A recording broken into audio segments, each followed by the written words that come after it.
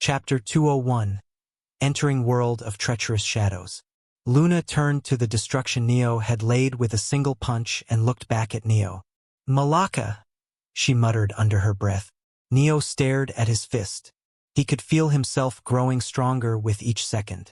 Henry opened his mouth when he noticed Neo's expression. "That's the effect of the new technology we used for the surgery. We sealed the powers of the trident since it was too strong. Your body wouldn't have been able to handle it." Henry added, "Currently, you have used only 5% power of your bones.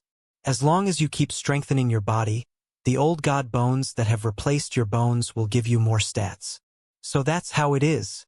Neo nodded. He moved around more to adjust to his new strength. After training for a few hours, he left the basement and had dinner with Henry and Morrigan. "Why is she still here?" Neo questioned. "Because a certain dumbass couldn't keep his ass at home and went around clearing windows even though he was under home arrest." Henry gave Neo a sharp glare. "The council's orders were changed after we appealed the case to them. They were going to give you a 5-year grace period, but of course you had to break the rules. Now, you need a fiancé or else the Senate won't let go of this matter." "Huh? I don't. I've paid them 10 billion worth of assets as fine.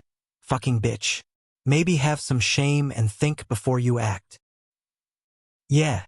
Keep your mouth shut like that. Morrigan is your fiancé. The talk with the Zeus clan will start soon."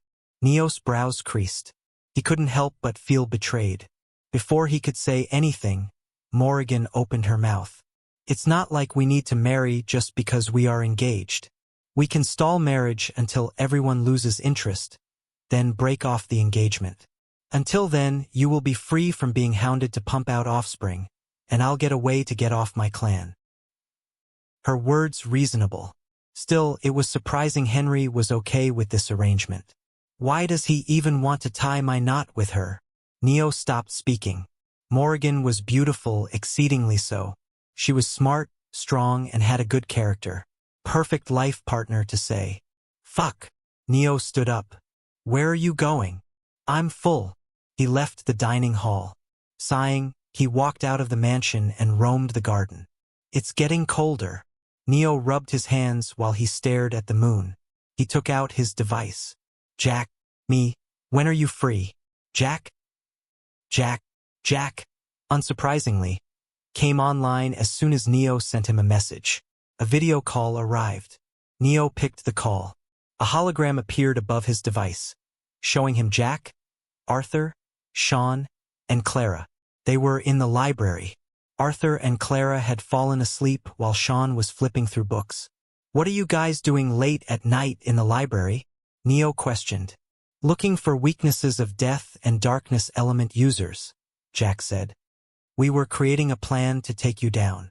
Neo smiled as he shook his head. "Where are Felix and Mars? I don't see them with you." Jack's face hardened. He answered a few seconds later, "They are training. Mars is helping Felix." "Oh," Neo nodded. "Seems like Felix is having a hard time adjusting to the true soul weapon." "Yeah." Jack stopped speaking. His eyes widened. "How do you know about that?" "They plan to keep the news secret from Neo. Could become a trump card in their battle. After all, Neo should never have been able to guess Mars gave the weapon to Felix." "Stop being surprised at every little thing," Neo berated Jack. "Also, instead of trying to take me by surprise, try to help Felix. True soul weapons aren't easy to tame. I doubt Felix would be able to use it before our duel." "Got it." Jack nodded with an awkward smile. The two talked for a few minutes before Jack spoke with a serious gaze. "So why did you message me?" He stared at Neo carefully as if studying his expression. "Damn it, so Felix was right?" "Oh." Neo frowned, confused. He hadn't said a word. "Why do you think I called you as soon as you messaged me? I knew you were going to ask me this." "What are you talking about?" "You want me to help you enter the world of shadows." Neo's eyes widened slightly. He hadn't expected them to know what he was planning. Jack wanted to give a smug smile as he had managed to surprise Neo, but he couldn't since he knew what kind of place the world of shadows was. "How did you know?" Neo asked. You told us you can't control your shadow element. So we thought, Felix thought, you would try to go to the world of shadows and meet the supreme deity of shadow to ask for a solution to your predicament. Do you take me for some kind of maniac? Why would I try to meet the supreme deity for such a small matter? Are we wrong? Last week you started entering the windows. I bet you were searching for a damaged window to see if you could enter the world of shadows through them. Neo massaged the back of his neck with one hand and sighed. Fine, that's my plan. Supreme deity of shadows is friendlier than other supreme deities. He will help if everything goes right. Friendly? You call that friendly? Jack almost lashed out until he recalled others were sleeping. He covered his face with both hands and sighed. I'll help you, damn it. It's better than leaving you on your own. Meet me at the station tomorrow noon. Thanks. Thanks me after everything is done. Neo cut the call and pocketed his device. He shook his head with a bitter smile. By now, Jack must have gained high mastery in using the key we found in the window. With his help, I can enter the world of shadows easily. Neo played with the device in his pocket. World of treacherous shadows. It was among the most welcoming, yet the deadliest elemental worlds. I should be able to find my shadow with this. Even if I don't find my shadow, the supreme deity will be able to answer what is wrong with my shadow element. Neo closed his eyes and focused inwards. He tried to convert his divine energy into shadow elemental. There was no response. His current state was no different from someone who had not awakened the shadow element. However, he could stay inside shadow windows without safety gear. It was only possible for those who had awakened the shadow element.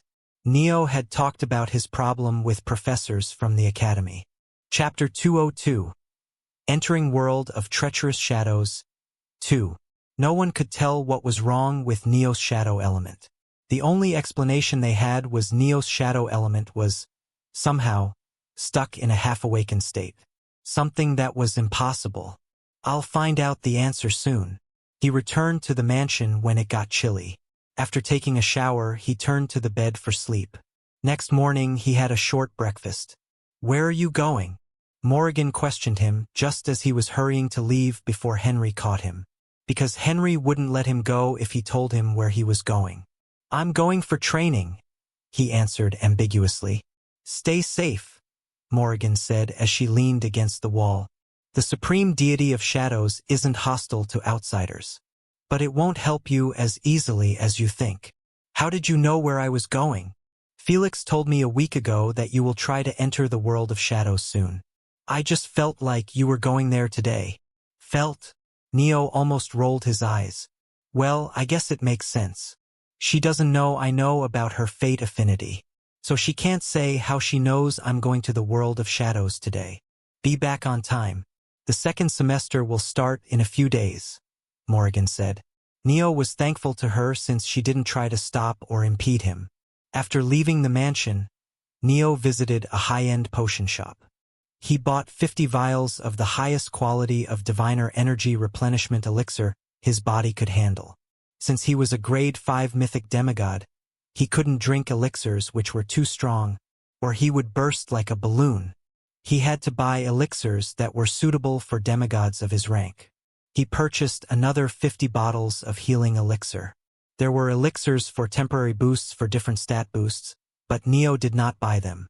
Consuming too many elixirs could harm his future growth. Besides, the stat boosts weren't anything substantial. It was good for average demigods, but for someone like Neo it was too weak. Using stronger elixirs could solve such problems. However, a single vial of stronger elixir was a lethal dose for demigods if his rank. He would burst as soon as he consumed them. After buying a few more essentials, Neo met with Jack at the station. Why are you carrying all that? Jack questioned with a confused gaze. I don't have shadow space, right? Jack nodded. Give them to me. Jack stored the items inside his shadow space. Neo looked around. You came here alone? Yeah. I didn't tell anyone you were going to shadow window. Oh. They were planning to stop you, so I sneaked out without telling them you were doing it today. Thanks, I guess. I don't need thanks. Give me something else, Jack said. Let me come with you to the world of shadows. No! Before Neo could refuse, Jack took out his device and dialed Arthur's number. It was an open blackmail. Fine. You can come with me. Neo clicked his tongue. If Arthur and others knew he was going to the world of shadows, they would definitely stop him or inform Henry. But I won't take a guarantee for your life, Neo added. I won't rescue you if you die again this time. Don't worry about it. I've already taken proper precautions, Jack said mysteriously. The two entered the station. They took a bullet train to Pelgona City. Why Pelgona? Neo questioned. We have to enter a shadow window to enter the world of shadows. There is no shadow window in Pelgona City. Just come with me. There is something I have to show you before we head towards the world of shadows. The journey lasted a few hours. The bullet train dropped them off at their destination. Jack called for a taxi with familiar ease. Where to, sir? The taxi driver questioned. Tri-complex. It's near Gragglejoul statue in the south sector, Jack said. How much will you take? $1,000 for both of you. Huh? Do you think this is the time we are coming here? This is my hometown. The fare is only $300 for Tri-complex. The taxi driver realized Neo and Jack weren't tourists. The prices increased, sir. Though, if you insist, I'll take only $800 from you. $300. We won't pay a penny more. Neo felt there was no need to bargain and was about to give the money to the driver. He stopped himself at the last second. When did I gain the habit of splurging money? I used to bargain for every last dollar, and now I'm spending thousands like it is nothing. He shook his head, embarrassed to have nearly lost his title of haggling lord. Jack and the taxi driver settled at $450 in the end. The driver opened the door for Neo and Jack. So, care to tell where we are going? My home. Jack looked out of the window at the forest beyond the road. My family wanted to thank you. For what? Neo had an idea, but he asked the question nonetheless. It's for the labyrinth and the window. My dad will tell you the complete details. The taxi driver dropped them off before a dilapidated mansion. It had 3 floors and a large garden. However, it was clear that no one had been maintaining the garden. The rest of the pace wasn't better. Even the paint on the mansion was starting to fall off.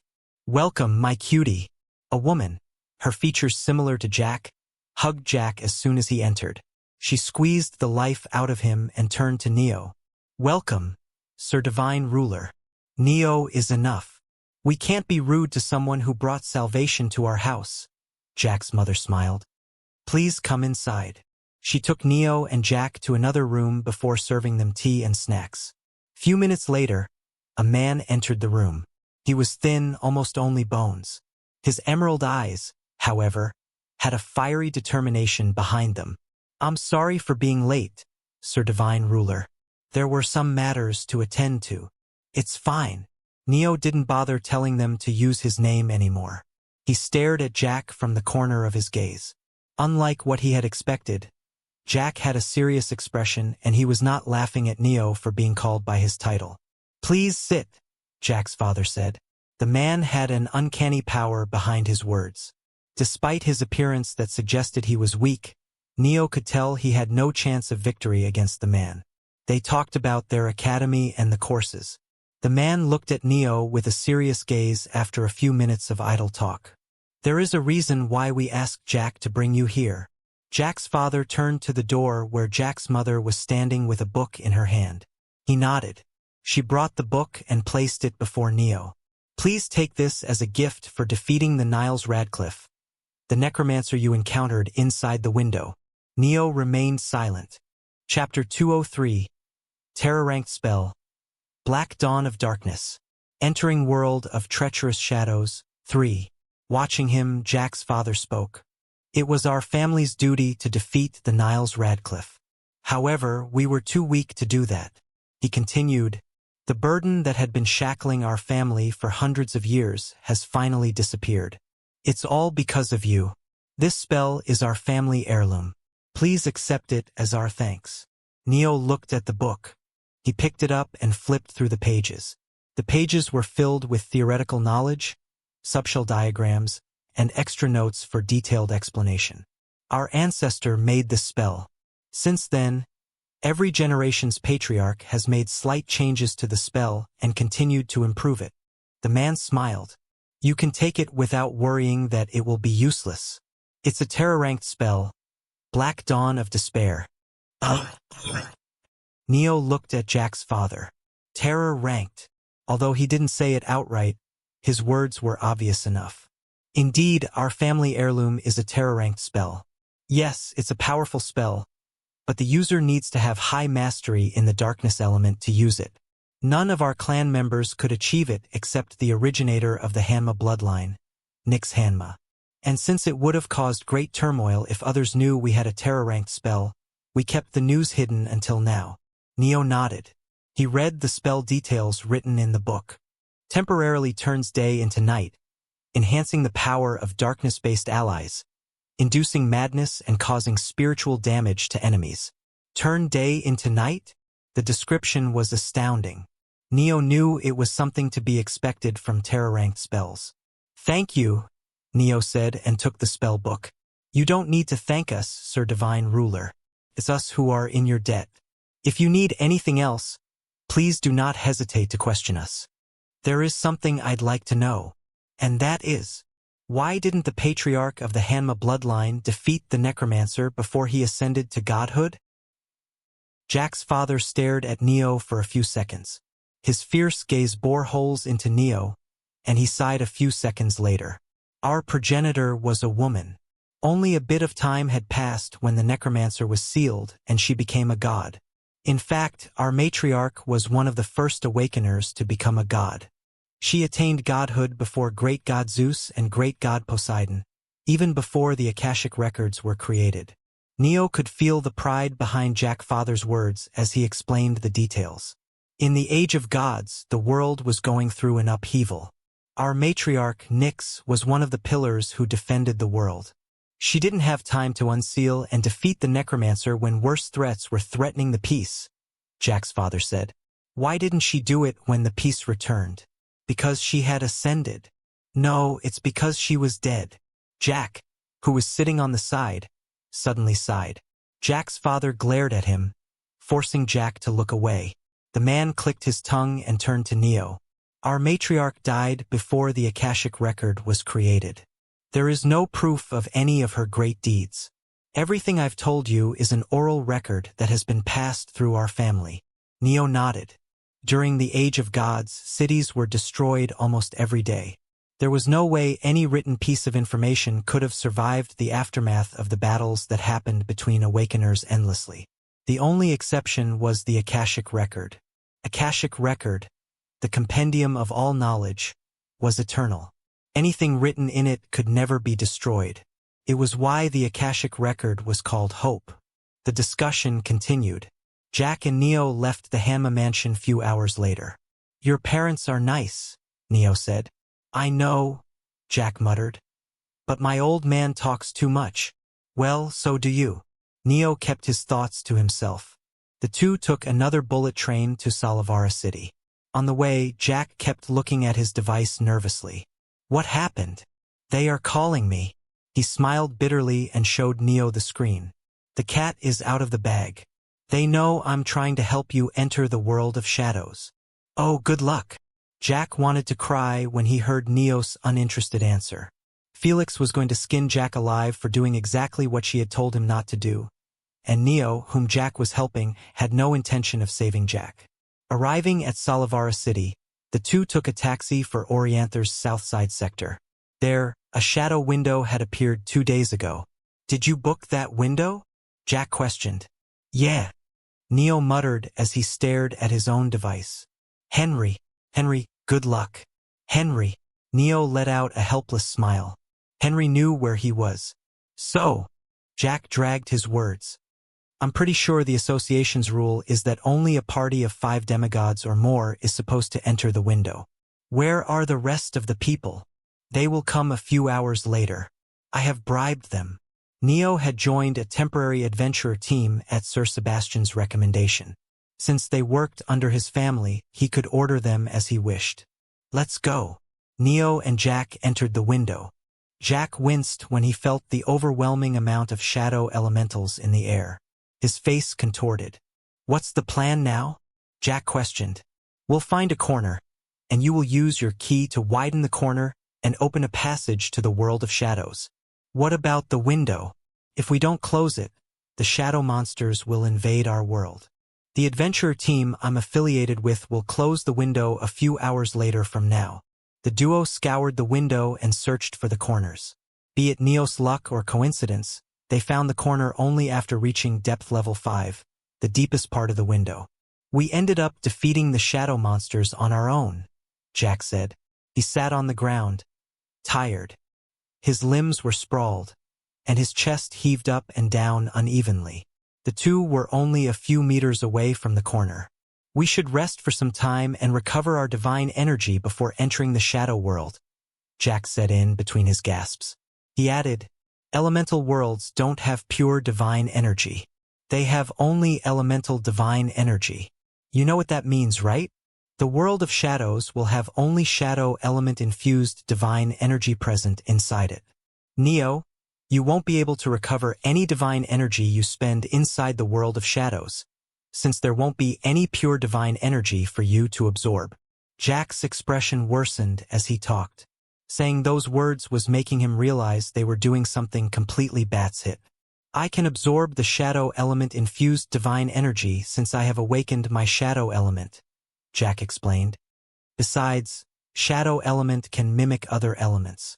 What I'm trying to say is I can use mimic elements. My combat ability will be more or less the same inside the world of shadows. But it will be different for you since you can't absorb shadow element divine energy. Don't worry about it, Neo said. I've brought elixirs. That's not really helpful. You can use one elixir only once every 12 hours. That's the same as saying for every 12 hours you can go all out only once, or you'll risk emptying your divine energy pool. Neo wasn't worried. While it was true a large portion of his divine energy was being used to nourish the hell inside him, he still had an overwhelmingly large reservoir of divine energy. He shouldn't have any problem inside the world of shadows. I've rested enough. Let's go. Jack sprang to his feet. He turned to the corner. The crack in the space was as unnerving as ever. He stood next to it and closed his eyes. Black lines, similar to circuitry diagrams, appeared on his hands. His palms hovered above the corner. Beads of sweat rolled down his cheek. For a moment, nothing happened. Then shadows suddenly sprang from within the corner and engulfed them. Neo woke up. His head throbbed painfully. He sat up, looking around. Floor made of black tiles and an endless dark sky. This is not the world of shadows, he muttered. You are correct, Neo Hargraves. He snapped his head towards the source of the sound. The life-sized cloth doll standing in front of him bowed. Welcome, Neo Hargraves. I'm a number 22, a gatekeeper of the world of treacherous shadows. It stared at him in the eye. The doll's lifeless eyes and unmoving lips were unnerving. Where is my friend? I presume you are talking about Jack Hanma, who entered from the same passage as you? Yes. The doll nodded in understanding. Chapter 204, Crossing into the Age of Gods. I presume you are talking about Neo Hargraves, who entered the same passage as you? Yes, Jack answered. The doll, number 23, nodded in understanding. Neo Hargraves is going through a qualification test at another site. Qualification test? An agreement should be a better word in your language, the doll said. The Shadow Supreme is a generous ruler. He doesn't attack anyone just because they enter his world. Instead, he gives them a chance, a trial. If you complete the trial, he will fulfill your wish. You can ask for anything. Did you enter the world of treacherous shadows by mistake? Then the Shadow Supreme will help you go return to your world. Do you want desire power? Then the Shadow Supreme shall make you the strongest. Is there someone you want to kill? The Shadow Supreme will erase them. The doll added, all you have to do is complete the trial of Supreme and prove yourself worthy. Jack took a few moments to digest the words of the gatekeeper. Yeah, This place is damned crazy. I don't think there is another elemental world that invites invaders like this. The Shadow Supreme was too welcoming. The fact that he fulfilled one wish of the invader if they completed his trial was suspicious. Forget it. It's not like I can do anything about it. Jack shook his head and posed a question. So what's the agreement about? It's something you must agree to before we start the trial, the doll said. As I've told you, the Shadow Supreme is a generous ruler. The trials he gives reap omnipotent rewards. However, the trials are made to be difficult so as to match the level of the rewards. Due to the high difficulty, the Shadow Supreme understands not everyone wants to participate in the trial. We won't force you. Only if you agree to enter the trial will we start the trial.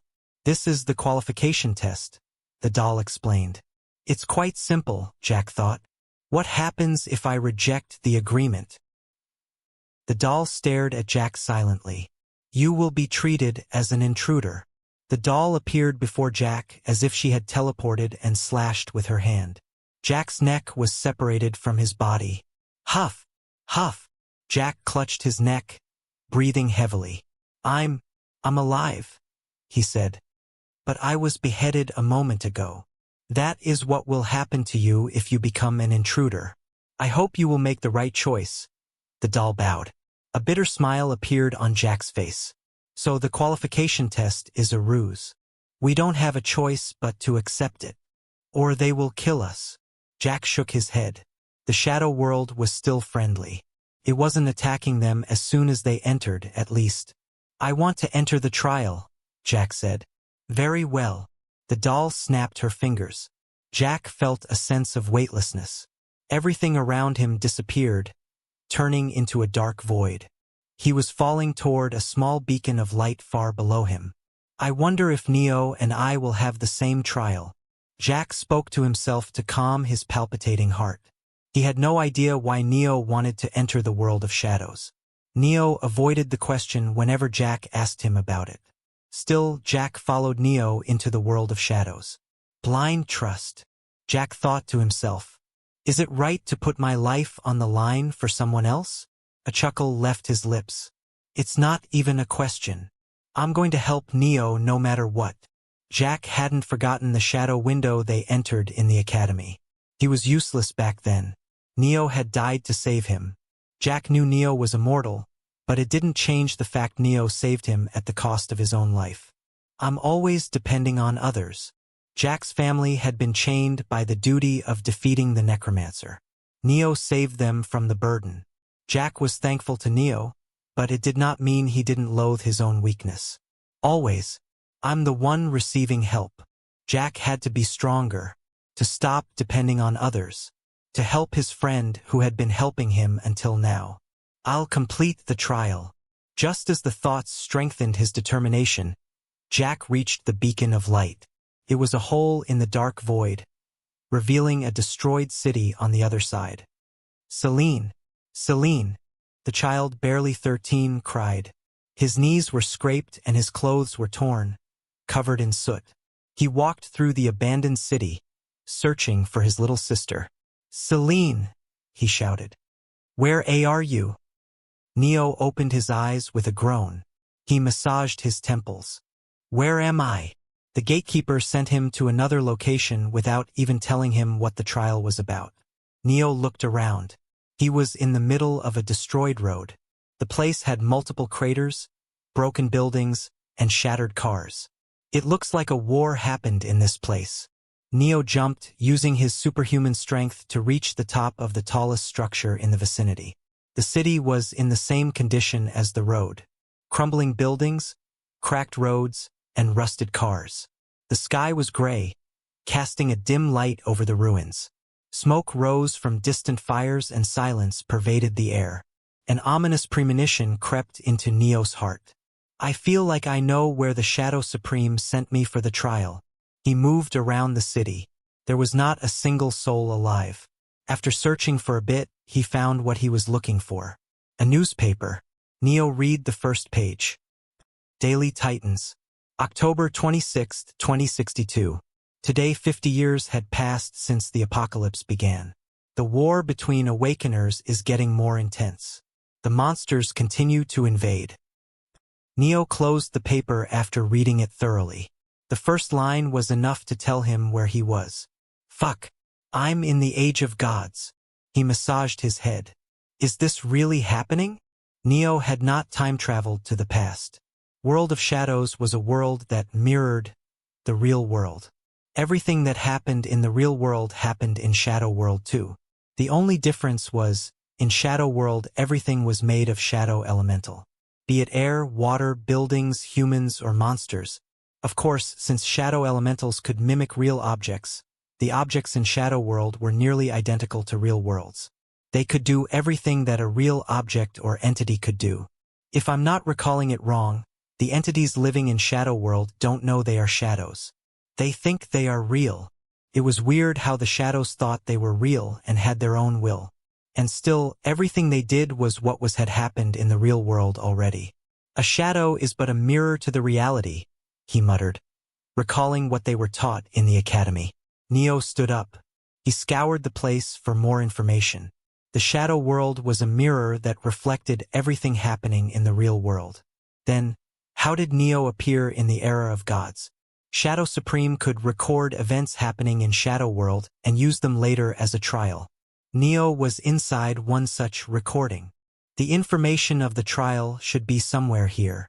Neo continued his search. Hours later, he found a vault made of shadows. The vault opened as soon as he approached it. Inside, there was a folder and a bag filled with elixirs. Neo took out the file. The file had only one page. Only a single line was written on it. Trial. Rescue the Child of Mana before others. No information about where the Child of Mana is, who the Child of Mana is, or if there is a time limit to the trial. God damn it. He turned to the bag with elixirs. I gave this bag to Jack. Why is it here? Confused, Neo looked through the bag. It had a note inside it. Jack Hanma is a shadow element user. Between him and you are the one who needs these elixirs. Neo frowned when he read the note. Demigods could use divine energy to sustain their bodies. Jack could eat the food and water inside the Shadow World to sustain himself. But Neo couldn't. Everything here was made of shadow elemental. Eating them wouldn't provide Neo pure divine energy. The elixirs were Neo's only hope. Fuck. Neo reread the note. His face contorted. A demigod of his rank could live for months without eating anything. The act of Shadow Supreme giving him something to sustain himself meant two things. The trial was going to take years, decades if Neo was unlucky, to complete. The level of difficulty was nightmarish. The Shadow Supreme wouldn't help him by giving him the elixirs, unless the trial was astoundingly difficult. Fuck! Neo sighed. He massaged his brows. Not all was bad news. The time flowed differently in elemental worlds. Chapter 205. Naked Monster. Neo could spend a decade in Shadow World and only an hour would have gone by in the real world. The opposite is also true. I can spend an hour here, and a decade might have passed in the real world. The time flow between different worlds is uneven, so I won't know how much time passed in the real world until I get out. He clicked his tongue. I guess I don't need to worry about time. The Shadow Supreme can manipulate the time flow between worlds to some extent.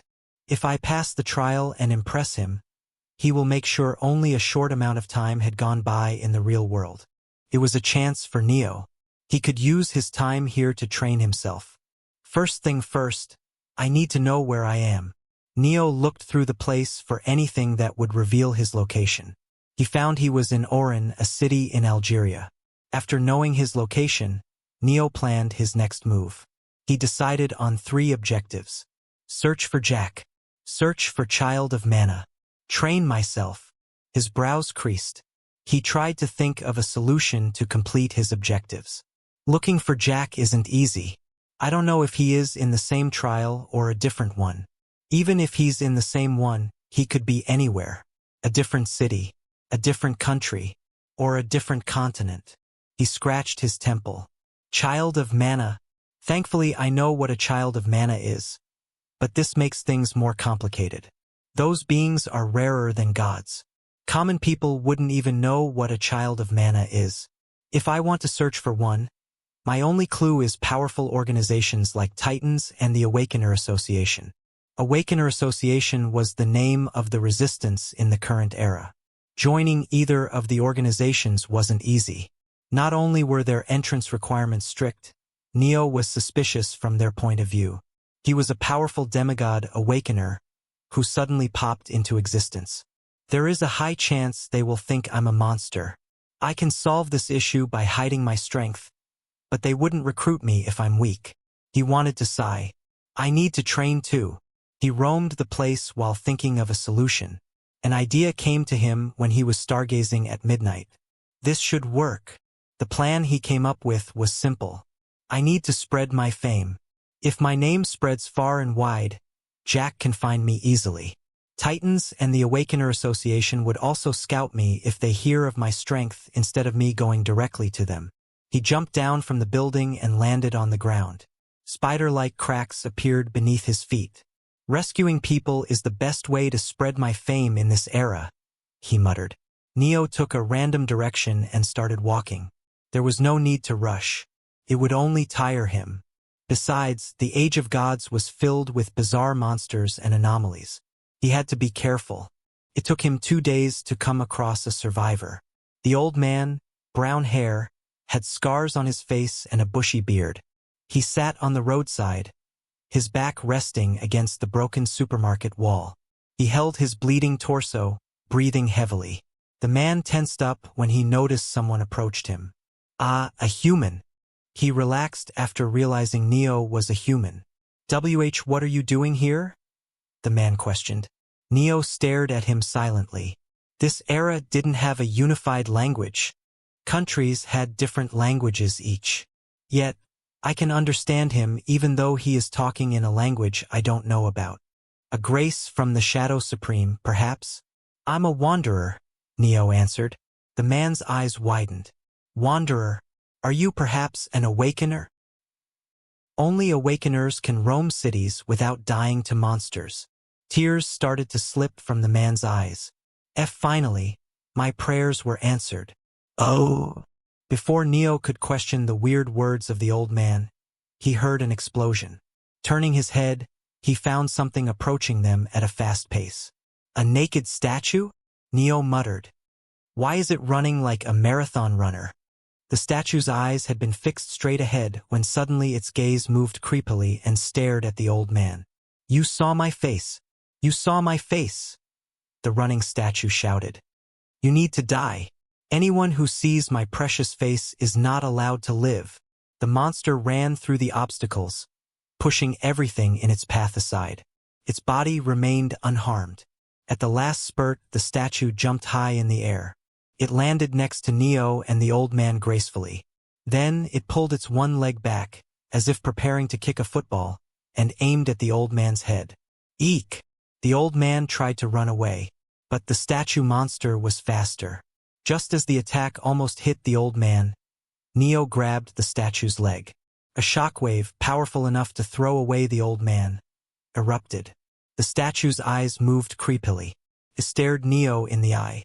You saw my face. You saw my face. Blasphemer. The statue leaped into the air. Using the leg Neo had grabbed as leverage, it swung its other leg toward his head in a vicious kick. Neo caught the second leg mid-attack. Before the statue could react, he ripped its body apart as if it was a sheet of paper.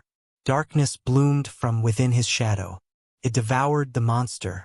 No stats. I didn't recover an ounce of divine energy either. Seems like I can't recover divine energy by eating devouring objects. The only option would be gaining divine energy stat. But with my luck, I'd rather not depend on it. Neo turned to the old man after completing his short experiment. You all right? Why yeah. The old man's eyes sparkled like a child. Thank you for saving me. Can I know your name? Neo Hargraves. Neo pursed his lips, forcing the next words out of them. I'm called Divine Ruler. Right? That name matches with your majestic strength. Neo winced at the praise. Keep it together. Jack will know it's me if he hears Divine Ruler's name. This is the best way to find him. He crouched next to the old man. Let me look at your wounds. It's fine. I don't have much time left. The old man tried to smile but failed miserably. I'm happy enough that I can die like a human, and not at the hands of a monster. Neo could tell it at a glance. He has no will to live. He frowned. Is this how people in this era were? Devoid of hope and will to live. Chapter 206. Fortified City. That can't be true. There were countless awakeners who fought the monsters and anomalies without backing down. They were the reason why peace returned. Then why was the man devoid of hope? Neo found the answer easily. He is a normal human, not an awakener. The awakeners had the power to defy fate and stand up against their enemies. But normal humans were different. Even the weakest monster could kill them easily. Just like how Neo had died when he encountered a zombie in his first life. Old man, do you know where I can find a base of survivors? Does any B-base work? Yeah. I've heard the Azru has a good amount of survivors. The old man gritted his teeth through the pain and answered. Apparently they've built the walls to keep the monsters out. What about your base? You can't be traveling alone. The statute anomaly killed them and destroyed the base, he muttered, his voice growing weaker. I escaped with my brother, but he was caught on the run. Neo nodded. That Azru city. You know the way to it. Why, yes. The old man was confused at Neo's answer. Good. I saved your life. Now, pay me back by helping me reach that city. Neo curled his finger. Red lightning, materialized around the old man. Neo pulled that death into himself, temporarily stopping the deterioration of the old man's wounds and giving him a few more minutes to live.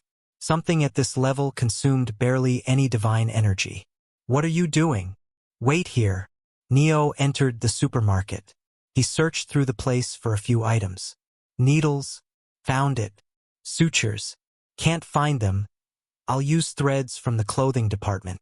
Clean water. I will use my element. He returned after searching for a few more items. These are not perfect, but they should be enough to treat your wound. But hold it, old man. The healing elixirs could have solved the problem. However, Neo had only divine energy elixirs. The healing ones were probably with Jack. I don't know who was the medic in your group, but this level of injury can be treated with emergency first aid. The blood loss is a problem though, so we need to reach Azru City quickly, or your wounds will deteriorate. Neo had intensive knowledge about medical treatment thanks to visions of Sphinx. He chuckled inwardly. Sphinx might be a bastard, but it still helped me greatly. The old man hissed in pain as Neo stitched the wound. Nonetheless, he was calm for someone who wasn't given painkillers. Good. This is enough. He stood up after treating the old man's wounds. We should rest for a few hours before we start moving. Why are you helping me? I don't need a reason to help someone, he said. Besides, you'll help me increase my fame and give me information about this era. The old man, Cain, thanked him in tears. The two talked for a few hours. Neo gained a lot of knowledge. The apocalypse had hindered communication between people greatly. The flow of information from just one city to another was almost impossible. The situation improved after the Titans brought reforms. However, a few decades ago, Mother Silence was born. The monster Mother Silence would kill anyone who used mass communication methods. Whenever someone published a newspaper or tried to post an article on your local internet band, they would inexplicably die. What decides something is a mass communication method? Does a newspaper I've printed for myself and myself only count? Mother Silence sounded powerful, but Neo knew there must be a drawback to its ability. All monsters in this era had a drawback. Divine energy, mana, forced everything and everyone to evolve. The sudden mutations made monsters and awakeners nigh omnipotent, but it left gaps in their abilities. It was similar to dumping all stats in strength or agility in a game. The game character would become strong, however, it would have paper-thin defense. Why aren't the Titans or Awakener Association dealing with Mother Silence? Neo questioned. I don't know. Cain shook his head. I've heard rumors, but they are too hard to believe. Go on. I'm all ears. While the two talked, Cain passed him some jerky. Neo shook his head, saying awakeners don't need to eat much, and returned them to Cain. After all, the jerky, much like everything, was made of shadow elementals. It wouldn't fill Neo's stomach, and would rather cause him health problems if he forcibly tried to consume shadow elemental objects. Mother Silence has been slayed. Twice. Oh. They say there is one Mother Silence in every country. Even if the Mother Silences are killed, more are born. Born? Yes. Cain chuckled bitterly. The apocalypse is dangerous, but don't you find something strange? The monsters are too bizarre. I get how a lizard could mutate into a wyvern or drake, or an ant colony can evolve into 1,000 demon army. But what about Mother Silence? She is too bizarre to be an evolution of an animal. Not to mention her ability perfectly hinders our human society. It's almost like someone is creating those monsters and targeting us. Neo completed Cain's words. Yeah, Cain nodded. There is no official confirmation, but I think this is why they are called anomalies and the others monsters.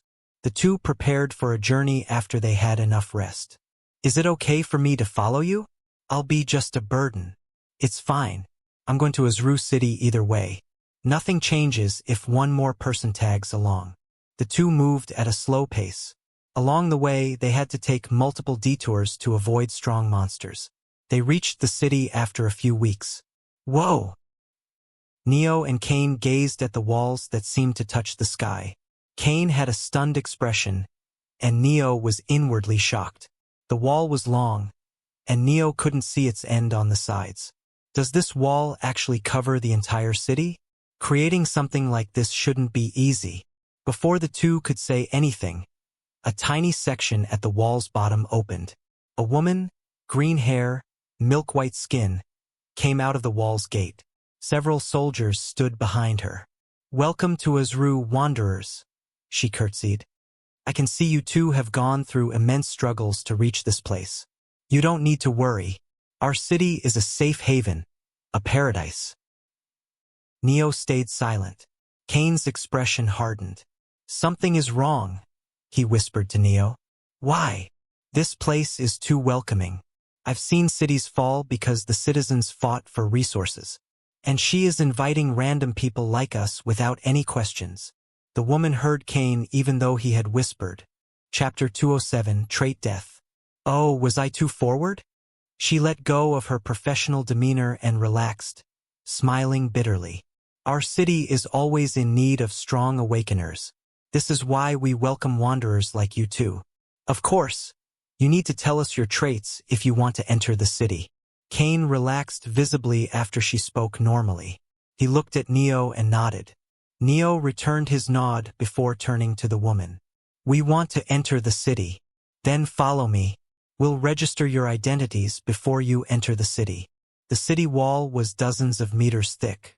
The woman, Callista, took them to a room that was built inside the wall. Please tell me your name, age, and trait. Her eyes glowed when she posed the question. Cain Millens, 43 years old. I'm not an awakener. I was rescued by Neo while he was on his way to Azru. Neo Hargraves, 17 years old. My trait is death. Death. Callista frowned as she adjusted her glasses. Neo nodded. He didn't bother lying, since the glowing eyes of the woman and the way she acted hinted that she could detect lies. Demigod's bloodline skills and awakener's traits are the same thing, so this shouldn't be a lie. What does your trait do? I can kill myself. A strange silence descended. Anything else? No, that's all my death can do. She adjusted her glasses awkwardly and stared at Neo. He isn't lying. But how is this possible? I've heard about all kinds of absurd traits, however, this is a first. She mumbled to herself, shocked. Wait! A strange gleam appeared in her eyes. How do you know about your trait? You would have died if you used it. Callista's question was not wrong. The Akashic record had not been created yet. People had to go through countless trials and errors to learn about their traits' abilities. Someone told me. Someone. They might have the ability to see others' traits or something. I don't know how they found my trait. You believed someone just because they told you your trait's information? What if they were lying or if they judged your trait inaccurately? I can guarantee that they would not lie about my trait, Neo said and thought. The Akashic Record's core principle is to reveal only truth and no falsehood to the demigods. I see. Callista's brows creased. Her lie detection told her Neo was not lying. Everything he said was truth. She asked Neo and Cain more questions. It was only after she completed the proceedings that her brows relaxed. She allowed them entry to the city with a smile on her face. Please enjoy your stay in the city. Someone will come to you tomorrow and help you adjust in Arazru. Until then, you can enjoy the festival, she said enthusiastically. Festival? Cain questioned. Yeah. We hold one every month to boost the morale of our citizens. Neo and Cain entered the city. The city's condition surprised them. Shops selling goods, pedestrians on roads. It was as if the apocalypse had never arrived. Either someone very strong is living here, or something is very wrong. Neo's thoughts halted. He stared at the streetlight. What are you looking at? Cain questioned. You can't see it? Oh. It's nothing. Let's join the festival. Cain felt something was wrong. He saw Neo staring at random streetlights. The two reached the place. They received discounts whenever they revealed they had entered the city only today. Young man, you should go to the 13th Street Avenue. The real show takes place there, a shopkeeper told. The festive atmosphere was infectious. Soon Cain started to enjoy himself and he let go of his worries. Neo, we should go to the 13th Street Avenue. I want to see what's happening there. Neo nodded silently. He hadn't said a word since they entered deeper into the city. The two continued their tour. Whoa! Cain gasped when he witnessed the performance at 13th Avenue Street. Time passed and soon it was evening. The host of the show picked up the mic and stood at the front of the stage. Ladies and gentlemen, how's the festival? The crowd shouted, showing their appreciation. I can't hear you. Louder. The cheers boomed. I'm happy that all of you like our exhibitions and shows we prepared for the 232nd Azru Festival. Now it's time for the main event. The thunderous cheers intoxicated Cain. He shouted along. Let the main event begin. The host pulled the curtain that had been covering the stage behind him. A man about to be hanged was revealed. I didn't do anything. Those charges are false, the man shouted. Now, our dear citizens, the host said. Who else agrees with him? No one. Kill the filthy king. Bring us justice. Freedom. Well said, the host shouted. It is time for justice. The platform below the hanged man disappeared. He fell and his neck snapped. Cain was snapped out of his stupor when he heard the man's neck break. He grew flustered. His breathing became quick. What was that? I felt like I've been in a daze since I entered this city. Something was wrong. Very, very wrong. Cain realized he had been acting too free-spirited since he entered the city. He was an old man. It wasn't like him to act in a childish way. Neo. Cain shook Neo. Neo. There was no response. The host continued his exhibition. We've finally hanged the corrupt king. Long live freedom. Long live freedom. Long live freedom. Cain's body trembled. He had to run. Escape. Cain grabbed Neo's hand and tried to pull him away when suddenly he was pushed by the crowd. He fell and quickly rose to his feet. His eyes wandered and he looked at the streetlight. Oh! Hanged corpses dangled on streetlights. Fear gripped Cain's heart. Before he could run, the haze covered his mind again. Huh? What was I doing? Cain muttered. He looked around. When he didn't find anything wrong, he returned to cheering along with the crowd. Neo, who had been watching everything, pursed his lips. So the mind control can be broken when you receive a powerful shock. He could feel a foreign power trying to influence his mind. His skill, Eternal, gave him resistance against status effects, which included mental attack resistance. My skill should keep me safe for some time, He turned his gaze to the stage. A city under mind control, he muttered. Saving these people will definitely help me increase my fame. Even as he spoke, he could feel the foreign power trying to control his mind becoming stronger. Chapter 208. Anomaly number 33, Hanged King's Tragedy. The night deepened. Neo and Kane were guided by a city council member to temporary residence. You will be given jobs tomorrow based on your expertise. Until then, this will be your residence, the city council member said. Thanks, Kane smiled. He entered his room. Neo stepped into the room given to him. He went to the balcony and stared at the moon outside. I need to kill the monster to save the city. But where is the monster? During the day, he and Kane roamed around the city to enjoy the festival. Neo had tried to discreetly search for the monster back then. His first thought was to look for places with high concentrations of divine energy. The problem was, the entire city was covered by a thick blanket of divine energy. It was hard to pinpoint the monster. And those hanged corpses. Neo looked down from the balcony at the streetlights. This situation looks similar to the reports of Anomaly number 33. Traits of powerful and well-known monsters and anomalies were taught to students in the academy. While Anomaly number 33 was an extinct monster, it was famous because of its notorious deeds during the Age of Gods.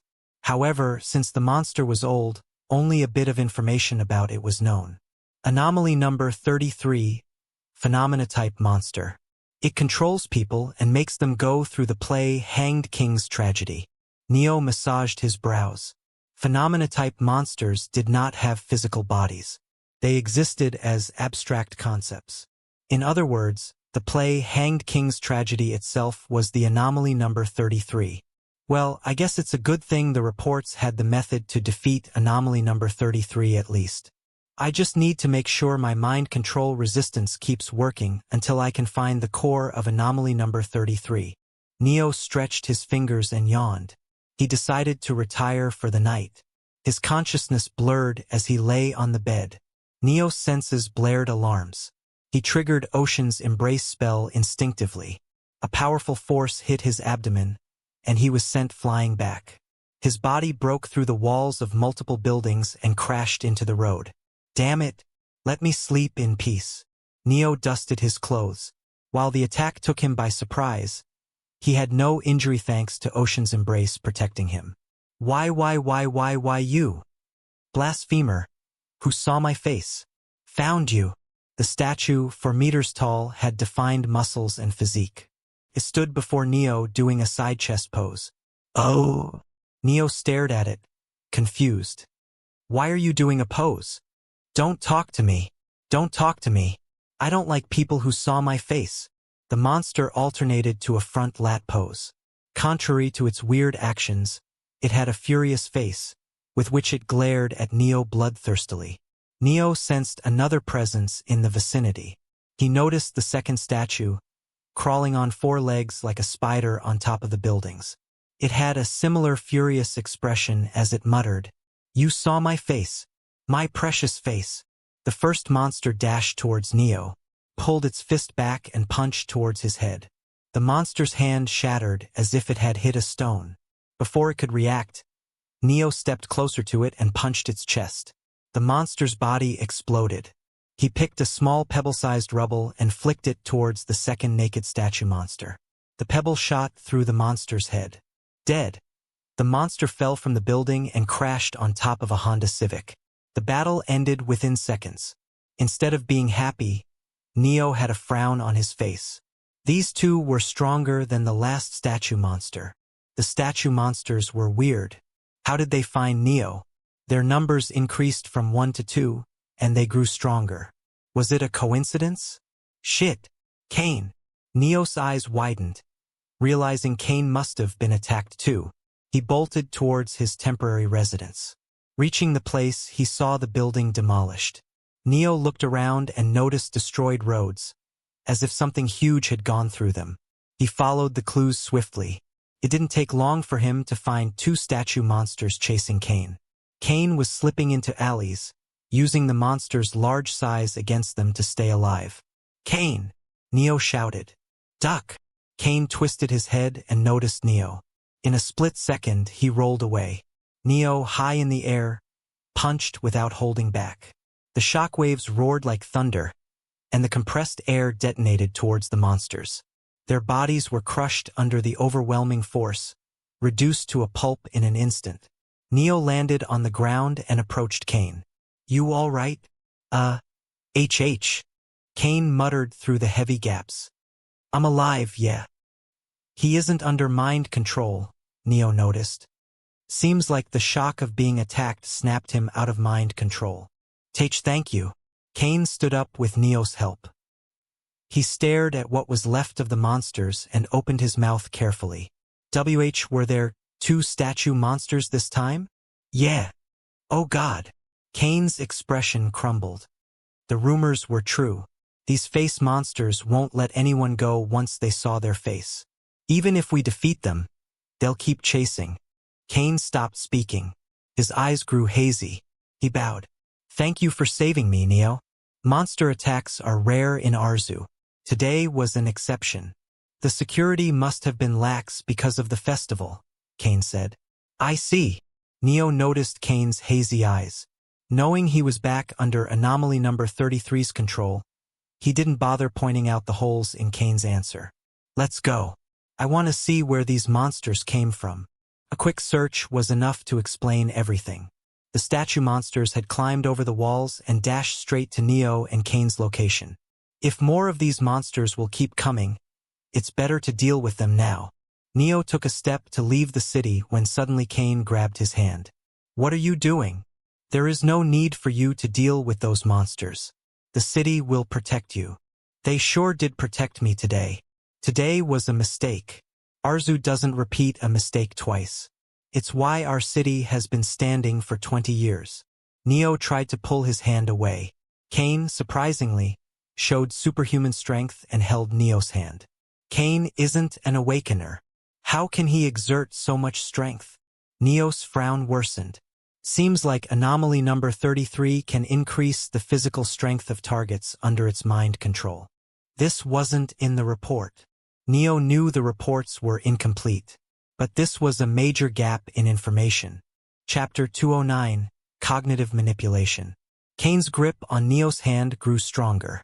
Neo could pull his hand away if he was serious, but the city is awake.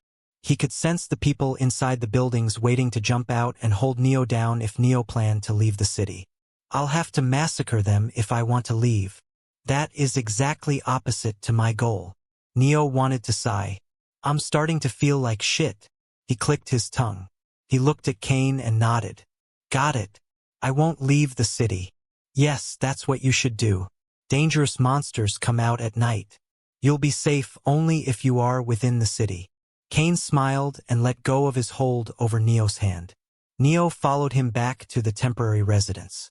The city council members, police, city's awakeners, and more were waiting for the two of them. They thanked Neo for saving them. The city's response had been slow in taking down the statue monsters. If not for him, there would have been major damage. Neo and Kane were given different temporary residences. They were given jobs in the city's mayor's office the next day. Neo noticed something peculiar. The mayor's office is empty. "I guess the man they hanged yesterday was the mayor," he questioned a coworker while on the job. "When will the new mayor be elected?" "Elected?" The coworker thought about his words. "We don't do elections. Instead, we choose the most outstanding citizen as the mayor." The job hours ended in the evening. Neo took a tour of the city in his free time. The bustling city had busy streets, towering buildings, vibrant markets, public parks, and diverse communities living amidst modern conveniences. It was a stark contrast to the image of apocalypse.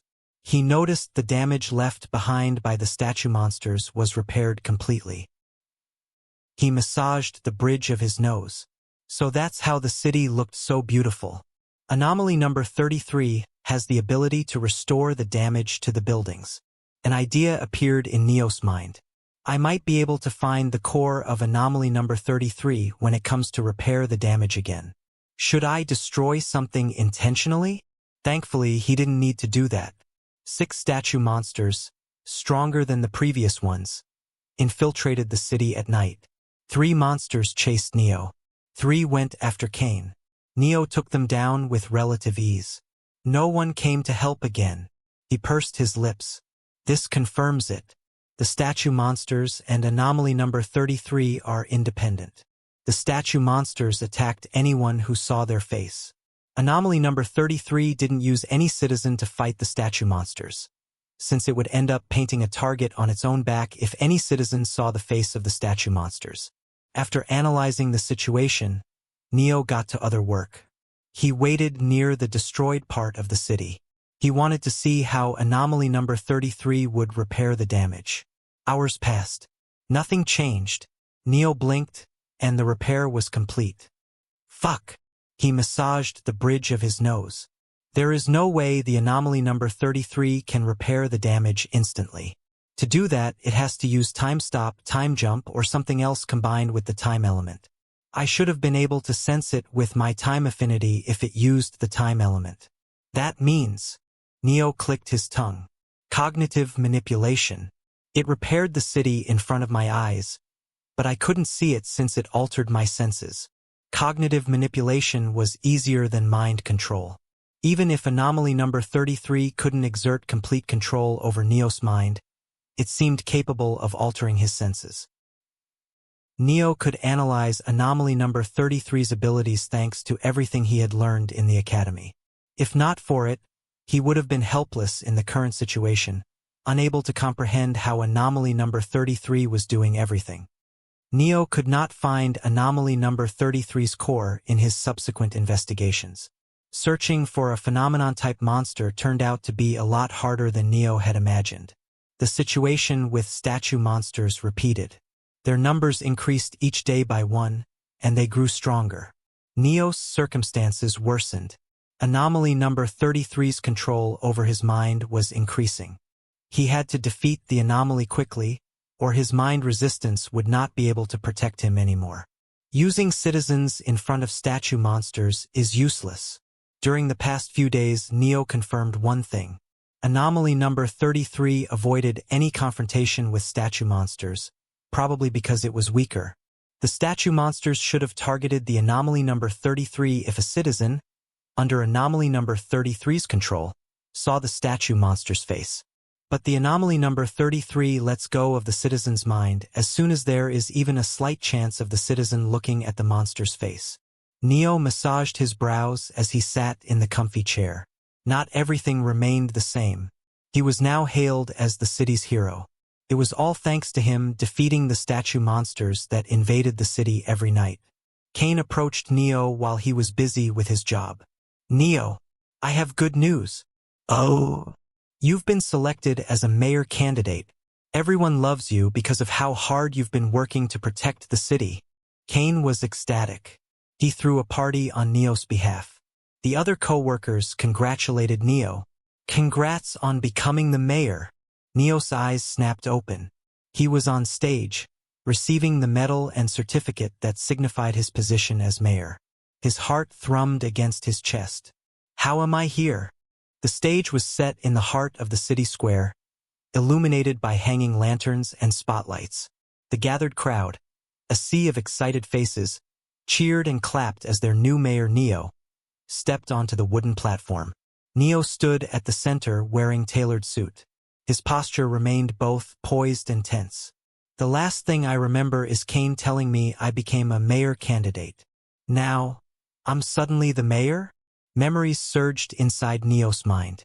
They showed him what he had been doing in the past few days. Everything was normal in those memories. He spent his time as he usually would. But mind control. Anomaly number 33 had been controlling my mind for the past few days. A single glance at the memories was enough for Neo to understand the situation. His mental resistance had been breached. Why did I suddenly break free of mind control? The question arose in Neo's mind. From my observations, only a shock to the mind can break the mind control. So how did I wake up?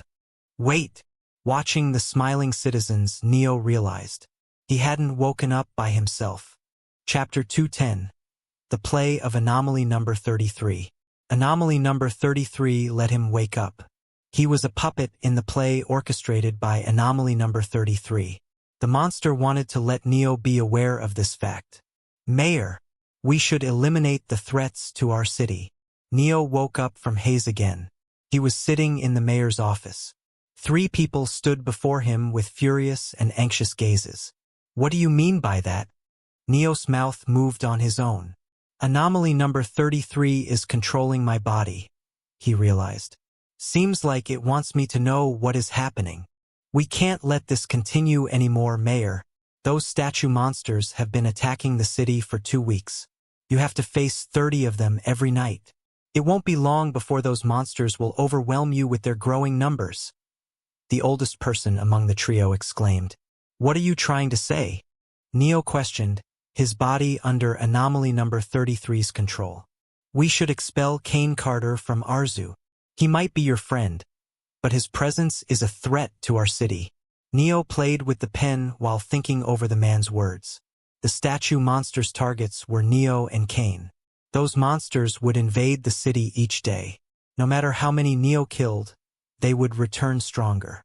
If that is true, I should also leave the city. Kane isn't the only one being targeted. I'm also a target of those monsters. No, that isn't true. Your case is different. You are fighting those monsters, but Kane is just hiding. He doesn't deserve your grace. Neo slammed his hand over the desk. He glared at the men. Kane is not going to be expelled. I won't sacrifice anyone. Neo's consciousness grew hazy. He woke up in the evening a few days later. I can control my body this time. He clenched his fist and opened it. What is Anomaly number 33 trying to do? Just as he was about to leave his office, he heard murmurs from the outside. Hey! Do you really think Mayor? Shoo! Shut up. Mayor is just 1 wall away from us. What if he hears us? He is an awakener with high senses. Does it really matter? Half of the city is talking about the rumors already. Neo frowned. He dug into his memories, checking what had been happening while he was asleep and his body and mind were under Anomaly number 33's control. In his memory, a group of awakeners stormed into his office. They claimed Neo used his position as the mayor to have a girl do night shifts. Neo threw them out without listening to their allegations. The people were angry, but they couldn't do much when the girl herself said Neo did not do anything unsavory to her. The rumors of the incident spread. As time passed, more women came out with evidence of Neo's wrong deeds. This is a headache. Neo massaged his brows. The city had been divided into 2 factions due to the current incidents. The first faction believed Neo was innocent. After all, Neo was fighting statue monsters every night, even the ones chasing Kane, without asking for compensation. He was a saint according to the first faction. The second faction was against Neo.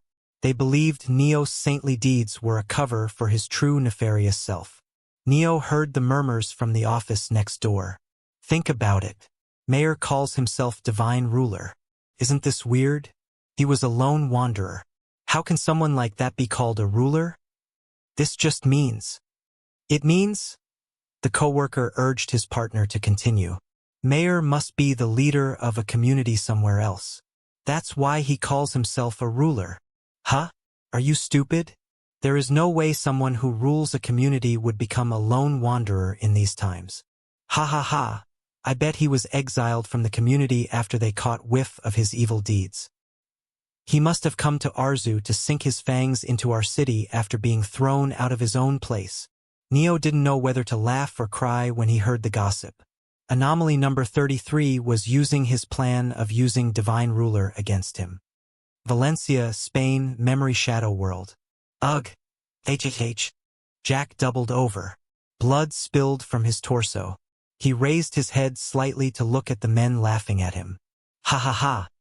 I can't believe this fucker was duped so easily. LOL. It was thanks to my acting though.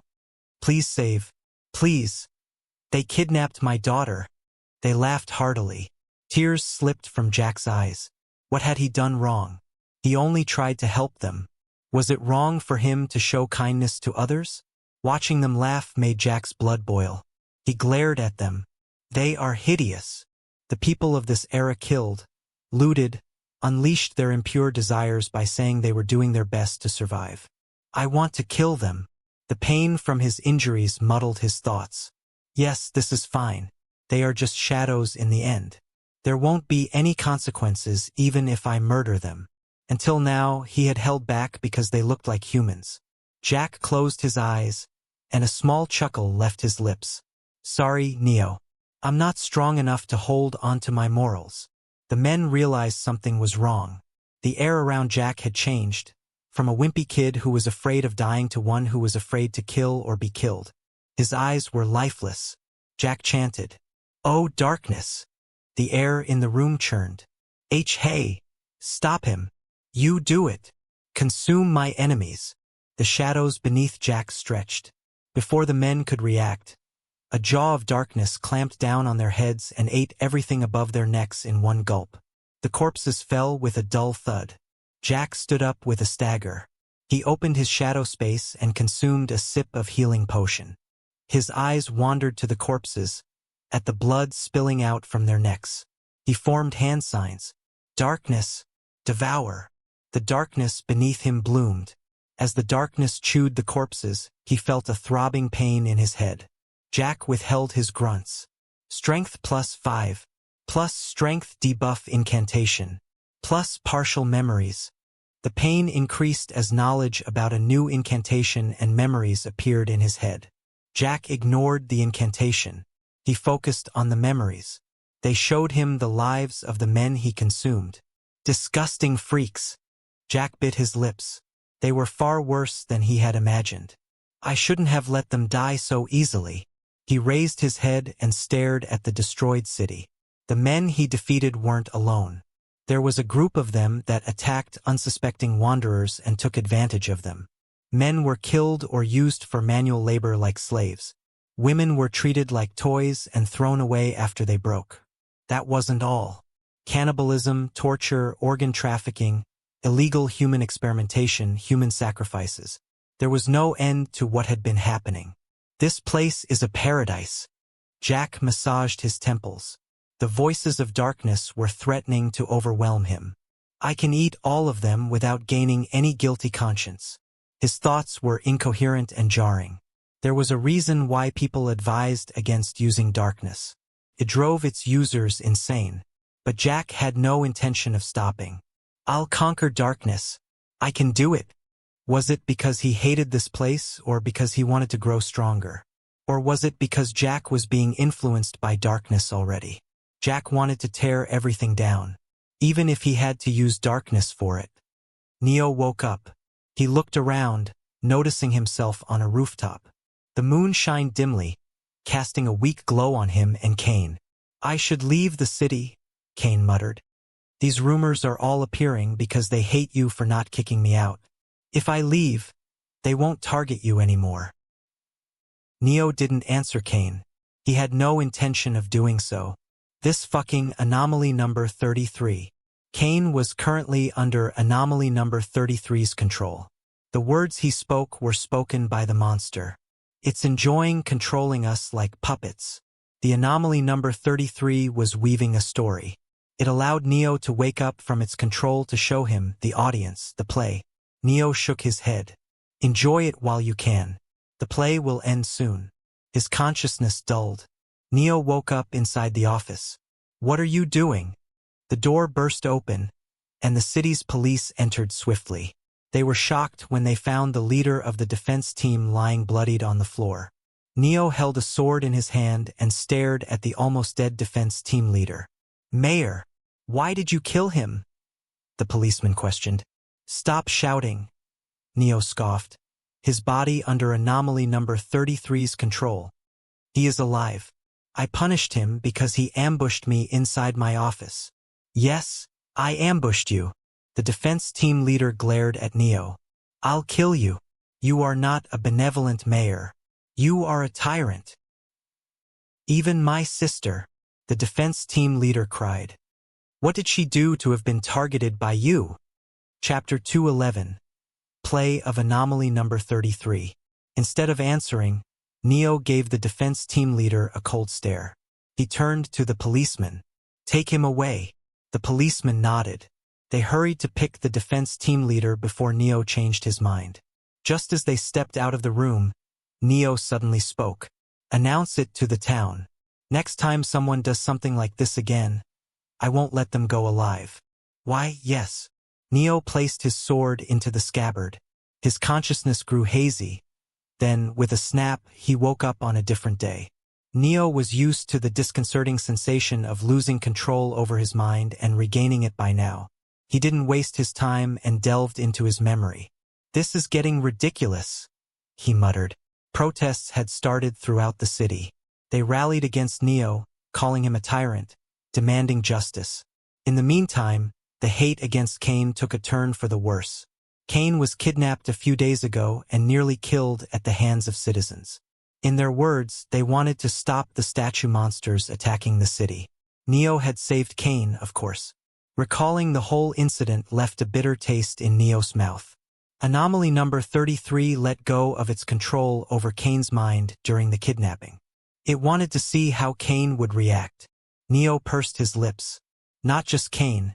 Anomaly number 33 would randomly free citizens from the mind control to enjoy their reactions. Intelligent monsters really are the worst. Neo sunk into his chair and stared at the ceiling. By now, it was easy to guess anomaly number 33's goal.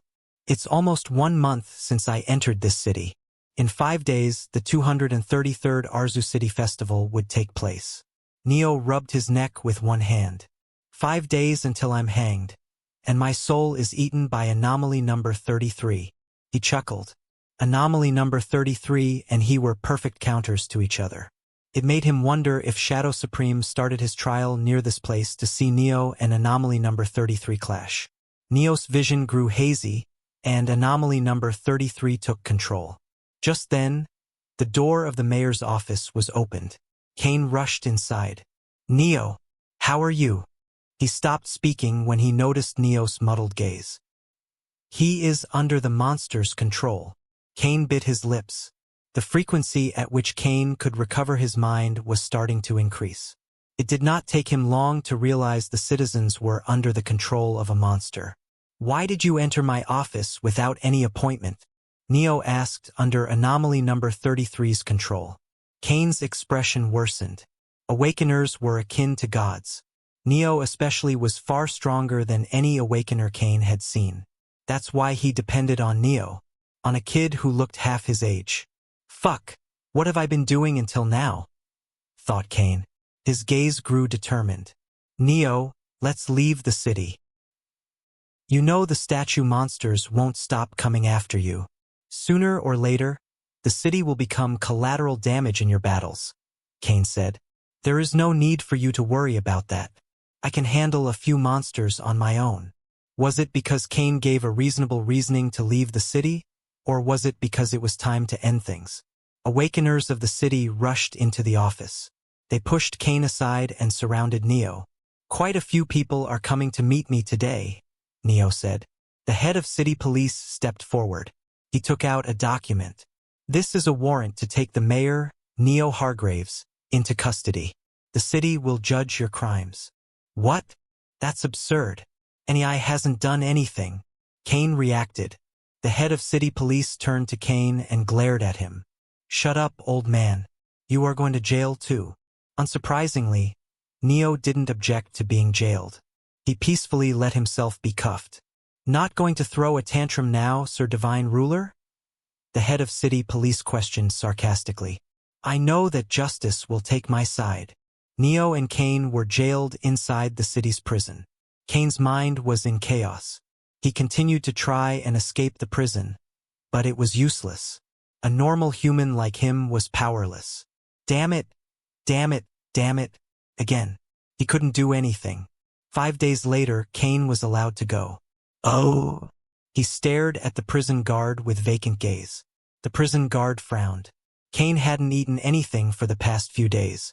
His cheeks had become hollow, and his limbs were thin. It wasn't a pleasant sight. Get out. You have been bailed. How? It was the mayor's wish. Cain's eyes widened. He understood the prison guard's words, but he did not understand them at the same time. The prison guard grabbed Kane's hand, who was too weak to resist, and threw him out of the prison. Outside, Kane noticed the city draped in a festive atmosphere. They are celebrating the monthly festival? Kane's face contorted. He couldn't understand what was wrong with the monster who was controlling the city. Among the dozens of people talking around him, his mind inexplicably focused on a particular sound.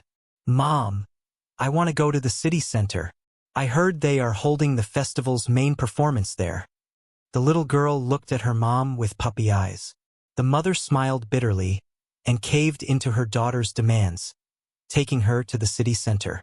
City center. Isn't it the 13th Street Avenue? Kane mumbled. He recalled the previous mayor being hanged in the very same place, and the dozens of corpses hanging on streetlights. No, this can't be happening.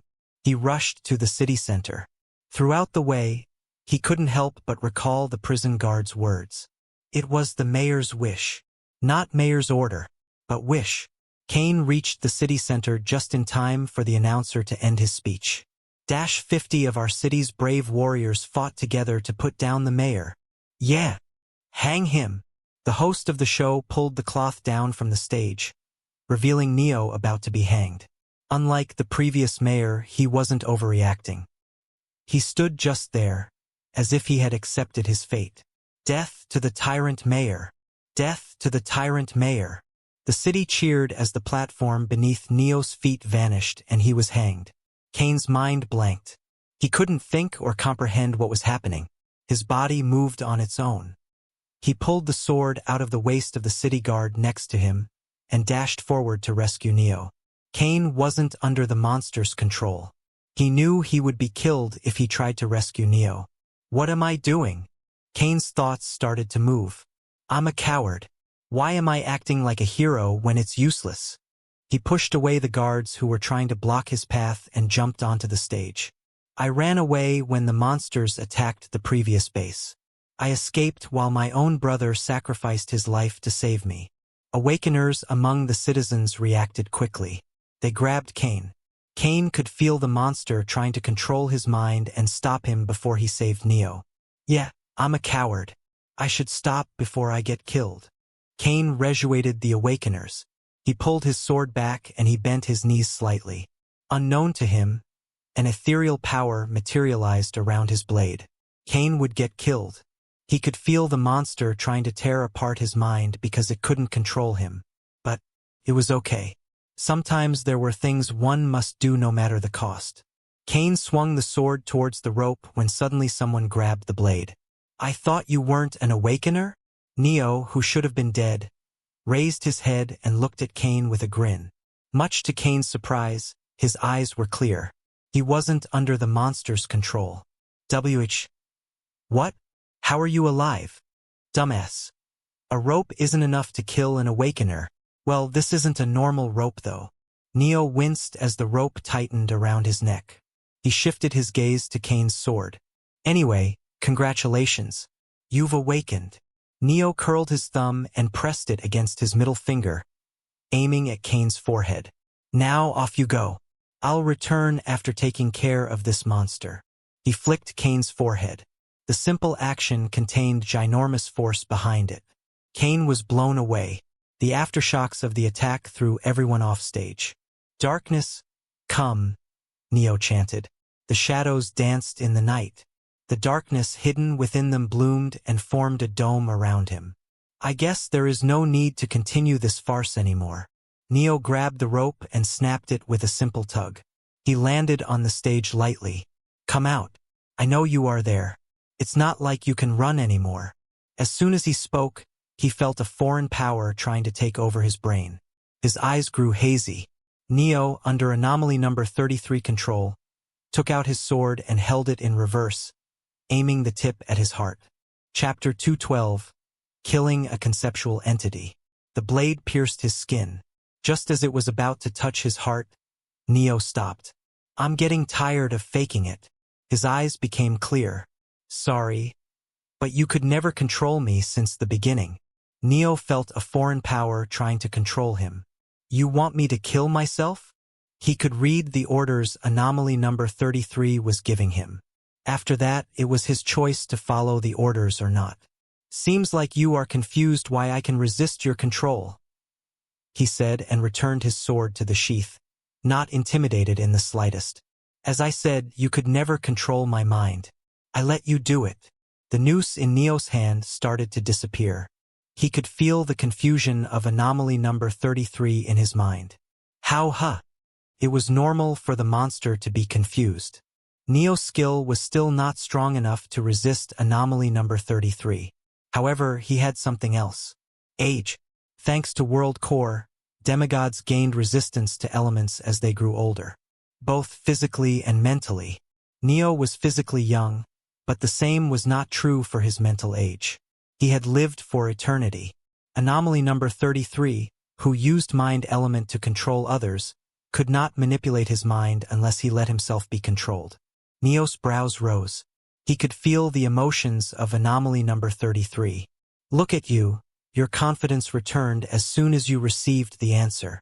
Anomaly number 33, a phenomena-type monster, existed as the play of Hanged King's tragedy. How could one kill a play? He shook his head with a sigh. "Seems like you really think you can't be killed because you are an abstract concept. Use your head. Why would I go through weeks of nonsense unless I could defeat you?" Red lightning manifested around Neo. The anomaly grew agitated. It dispersed and tried to escape. Unfortunately, the black dome, coffin of darkness, proved to be an unbreakable cage. You can't even break a simple darkness-based trap. Seems like all you can do is control the minds of other people. The thick presence of death surrounding Neo swirled like a typhoon. It filled the insides of the coffin of darkness completely. The anomaly number 33 had been cornered. "Since I'm in a good mood, I'll tell you why you are going to die today," Neo said, recalling Cain, who had awakened. He had purposely cornered Cain mentally to put pressure on him and help him awaken. Neo felt content, knowing Cain could now defend himself. He spoke the words he had read. Case file AZ10CE. Anomaly number 33 containment method is as follows. Anomaly number 33 is a phenomena-type monster. It has no physical or spiritual body. It exists as a conceptual entity. Anomaly number 33 controls its target's mind and makes them act in the play Hanged King's tragedy. Neo explained. As the play progresses, anomaly number 33's presence grows concentrated around the protagonist of the play. The anomaly number 33 covers the protagonist completely when the play ends. It eats the protagonist's soul after hanging them. At the exact moment when the play ends, the presence of the anomaly number 33 reaches its peak. Neo's words were simple technical jargon he read in documents. The words were simple and to the point. They looked like a normal monster information file, information that needed countless sacrifices before it could be completed. Neo, having lived in the apocalypse for the past weeks, could picture how many people had died and would continue to die at the hands of anomaly number 33. To defeat anomaly number 33, seal the area around the protagonists of the play as soon as he is hanged. Using an isolation space barrier is recommended. The red lightning thrashed around wildly. Neo could feel anomaly number 33's presence disappearing. After anomaly number 33 is sealed inside the barrier along with the protagonist of the play, use Death Element to kill everything present inside. Death Element could kill everything. Physical body, soul, even abstract concepts. Mastery and element needed to be high to kill abstract concepts, of course. But it wasn't a problem for Neo, who was on the verge of reaching expert rank mastery. I didn't kill you earlier because your presence was spread throughout the city, and you could escape the city too if you were in danger. But now you are trapped with me. The red lightning suddenly returned to Neo's body. For a moment, nothing happened, like the calm before the storm. Then, the presence of death erupted from Neo, dozens of times stronger than before, and everything within the coffin of darkness was erased. Outside coffin of darkness. Ugh! He could have held back, Cain groaned. His forehead was swollen due to Neo's flick. He stood up and noticed the citizens were writhing on the ground. This must be Neo's doing. A smile was about to appear on Kane's face when suddenly he sensed something. He snapped his head towards the south side. Having my senses strengthened because I awakened feels weird.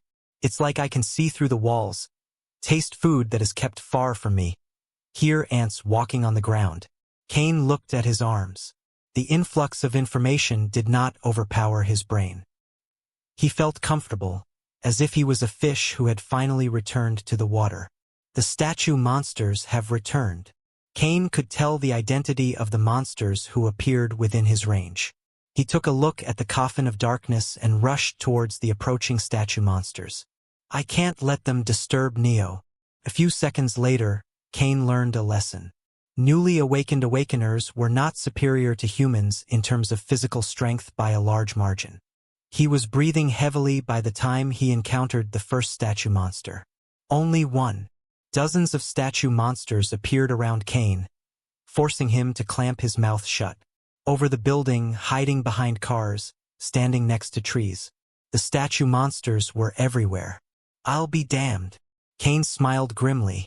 He was feeling weak due to not having eaten anything for the past few days. The sprint earlier only made it worse. You saw my face. I'll kill you. The statue monster nearest to him pounced. It moved so fast that its body blurred. The monster was suddenly before Kane, its claw heading towards his throat. Only a single thought occupied Kane's head while he faced imminent death. I need to stop these monsters here. The world lost its color, becoming monochrome. Everything started to move in slow motion. Kane saw a red line connecting the tip of his sword to the monster's neck. He followed the line. His body moved instinctively, as if he had practiced the move hundreds of times. He ducked under the monster's attack and jumped lightly, before slashing towards its neck. The monster's head fell off, separated from its neck. Huff! Huff! Kane fell to his knees. The world became colorful again, and everything returned to its normal pace. Before he could stand, another monster kicked his abdomen. He was flung away. Cough! Cough! Kane puked blood. He could see dozens of monsters rushing at him. They had no intention of giving him a break. What was that? It felt like time slowed, and I could see the sword path to defeat the monster with a single slash. Is that my trait? Kane jumped to his feet and raised his sword to block the incoming attack. Although he blocked successfully, he was thrown away again. He was too weak physically to face the monsters. I need to use my trait again. The awakeners I met in the past said using traits is like breathing. He rolled on the ground to dodge the attacks. Each bone in his body cried from pain, but Kane did not stop. He had to buy as much time as possible. Focus. The world lost its color and slowed, only for everything to turn normal the next second. His trait was activating and deactivating randomly. I have to do it. A monster stomped its foot towards Kane's head. Just as the attack connected, the world lost its color. In the monster's eyes, one moment it was about to kill Kane. Next moment something flashed, and in the next, its leg was chopped into hundreds of pieces. The monster fell, having lost its leg, when Kane's sword flashed again and its body was split into two. Huff! Blurg! Kane tried to stop his trembling and stood with the support of his sword. He was bleeding too much. His eyes, however, were calm. He exhaled, gritting his teeth. He forced his broken body to move through pure will and pointed his sword at the monsters. Come, you naked bastards! I won't let you take a step towards Neo. The monsters rushed towards Kane, and he clashed with them. Inside coffin of darkness, Neo stared at the burnt rope on the ground. So you survived by manifesting a physical body. The rope wriggled, as if it couldn't contain its happiness and smugness. Everything around him was erased. Only he and the burnt rope remained. I guess being able to control others didn't make you smarter. Why did you think I went out of my way to talk to you earlier? I wanted you to fight back and do anything in order to survive. The anomaly number 33 realized something was wrong. It tried to return to its conceptual form, but Neo grabbed it before it could escape. A starry glow covered his hand. A smile appeared on Neo's face. Finally, I can defeat it now. Neo had been bluffing until now. He couldn't kill abstract concepts. Apprentice rank mastery of death allowed one to kill physical entities. Adept rank mastery of death allowed one to kill soul entities. One had to have expert rank mastery to kill a conceptual entity. Neo had nearly reached expert mastery. However, it didn't change the fact he had not reached expert mastery. Thank you for turning into a physical entity. I can defeat you now since I can use my blessing on you. And I'll be able to gain a new ability. He held the rope tightly and used the second stage of his blessing. Judgment. Chapter 213. Memories of Anomaly Number 33. Memories of Anomaly Number 33 rushed into Neo's mind. I'm sorry, Mom. I won't do it again, the child cried. His mom continued to spank him. You almost died. She increased the force behind her hits. What would you've done if the monster noticed you? But it was going to destroy the bookstore. I'm sorry. I'm sorry. I won't do it again. Tears slipped down his face as he rubbed his behind after the beating. It hurts. While the kid was busy soothing his injury, the woman wiped her own tears. Her arms were trembling even now. If they had been unlucky, she would have lost her child. The thoughts of the earlier situation sent shivers down her spine. I'm sorry, Mom. I won't do it again. The child approached her gloomily, hugging her to help her calm down. She bit her lips and patted his head. Let's sleep now. The mother-son duo slept on the first floor of the broken bookstore. The place was in complete ruins. But they had no proper place to sleep. Their previous base had been destroyed a week ago, and the survivors were scattered as they tried to escape the monsters. While the woman was about to sleep, she noticed her son reading a book. Are you reading that book again? Huh. The child turned to her. No, this one is different. I found it in the bookstore's wreckage. The child flipped through the book. Hanged King's Tragedy. In a few seconds and closed it. You've completed it? The woman asked. Yup. My trait is only useful for things like this. The child gave a bitter smile. Traits were the most important aspect of an awakener. He had awakened an F-rank trait, and his mother was unawakened. It's a good trait. If I had a good trait, we wouldn't have been used as bait by the base leader to escape the monsters. The child stopped speaking when he noticed his mother was crying because of his joke. Before he could say anything, she turned around and closed her eyes, unwilling to talk anymore.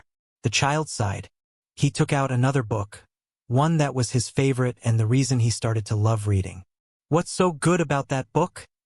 The woman suddenly spoke without turning back to him. Air. It's written by The Myth of Wisdom. The child scratched his cheek. He had a lot more good points about the book, but he doubted his mother would understand. The B-rank Awakener Athena? She asked. Yeah, she was an author before the apocalypse hit decades ago. Failed author, though. Her only famous book is this one, Son of Zeus, The Lightning Thief. The child became excited as he talked about his favorite book. Oh, right. The book is not based on the myth of invincibility. The Zeus in the book is from mythology of... He stopped speaking when he realized she had fallen asleep. The child raised his body and stared at the back of his mother. His gaze moved towards her shoulder. She was missing an arm. She had cut her own arm and used it as bait to save him during the day when the monster almost caught him. The scent of the blood was the only reason he was alive. He could still picture the scene in his mind. She had taken a gamble. The monster could have chased her or gone after the arm, both covered in the scent of blood. I'm sorry. He bit his lips to stop himself from crying. Throughout the day, none of them had spoken about her missing arm. It was a tacit understanding. The woman didn't want her child to blame himself for it, and the child was too stunned to talk about it. I'm sorry. He closed his eyes and slept. A few minutes later, a warm hand patted him and his mother sung him a lullaby. It's not your fault. You are not even 8. She whispered and kissed him on the forehead. Exhaustion took over the boy, and he fell asleep. The next few weeks were hellish. The mother-son duo lived their life on the edge, searching for food, hiding from monsters. They were no longer tormented by the people because they were weak, but it didn't make life easier. Things changed when they encountered another survivor base. "What should we do?" the child questioned. "If that place is anything like our last base, I don't want to go there." The woman stared at the child instead of looking at the gates. Even though she looked unfamished due to the past weeks, her attention was focused on the child's injuries. Bloody cuts, sunken cheeks, deep dark circles. Life in a survivor's base might not be easy. However, it would be safer. For her child at least. She made her decision and approached the city gates. The procedure to enter the place was surprisingly easy. "Ma'am, our city Arzu welcomes survivors without any bias. Our leader's goal is to create a haven for everyone," said the man who had opened the gates. "Your leader must be a good person," the woman said, her words empty praise. "I know. I'm just too good." The man laughed and flashed a grin. The woman and her son stared at the man, confused. He scratched the back of his neck when he realized they didn't understand his joke. "I'm the city leader. I was praising myself to, make a joke." Watching their unamused stare, the man's face turned red from shame. It was a stark contrast to his rugged, bearded appearance. A chuckle escaped the woman's lips and the child started to laugh. Life was indeed good in Arzu City. The child and the mother were not treated badly for being weak. In fact, quite a few normal humans lived in Arzu City. There was no mandatory prescription. No using non-awakened as bait. "Good night," the city leader said and kissed the child on the forehead before tucking him in the bed. "Have sweet dreams." The man turned around to leave the room. Just as he was about to step outside, the child called out to him. "Hey! Yeah! Why aren't you speaking, scared of sleeping alone?" the man teased him. "Our dear Dash, the walls are thin. Oh! It's hard to sleep when you come home at night and make noises." Oh! The man and child stared at each other for a few seconds. The first to break the stare was the man. He coughed. "We'll keep it quiet." The man closed the door and left. The child sighed. He hadn't spoken of the issue to his mother. She would ask him where he learned about these things, and he didn't want to embarrass his mother by telling her he could hear her and her best friend working hard at night. The man? He could get kicked in the balls and the child wouldn't spare him a glance. Unable to sleep at night, the child took out a book and started to read it. Time passed. The days spent in Arzu were fulfilling. The man had proposed to his mother and they were officially dating. Everything was good until the expedition. The man and his friends left the city to make a safe passage connecting Arzu City Base and Oran City Base. "I'll be back in a few weeks." The man had left with a cheerful smile. The passage of time turned out to be extremely slow. Days that used to pass quickly refused to end. The woman prayed day and night for the man's safety. They returned a week later than the scheduled time. The man didn't return. Only his corpse came back. It was a common occurrence in the world torn apart by the apocalypse. The city and the citizens mourned. But everything returned to normal after a few days and a new city leader was elected. The woman, however, changed. She refused to eat or leave the graveyard where the man was buried. The child continued to bring food to her every day after his work and before his work. He didn't say anything. He didn't tell her to stop or return. "She needs time. I'm sure she will accept his death." The melancholic days continued. The child kept bringing her meals. But everything changed on the day when he noticed his mother hugging someone in tears. "You're back. You're back." She muttered gibberish as an ethereal glow covered herself and the man. The boy was shocked. He couldn't believe his eyes. The man. He was the previous leader of the city and his mom's dead boyfriend. His mom revived him. It took the child days to come to terms with the situation. His mother had awakened. Her trait was extraordinary. S-rank trait. Lifebringer. "You'll become a myth with your trait. Our family member is going to become famous." "Stop. It's embarrassing." The man and woman snuggled in each other's arms as they sat on the sofa. The city had been plunged into a festive atmosphere. The appearance of an S-rank trait was a cause for celebration. Myths were defenders of humanity. The woman, who had the potential to become a myth, was a light for the people who were lost in the dark times of the apocalypse. She had become a symbol of hope. But, hey, you fucking mute. I told you to bring me something that can be used as a weakness of your mother. What the fuck do you mean you won't do it? Another man, who had become the city leader after the previous city leader died, shouted.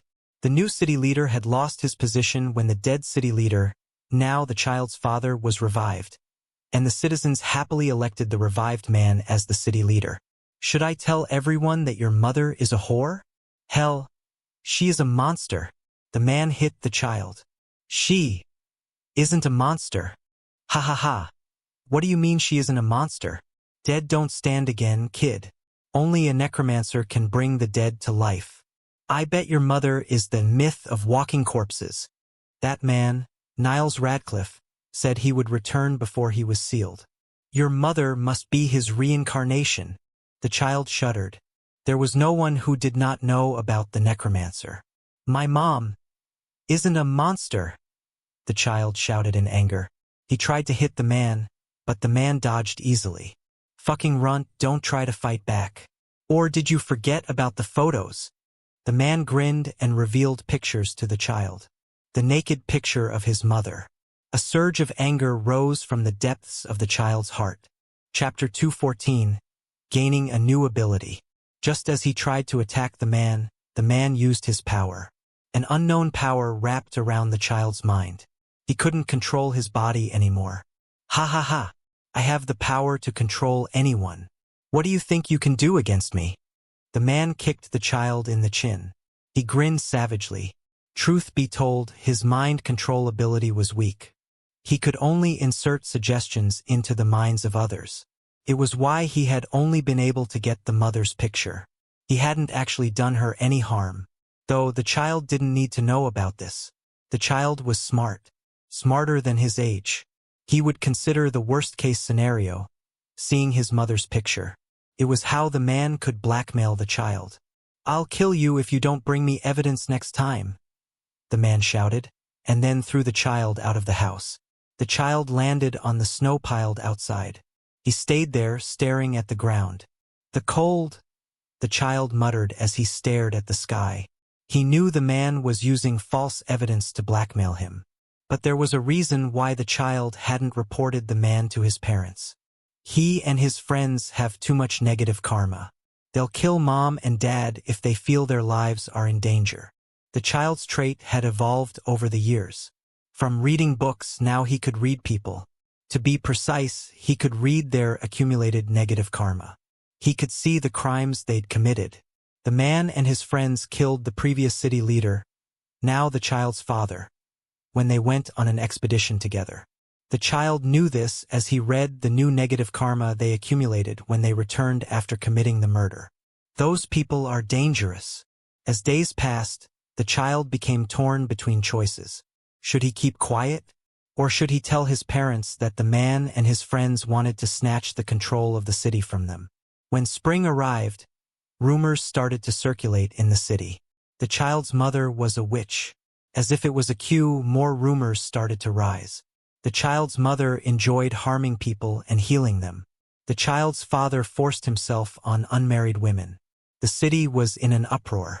His parents tried to prove their innocence, but it was useless. After all, one person could lie. 10 people could lie. But 100? Would 100 people lie about being harmed by the child's parents? The child realized what was happening. It's the man's ability. He is making people believe they were hurt by my parents by inserting suggestions in their minds. The child told his parents about it. However, I know it's tough, sweetie, but you shouldn't blame innocence. Uncle Sam's trait can only affect monsters, not humans, the child's mother said. She is right. I've been with Sam since he awakened, and I know how his trait works. He can't control humans, the child's father told him. The child tried to tell them they were wrong. It was useless. The rumors continued to rise. The pressure and abuse from the citizens affected the child's parents greatly. Until, cough, the child started to puke blood at the dinner table. John, Are you okay? John. I'll bring the doctors. Lay him on the bed. The child didn't remember much. The pain had muddled his mind.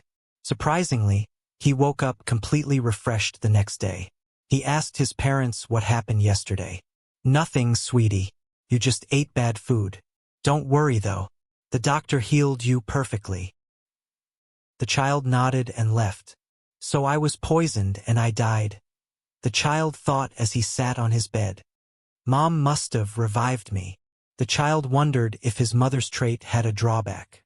He was lost in his thoughts. I'll ask her tonight. He ran downstairs when it was time for dinner. And, the child's body stiffened. And Mom? Dad? 2 bodies, tied to a rope, hung by the ceiling fan. This isn't funny. What are you 2 doing? The child walked towards their corpses with slow steps. Just then, the child heard a snort. He turned around and noticed the man, Uncle Sam, laughing as he sat on the sofa. The man was reading a letter. Ha ha ha. This is nuts.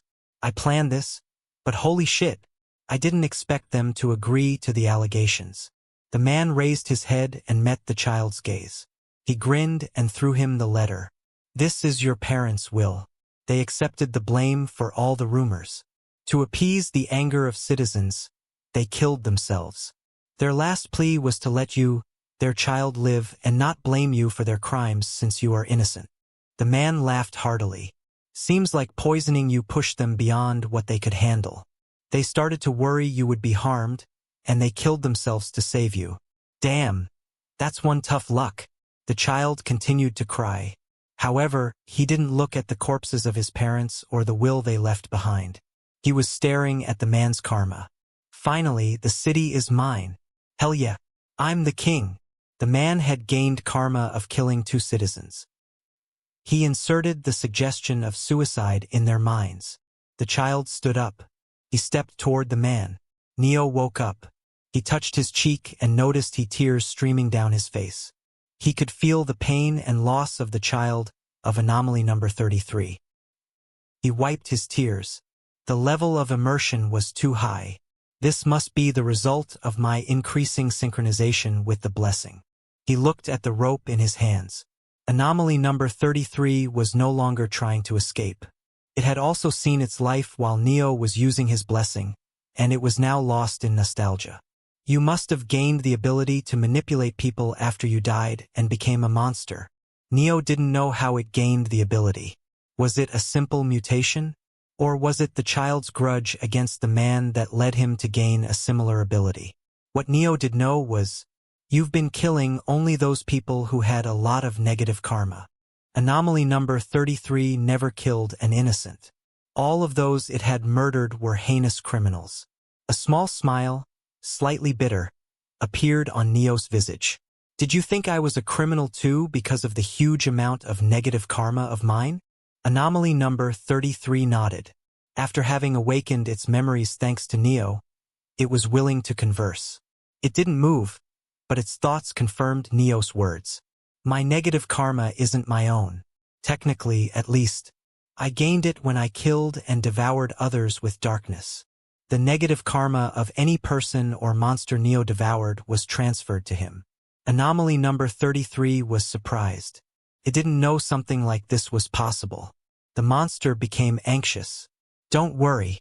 I doubt you killed anyone innocent. People like me who can use darkness and maintain sanity are rare.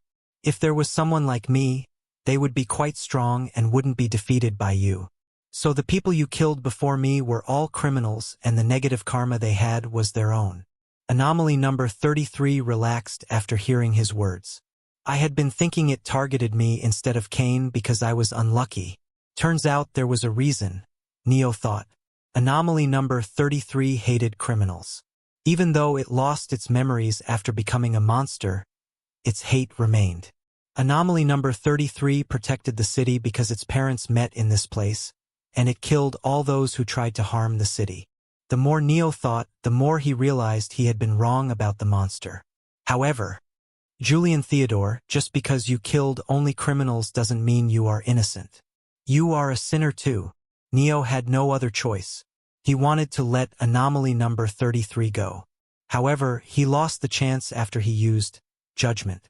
You will be punished for your crimes. Once the blessing was activated, the judgment must be passed. Neo bit his lips when he saw anomaly number 33 waiting in his hands. It was content and waiting for its death. Peacefully. I, Neo Hargraves, sentence you to 10 years of imprisonment in the second layer of hell. Chains erupted from the ground and bound the existence of anomaly number 33. They pulled it into the ground. Just before anomaly number 33 was taken away, Neo heard a voice inside his head. Thank you. Neo closed his eyes. Fuck. Why are you thanking me? He could sense anomaly number 33 appearing on the second layer of hell within himself. His soul went under qualitative change. Plus mind invasion. Neo looked at the screen which described his new ability. A bitter taste appeared in his mouth. Impartial death. Those who had sinned must be punished. Neo had to follow the rules even if he hated it. He had to. Fuck. I feel like shit. Fracture mirror, second layer of Neo's hell. In a world made of broken mirrors, a child appeared. He looked around, staring at the surroundings in fascination. Everything was made of mirrors, even the sky and the ground. The child walked around the place when suddenly the mirror next to him changed. The mirror's surface rippled. It showed the scene where the child was tucked into bed. His mother lay on his left, and his father was on his right. What does our dear Julius think? Sweetie, you love Mom more, right? Nope. He loves his handsome dad more. The child stared at the memory playing within the mirror. When the scene ended, the child turned around. The mirrors, they were showing it the happy times it had lived with its family. A smile appeared on the child's face. It looked above at the sky, knowing Neo was staring at it. You are too kind, the child said teasingly. The judgment it had been delivered was cruel. Nevertheless, it was the child's salvation. Chapter 215. New Trait and New Quest. Neo confirmed his new ability. Mind invasion. I get what it does. But is this a spell or an incantation? Incantation and spells, even elemental manipulation, had different working mechanisms. The new ability he gained didn't follow any of those mechanisms. He could use it without going through the hassle of manipulating elements, creating magic spells, or commanding elementals. This is almost like a skill. It's like I gained a trait. Alert! User Neo Hargraves has formed a link with Julius Theodore's Seed of Existence. Mutated. User Neo Hargraves has gained a portion of Julius Theodore's Seed of Existence. Mutated. Temporarily. User Neo Hargraves can now use trait Mind Invasion. Please note, user Neo Hargraves will lose trait Mind Invasion when the link breaks. Neo was surprised to see the rows of screens before his eyes. I see, so Mind Invasion is a mutated version of Julius' original trait.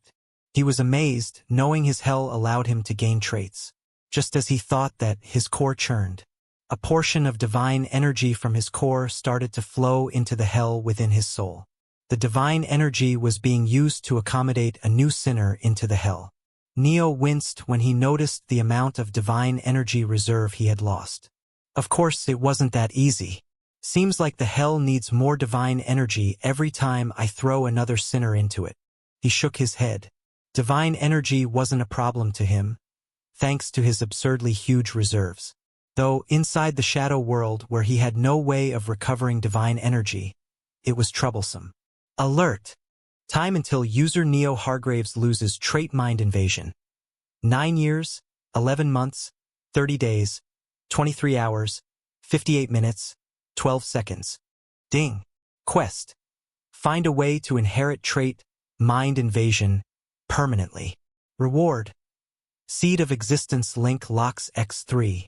Accept/refuse. Neo's brows rose when he saw the quest. The rewards are good. Every person had a seed of existence within them. A person awakened their trait when their seed of existence germinated. Even if I can gain the trait of someone else, I will still need to level it up. I have my own unique skill, elements, spells, and incantations to master. Adding training for another trait will just result in dividing my focus. The problem was headache-inducing. Thankfully, the quest reward would help him out of it.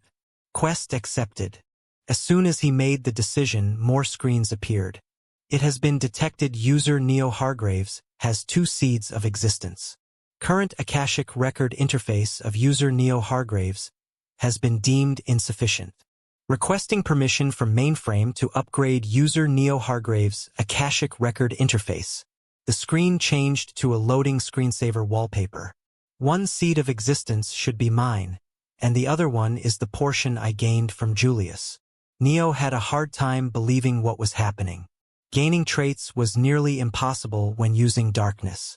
One had to have very high mastery in darkness and equally high luck. With Neo's luck, he never thought he could gain a trait. But the hell solved his problem easily. Mainframe has granted permission. Requesting permission from user Neo Hargraves to upgrade his Akashic record interface. Accept/deny. Neo stared at the buttons on the screen. There was no reason for him to refuse. He had always planned to find a way to upgrade his system interface, knowing it was useful. He never expected to gain the opportunity for an upgrade so early. Accepted. Time remaining until upgrade is completed. 6 months. Huh? 6 months? It is supposed to take only a few seconds. He frowned. I remember Sphinx saying my records don't exist in Akashic record. Is this related to it? Although he was curious, there was no way for him to know the answer. Neo shook his head. He decided to focus on the issue at hand. Just when he was about to remove the coffin of darkness, he sensed someone behind him. He turned around with a snap. How did someone enter the coffin of darkness without alerting me? His thoughts froze. Why, you saw my face? I'll kill you. The statue monsters were entering the coffin of darkness. How? Every monster is afraid of darkness. Even anomaly number 33 was. How can these monsters enter the coffin of darkness so easily? What happened to Cain? He was about to rush outside to look for Cain, when suddenly Neo noticed something peculiar. Oh? There was no statue monster outside the coffin of darkness. If there is no monster outside, where did these come from? He sensed more statue monsters appearing behind him. Turning around, he saw 3 more statue monsters within the coffin of darkness.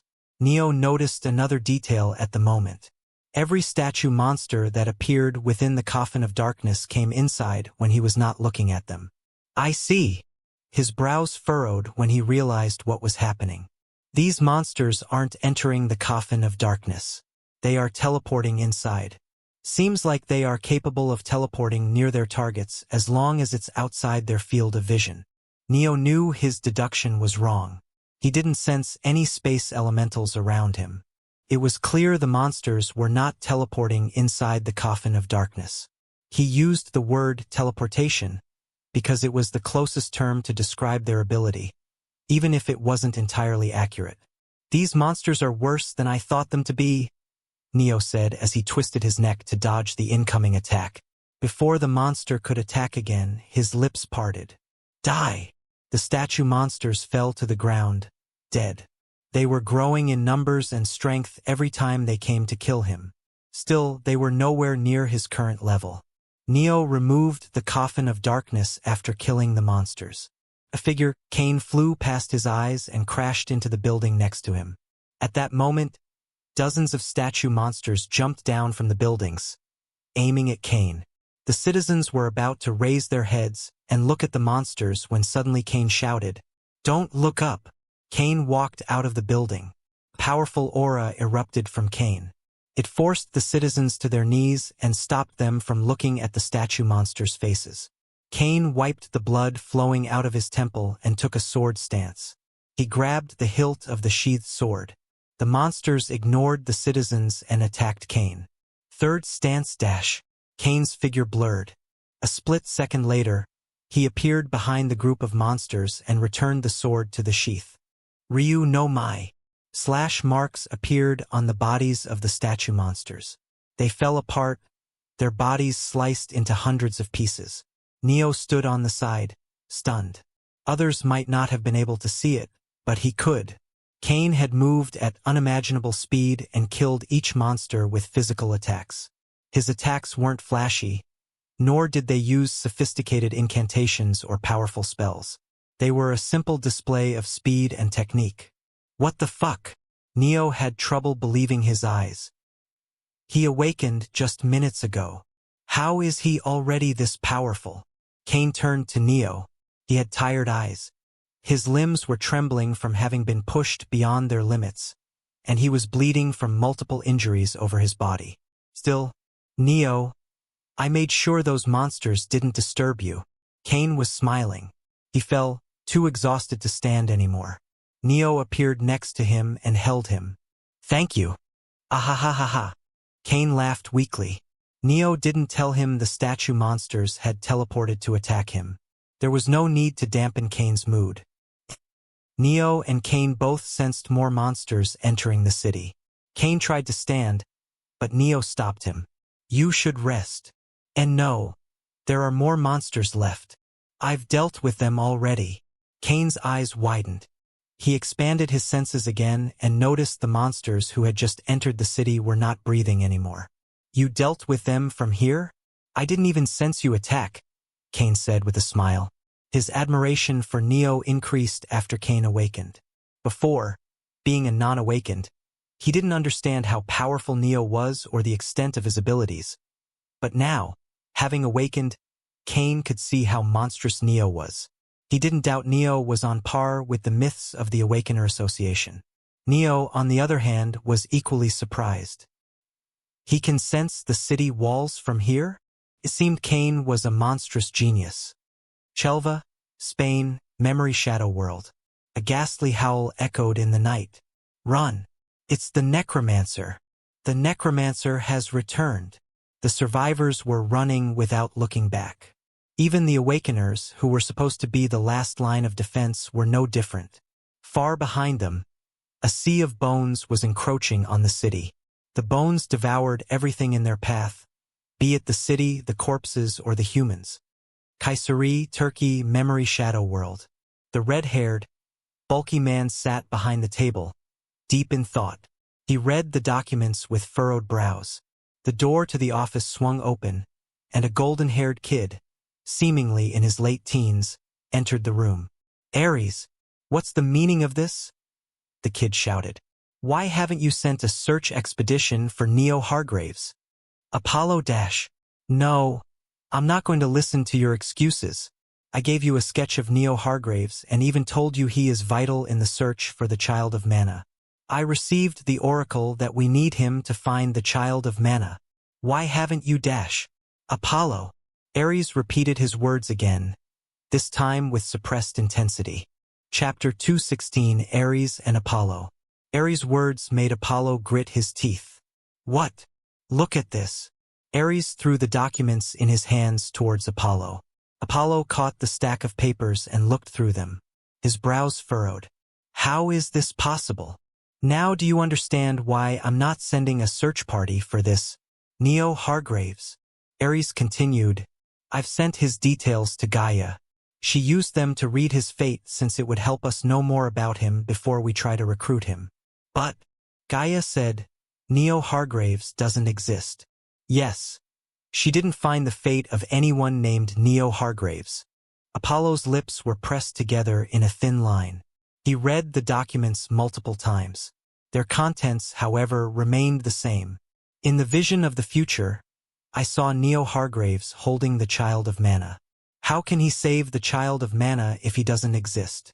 Apollo said with uncertainty. We still don't understand how your trait works. It shows you the future, but the future can be changed if we use the information we have gained from the vision. This is just one example. Maybe this person, Neo Hargraves, is a symbol of something that will help us find the Child of Mana. Ares explained. You are saying the vision was a metaphorical vision instead of a literal vision? Yes. Apollo pondered over Ares' words. He had calmed down and realized Ares' point made sense. He scratched his head. Sorry about shouting at you. I'll leave. Wait. Before you leave, I have a new assignment for you. Oh. An anomaly has been defeated 3 weeks ago in Algeria. Paulo stared at Ares in shock. How? Anomaly can't be defeated, only contained or avoided. This is why we classified them as anomalies instead of normal monsters. Calm down. I don't know the complete details myself. Ares continued. One of the refugees has been saying the anomaly number 33 was slain. Anomaly number 33? That's the anomaly that controls Arzu.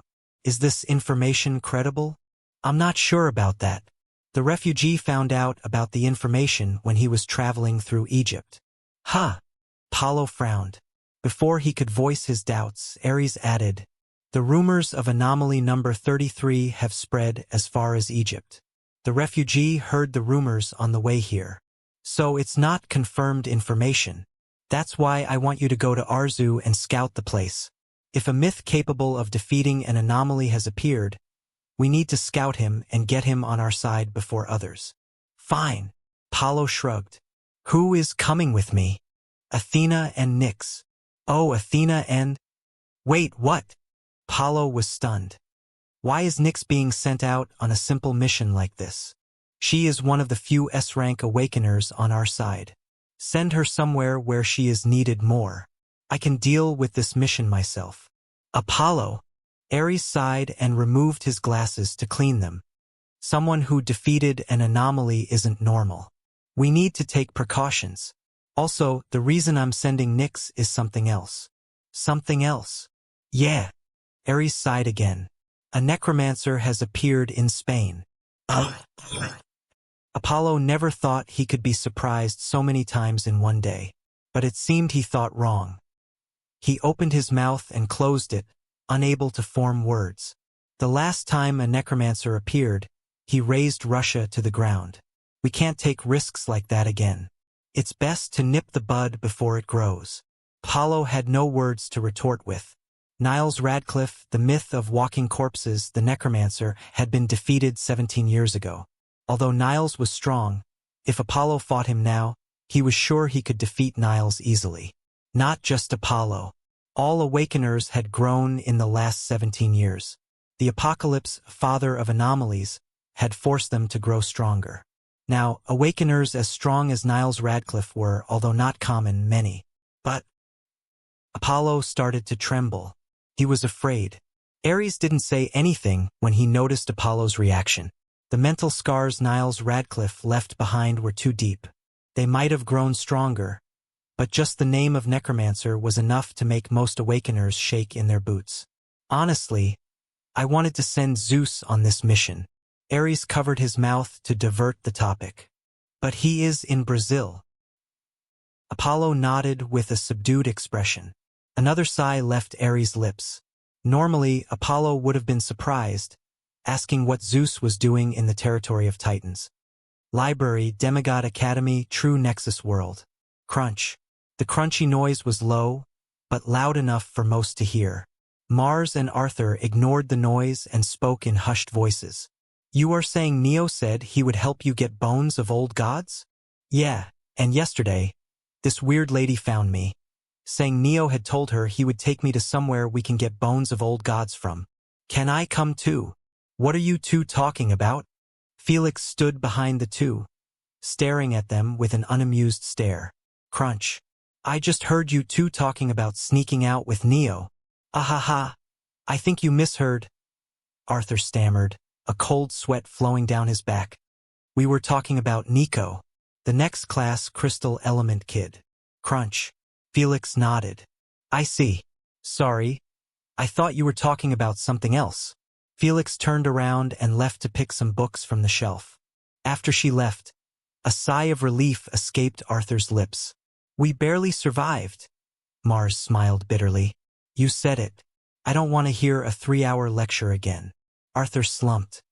It was Neo and Jack who sneaked away. Why is she scolding us? Crunch. Don't worry.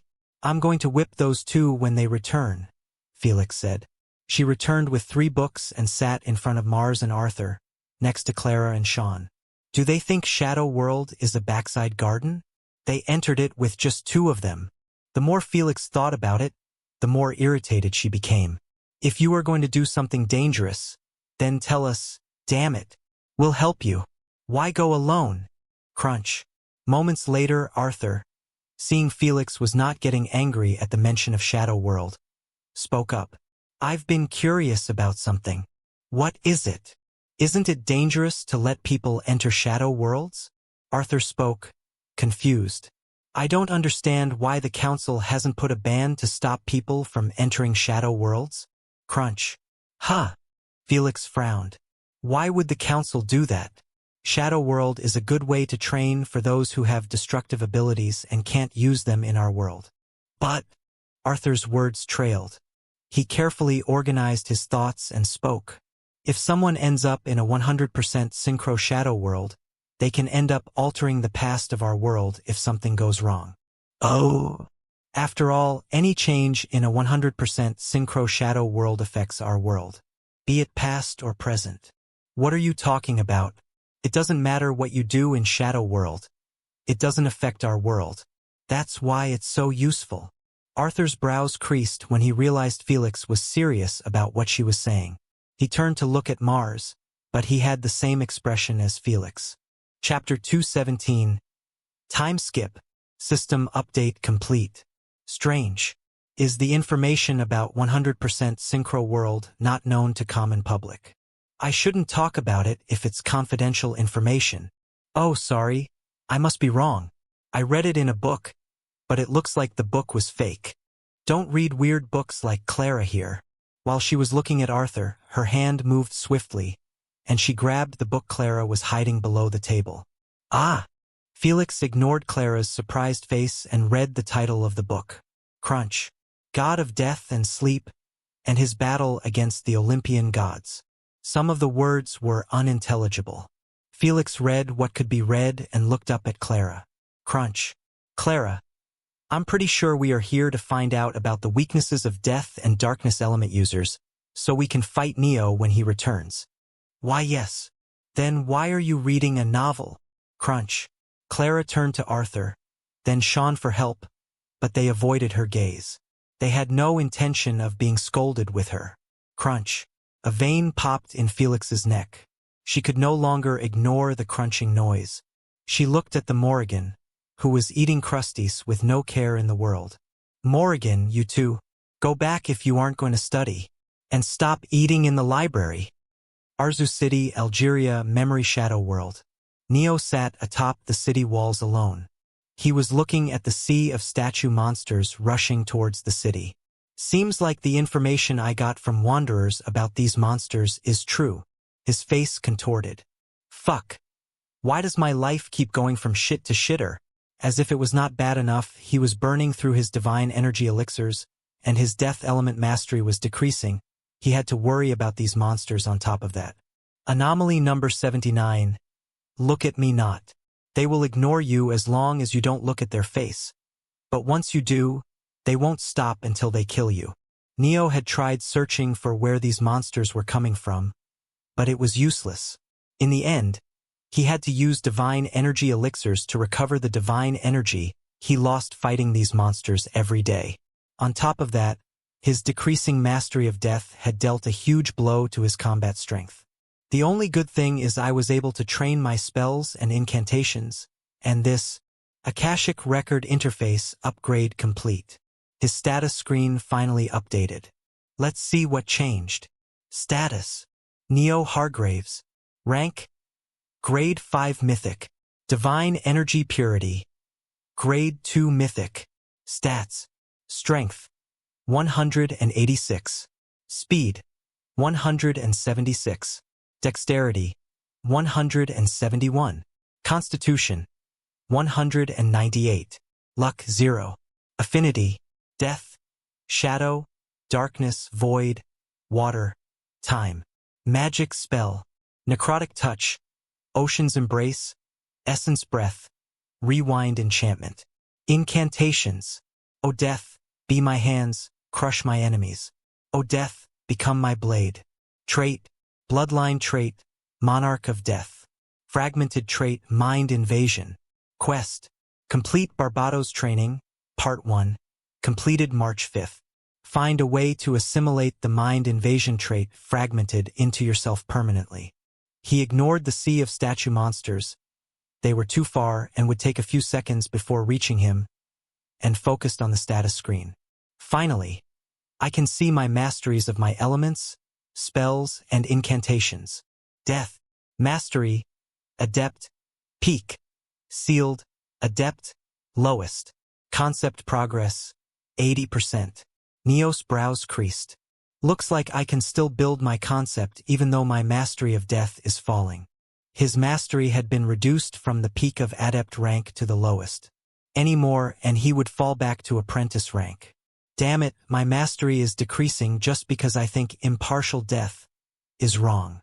When he realized death was the final rest of the dead and they shouldn't be revived, his mastery of death had increased. Because final death was a concept imbued in Neo's bloodline, and he had become closer to the concept. But now, he was rejecting the concept of impartial death imbued in his bloodline. Since his bloodline was the foundation of his death elemental, rejecting the concepts imbued in his bloodline was harming him. Impartial death. Sinners or innocent, death should judge their life, punishing the sinners and rewarding the innocent. Personal feelings didn't matter. The judge must remain impartial. Neo knew it, but his life was shit. The punishment he had given anomaly number 33 was weighing on his mind.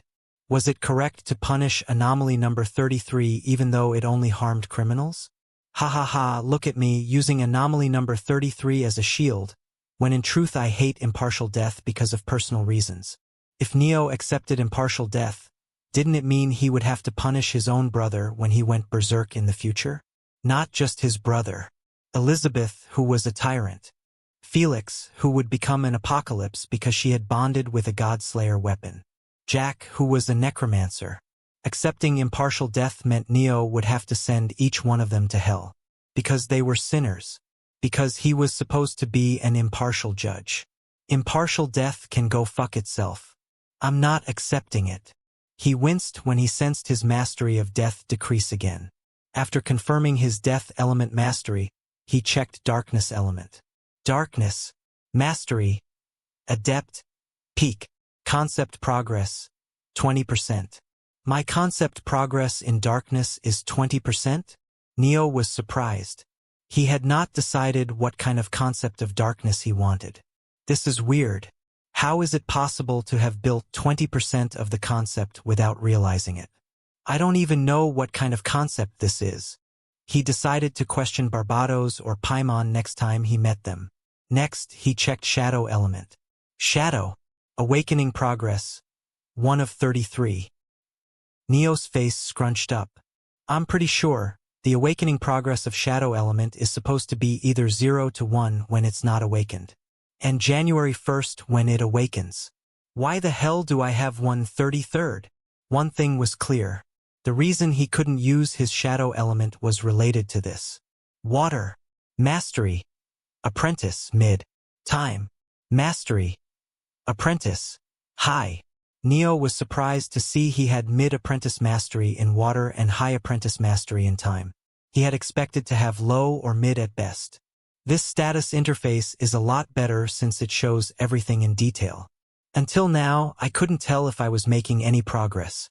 But this makes it clear that my efforts weren't in vain. Neo shifted his gaze. Now! Chapter 218. New status screen. Neo's eyes wandered to other sections in the status. The subranks of mastery were lowest, low, mid, high, and peak. He was able to see them after the interface update, and it made things easier. I should check my spells and incantations too. Necrotic touch, element, death, rank tremor, mastery, apprentice, peak, ocean's embrace, element water, rank tremor, mastery, apprentice, high. It's as I expected.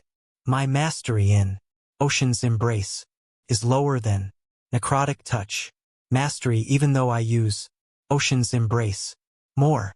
This makes it clear. Elemental mastery affects the growth of spell mastery too. Neo's mood became better when he saw his necrotic touch, mastery. The terror-ranked spell he received from Barbados was about to rank up. Essence breath.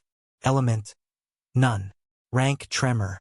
Mastery apprentice. Peak. He wanted to sigh. Essence breath. Spell was only a bit away from ranking up. However, he couldn't use the spell inside the shadow world since there was no pure divine energy. It meant he couldn't rank up the spell unless he left the shadow world. Well, any good news is better than bad news.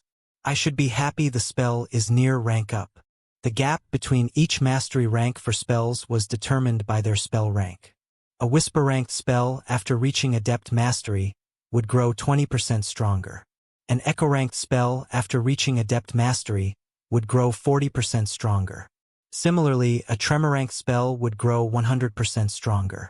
The increase in strength was both quantitative and qualitative. Rewind enchantment. Element time. Rank resonance. Mastery apprentice low. This is as expected. He muttered and picked a piece of rock. He crushed the rock into fine dust with ease. Moments later, a green glow covered his hand. A magic circle appeared above his palm. Neo watched with interest as the time was rewound, and dust glued back to form the rock. This simple spell took fucking 7 months. Damn it. His low talent was a reason behind his slow learning speed. But there was another reason it took him months to learn a resonance-ranked spell. Time manifestation. He had learned about it in the academy from taking extra classes. There were different manifestations of time. River, sand, clock, lightning, wheel, and his caterpillar. Each manifestation had a drawback and an advantage. Someone with the river manifestation would find it easier to learn spells that sent them to the past or to the future. However, they would have difficulty in learning spells that stopped time or did something similar. After checking his spells, Neo read the details of his incantations. O death, be my hands, crush my enemies. Element, death. Harmony, peak sealed mid. O death, be my blade. Element, death. Harmony, peak sealed mid. MHM, the incantations are also affected by my elemental mastery of death. The first incantation came from the necromancer he defeated in the window, while he learned the second one for the final exam of the first semester in the academy. Peak harmony, but it's sealed. Incantations were more difficult to learn than spells. What determined the strength of an incantation were two factors: how much divine energy one poured into the incantation, and how much harmony one had with a certain element. Harmony could not be increased or trained. It remained fixed since birth. Since Neo was the son of Hades, great god of death, his harmony with the death element was at peak. The 5 ranks of harmony are lowest, low, mid, high, and peak. I'm now mid-harmony in both incantations. Again, Neo realized how useful the new status screen was. Bloodline trait. Monarch of death. Death. Immortal. Eternal. Since Neo knew the details of his other unique skills, he checked only Eternal. Eternal, grade 5 mythic. Progress, 30%. Effect. Become ageless and gain resistance against status ailments. Plus 10%. 10% resistance. Neo pursed his lips. There was something he had noticed about Eternal only a few months ago. Status ailment included everything that hurt him. Not just poison, mental corruption, and debuffs. It included physical attacks, spells, and incantations too. I seriously chose an overpowered trait. Of course, a part of him still wondered if he should have chosen the Transcendence trait, but he was satisfied with what he had. Mind Invasion, grade 5 awakened. Progress, 60%. Effect. Allow you to enter the mind of your targets, look into their memories, and converse with their inner self. While Neo was going through his status screen, Kane called out to him. Neo, the anomaly number 79 is about to reach our city. Should I deal with it if you are feeling unwell? His words snapped Neo out of his thoughts. Neo shook his head. It's fine. I'll deal with it. Dark clouds rumbled in the sky. Neo's death element-infused divine energy seeped into the surroundings. Soon, red lightning crackled through the clouds, and gigantic swords descended. Cain sucked in a sharp breath. The sight sent shivers down his spine even after seeing it for months. The death element swords slammed into the ground and erupted. The earth trembled violently and a deafening roar echoed through the area. Dust and shattered stone shot into the air. Blinding red light covered the area.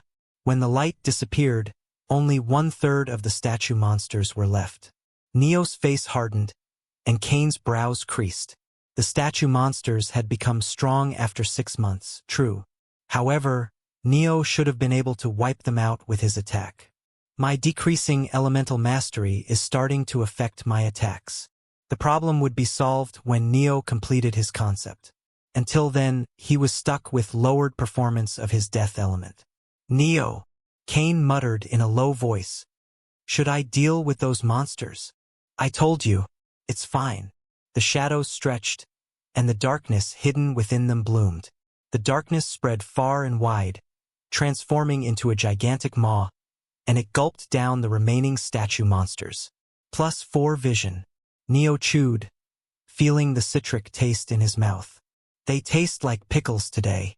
After everything ended, Neo stared at the destruction his attacks had left.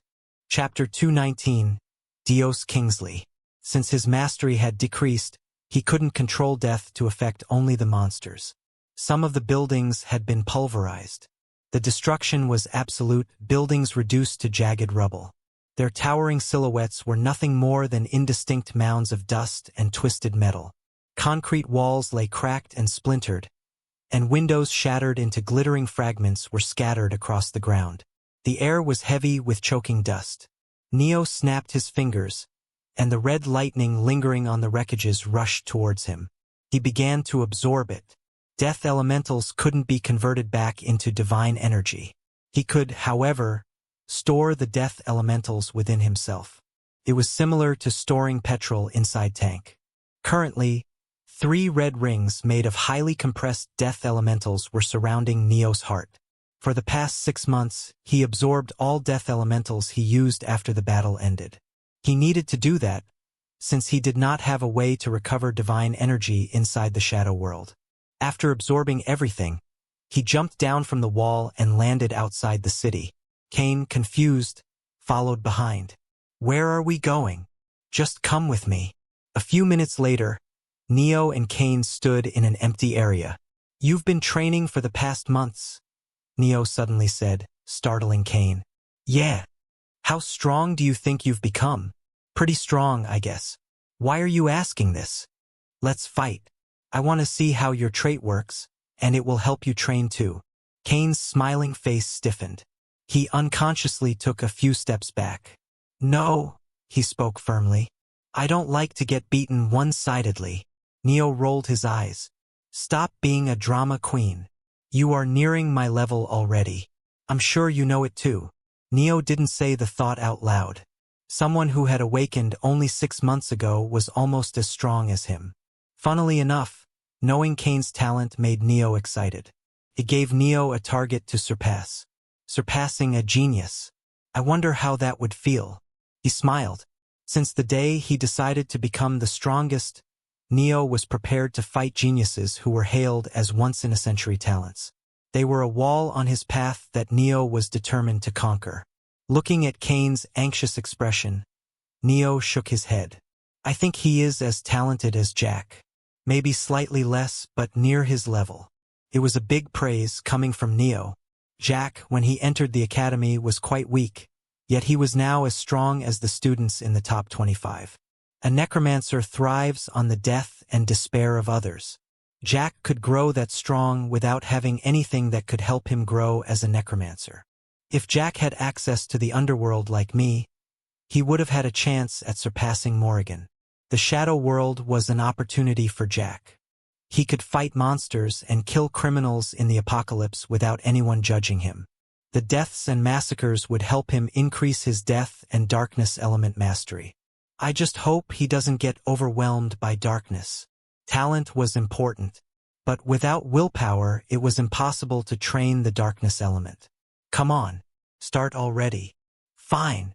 Cain unsheathed his sword at Neo's urging. Today was the first time they were going to fight. He was afraid and excited. Neo, I know this sounds pompous, but Cain gulped. Don't let your guard down, or you will die. Got it. Cain raised the sword above his head. Seventh stance. Cain took a deep breath and exhaled. 10 raisin. His sword flashed in a downward motion, landing straight on Neo's shoulder. Rio de Janeiro, Brazil, Memory Shadow World. Dios Kingsley Zeus sat languidly at the beach. His eyes were fixed on the horizon. How much time until the contact? 2 weeks according to our estimates. The man standing behind him answered. Zeus nodded.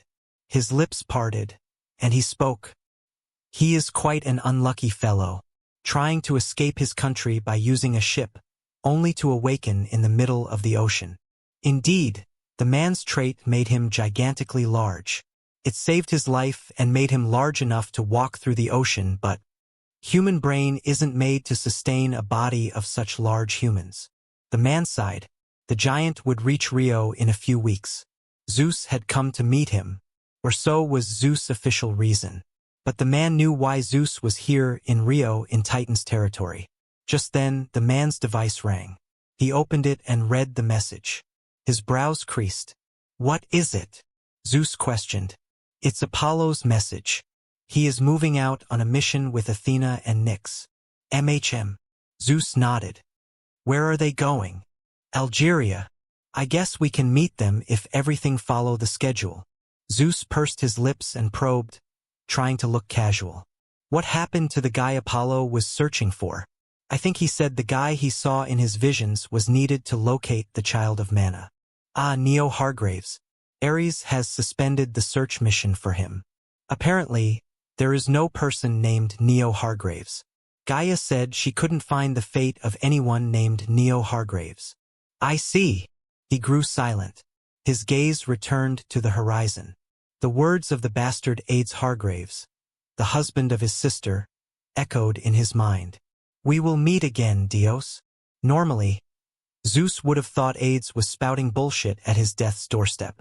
But the apocalypse made things difficult. Ades will return. Zeus was sure of it. I thought Neo Hargraves was related to Ades since their surname was the same, but I guess I was looking too much into it. Just having a matching surname didn't make them related. Zeus had been grasping at straws. But, with Gaia's confirmation of Neo Hargraves in existence, the straw disappeared. Arzu, Algeria, Memory Shadow World. I'm sorry. Cain spoke as he stood beside Neo's bed. His eyes were red from having cried too much, and he clutched the edge of his clothes with trembling hands. Don't stand there like that, old man. It looks weird. Neo smiled. It only made Cain's expression worsen. He stared at the stump at Neo's shoulder. His hand was missing. Cain had cut it. He used his strongest attack, believing Neo could block or dodge easily. Instead, Neo stood motionless. He took the attack with his bare body. Why? Cain wanted to know. Why didn't you dodge? Neo knew what he was thinking. I finally know how his trait works, Neo thought. Losing a hand was nothing big for him. He could regrow it easily when he revived himself. I can't believe his trait was something so simple. I used to think it was something overpowered. I couldn't have been more wrong. Neo didn't dodge because he was too busy analyzing Cain's attack. He had been doing the same for the past few months, and today he could comprehend it finally when he took the attack with his bare body. Incantations. He is using incantations. The realization sent Neo to the moon. He could learn Cain's sword technique. Until now, he thought it was his trait, but it turns out Cain was using incantations unconsciously. Chapter 220. The Author. Neo. Cain's nails dug into his palm, drawing blood. The guilt weighed heavily upon him. Neo clicked his tongue. Fine. How about this? If you are feeling guilty, teach me your sword techniques. Huh? But it's my trait. You are wrong. Your trait allows you to put your intent into pure divine energy. The techniques are your own. If I can learn the technique to put my intent into divine energy, I can use your techniques too. It was easier said than done, of course. Putting intent into divine energy was the next form of aura attacks after aura blades. Neo knew it was not going to be easy. After all, creating the concept of elements was done by fusing one's intent into their core. This was needed to reach expert mastery in any element. Now, he had to do something similar, fuse his intent into pure divine energy. I will help you if I can. But how? Cain questioned. It's similar to incantations, Neo answered. Do you know how incantations work? Cain shook his head. It was expected. Right now, incantations were just a budding technique. They had been created decades ago, but there was not much information about them. Incantation is, simply put, asking the elementals to help us. The elementals are alive? Cain frowned. Maybe they are, maybe not. Neo turned his head and stared at the ceiling. Are robots alive? No. Cain didn't understand what Neo was trying to explain, but he listened. Everyone knew Neo's capabilities. Not only was he strong, but he was smart too. Cain still found it absurd a child like Neo could handle the city's administration all alone without breaking a sweat at that.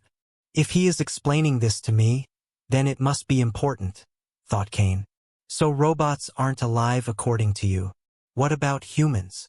They are alive. How can you tell that? Well, we eat, move, breathe. A robot can be programmed to do that too. Cain became silent after listening to Neo's words. Elementals are similar. They are alive, but not at the same time. Neo continued to explain. When we use incantations, we are essentially saying, Dear Elemental, I need you to do this. Please listen to me and help me. There was more nuance behind it, of course. One had to put their intent into their words to communicate with the elementals. The elementals didn't understand the human tongue after all. I see. Neo didn't know whether to laugh or cry at Cain's dazed expression. I bet you didn't even realize you were calling out the names of your techniques because they are incantations. Cain's expression stiffened, and he looked away. I've been curious about this.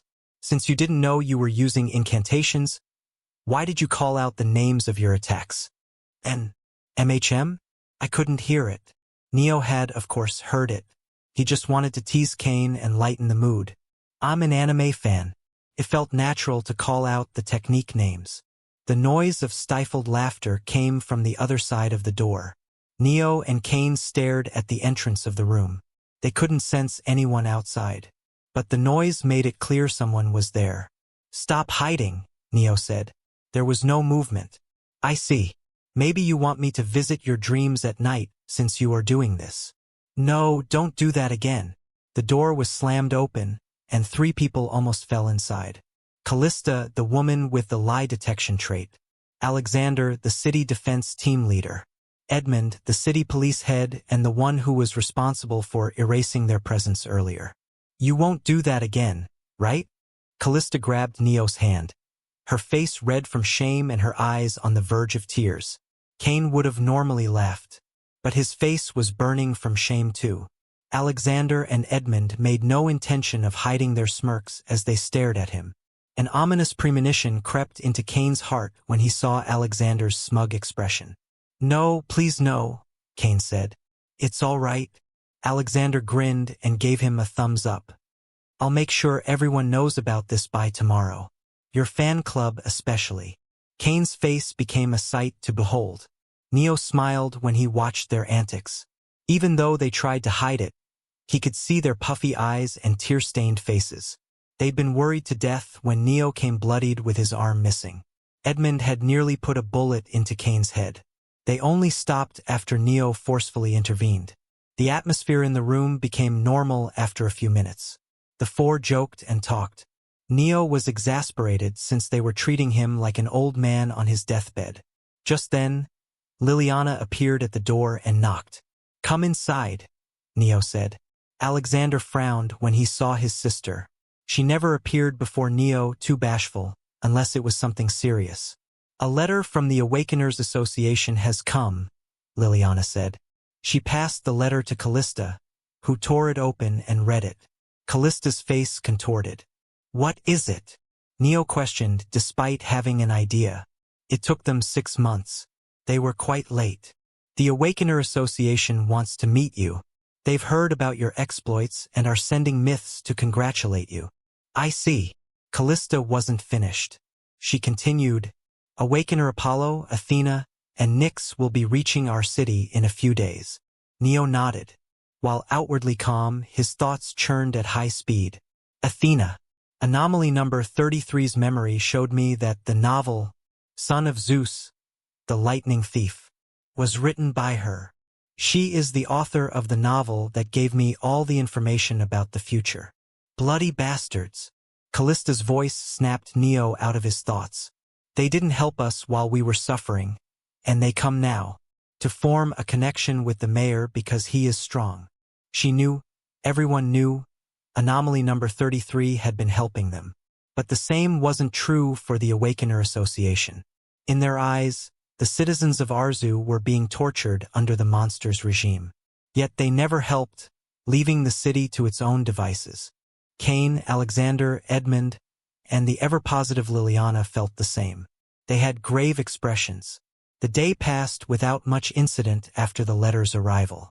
The statue monsters attacked again at night. Neo wanted to deal with them, but Cain and others weren't having it. They were ready to bind him to the bed if that was what it took to force Neo to rest. The next morning came. Neo left his residence after having the breakfast. As he walked through the bustling streets, warm smiles and cheerful greetings met him at every turn. Shopkeepers offered their finest treats, and families beckoned him warmly, their invitations to breakfast filled with gratitude and admiration. Mayor, would you like these tarts? Sir Mayor, I've prepared something. Their gestures warmed Neo's heart. Neo could see the worries in their eyes as they peeked at his missing arm. He walked towards his office, coming across the library at 13th Street Avenue on the way. He noticed people around the library being nervous. The air around it felt tense, with nervous whispers and uneasy glances exchanged among the people nearby. The library was built on Neo's orders in memory of Anomaly number 33. Some citizens had supported the library's creation, while others were against it. Anomaly number 33 protected them, true. But being under someone else's control for years was not good memory, even if it was done to help them.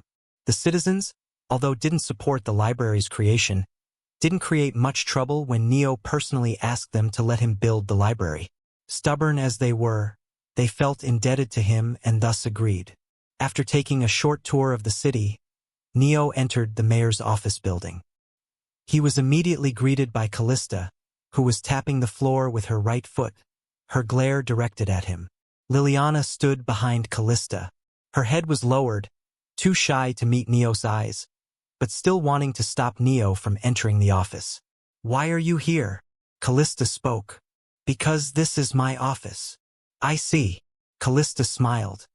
Guards, please escort Sir Mayor out. He is banned from working for a month. The guards came at her order. They looked at Neo with apologetic expressions. At least tell me why I'm being thrown out?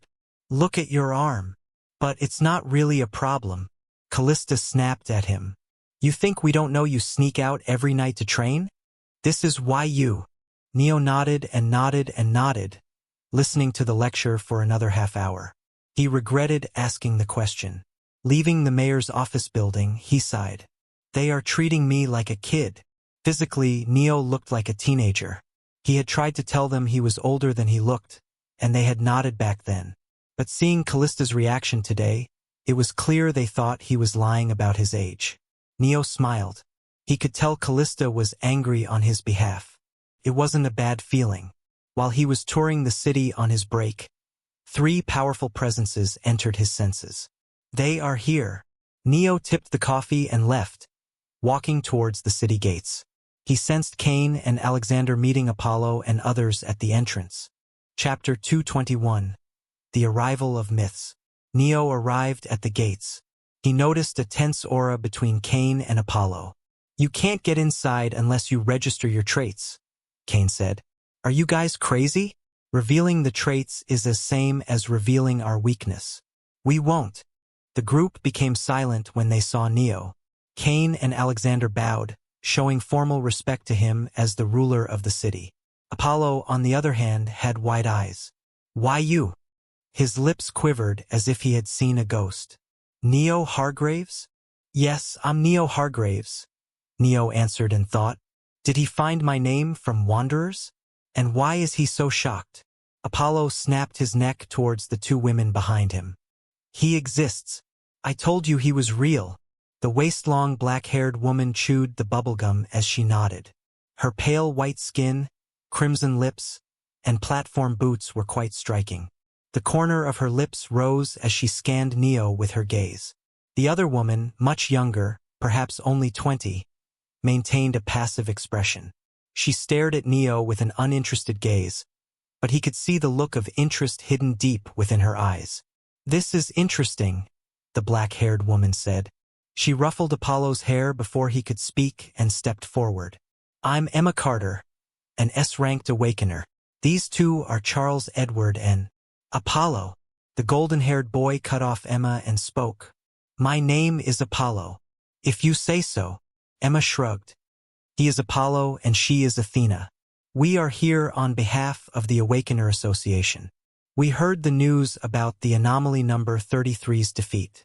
The association wanted to help the city recover from the damage and sent us here. Cain and Alexander had grave expressions. They had known the myths were coming. But meeting them in the flesh was entirely different. The myths were only standing, and yet they were radiating a powerful aura that threatened to swallow the two whole. Driven by instincts, Cain was about to grab his sword when he and Alexander were suddenly enveloped by Neo's aura. The aura was comforting and helped them relax. Thank you for coming here. Please come inside, Neo said. You are not going to ask us about our traits? Emma asked with a smirk. It's fine. I know your traits already. Her smile disappeared instantly. Even Athena, who had been disinterested, became alert. They stared at Neo with sharp gazes. Surprisingly, it was Apollo who broke the tension in the air. We'll complete the procedure. Of course, we can't reveal our complete traits for obvious reasons, but we will disclose some of our abilities. As he spoke, he heard Athena's voice inside his head. Why are you doing this? He said he knows our traits. There is no point in hiding them. He could be bluffing. Doesn't matter. I need to recruit Neo Hargraves no matter what. If I need to reveal my abilities to show my goodwill, I will gladly do so. Before the two bickered, Emma interjected. Apollo is correct. This guy is dangerous. It's best if we have a cordial relationship with him until we can find the full extent of his abilities. You are worried. He is that strong. Apollo spoke in his mind, surprised. He has a very high mastery in darkness. How high? Emma became silent for a few seconds before adding, Forget it. We should stop talking in our mind, or they will get suspicious. Apollo gave a slight nod before he turned to Neo. Just then, Neo opened his mouth. You can take your time. I have no problem waiting for a few minutes. You knew we were talking with telepath? Apollo asked. It was obvious. Apollo held a strange expression. Alexander passed them a form for registration. They filled it and entered the city. Whoa, this place is quite good. Emma whistled. But doesn't look like they are happy to receive us. The citizens were staring at them with frowning expressions and cold eyes. This way. Neo led them to his office. He sat on the sofa with Apollo, Emma and Athena sitting on the opposite side. Cain and Alexander stood behind Neo. So, what's the real reason the association approached us? Neo questioned as he drank the tea being served by Callista. Callista's movements were slow and deliberate. She activated her trait to know if Apollo was speaking the truth. To help the city and congratulate you. It's not every day a myth is born. The association is always trying to maintain a friendly relationship with them. Is that so? Neo placed the teacup down and turned to Callista. Apollo and the others followed his gaze and saw Callista shaking her head. It was a lie. Apollo's face hardened. Lie detection? Lie detection. Neo nodded with a faint smirk. Emma, on the side, couldn't hold back her chuckle, seeing the troubled expression on Apollo's face. While he was a myth, he was a child too. He looked cute with a bitter smile. Only Emma had the leisure to laugh in the present setting. Apollo ignored her and clicked his tongue, leaning forward. We had to make sure the myth who defeated anomaly number 33 wouldn't become a problem for the Awakener Association. We were scouting a potential threat. It's the truth, Callista revealed. Neo was a bit surprised. You answered pretty easily. I thought you would try to hide your objective a bit more. We don't have the leisure for that. Oh. Neo Hargraves, I want to recruit you to the Awakener Association. Consider the words I have spoken earlier as a showcase of my goodwill. Cain, Alexander, and Callista were shocked. Being invited to the Awakener Association by Apollo, one of the strongest myths at that, was a big benchmark of one's career success in today's time. If it was anyone else in Neo's shoes, they would have been jumping in joy. Why do you want to recruit me? Apollo chewed his words, carefully organizing his thoughts. His expression was far more serious than what one would expect from a child like him. I received a prophecy about you. I see. Neo's calm words were a bit surprising. He seemed neither shocked nor curious. Apollo hadn't expected this reaction. I suppose you won't tell me about the prophecy unless I agree to join the association? You are correct. Apollo emptied his cup and prepared to retreat for the day. You can take your time before you give an answer. It is a difficult decision to leave the comfort of your city and join us. We won't hold it against you if you refuse the offer. Before Apollo could stand, Neo spoke. I'll join you. Apollo froze, taking a few seconds to understand Neo's words. What? Are you an idiot? Think carefully before making an important decision like this. The Awakeners of our association have a 60% mortality rate. You'll be sent on dangerous missions regularly. How can you agree to throw your life so carelessly? You dash. So I should not join the association. Is that what you are saying? Apollo opened his mouth and closed it, unable to form words. In the end, he clicked his tongue, irritated, and left after leaving a few words.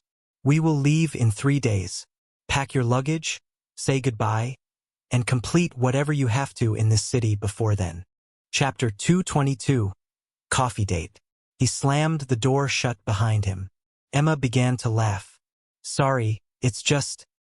He would have been angry if I laughed in front of him. She wiped her tears and stood up. Don't worry about Apollo. He just cares about everyone a bit too much. After Emma and Athena left, Neo leaned back into the sofa and stared at the ceiling. Do you guys have anything to say to me? Callista, Cain, and Alexander remained silent. Anyone in their place would have rebuked him, been angry at him for leaving them behind when he got a chance to go to a better stage. Neo wouldn't have blamed them if they called him opportunistic. Instead, Callista spoke in a whisper, almost as if she was begging him. Are you really leaving us? Yes. Can't you stay here even after you join the association? No. She bit her lips and lowered her head. The past few months had helped Neo become close to everyone in the city, especially Cain, Callista, Alexander, and Edmund. They were like a family. Why, you will come back to meet us though, right? A bitter truth or a sweet lie? Neo thought, though the answer was obvious. I doubt I'll have time to come back. Alexander clenched his fist, and so did Cain. Neo was about to console them when Callista wiped her eyes with her sleeve and looked at him with a big, bright smile. Then, we'll hold a celebration to celebrate your successful joining of the Awakener Association. Our budget is tight enough as it is. We can't spend the resources on a celebration for a single person. We'll manage, Alexander spoke. I'm sure the citizens will be happy to contribute. Neo tried to dissuade them and failed. He clicked his tongue and left the office. Just as he stepped outside, he found Emma waiting for him. You have free time right now? Yes. Let's have a coffee. Just come with me. Think of it as a date. You don't get a chance with a beautiful girl like me every day. Neo wanted to roll his eyes. He sighed and agreed. On the way, Neo saw Apollo helping an old woman cross the street. He can't sit empty-handed. You'll keep seeing him moving around the city and helping people. Get used to it, Emma said. They entered the Brew Haven Cafe. The place exuded warmth, with rustic wooden furniture, soft lighting, and aromatic coffee. Again, Neo noticed another myth at the far corner seat.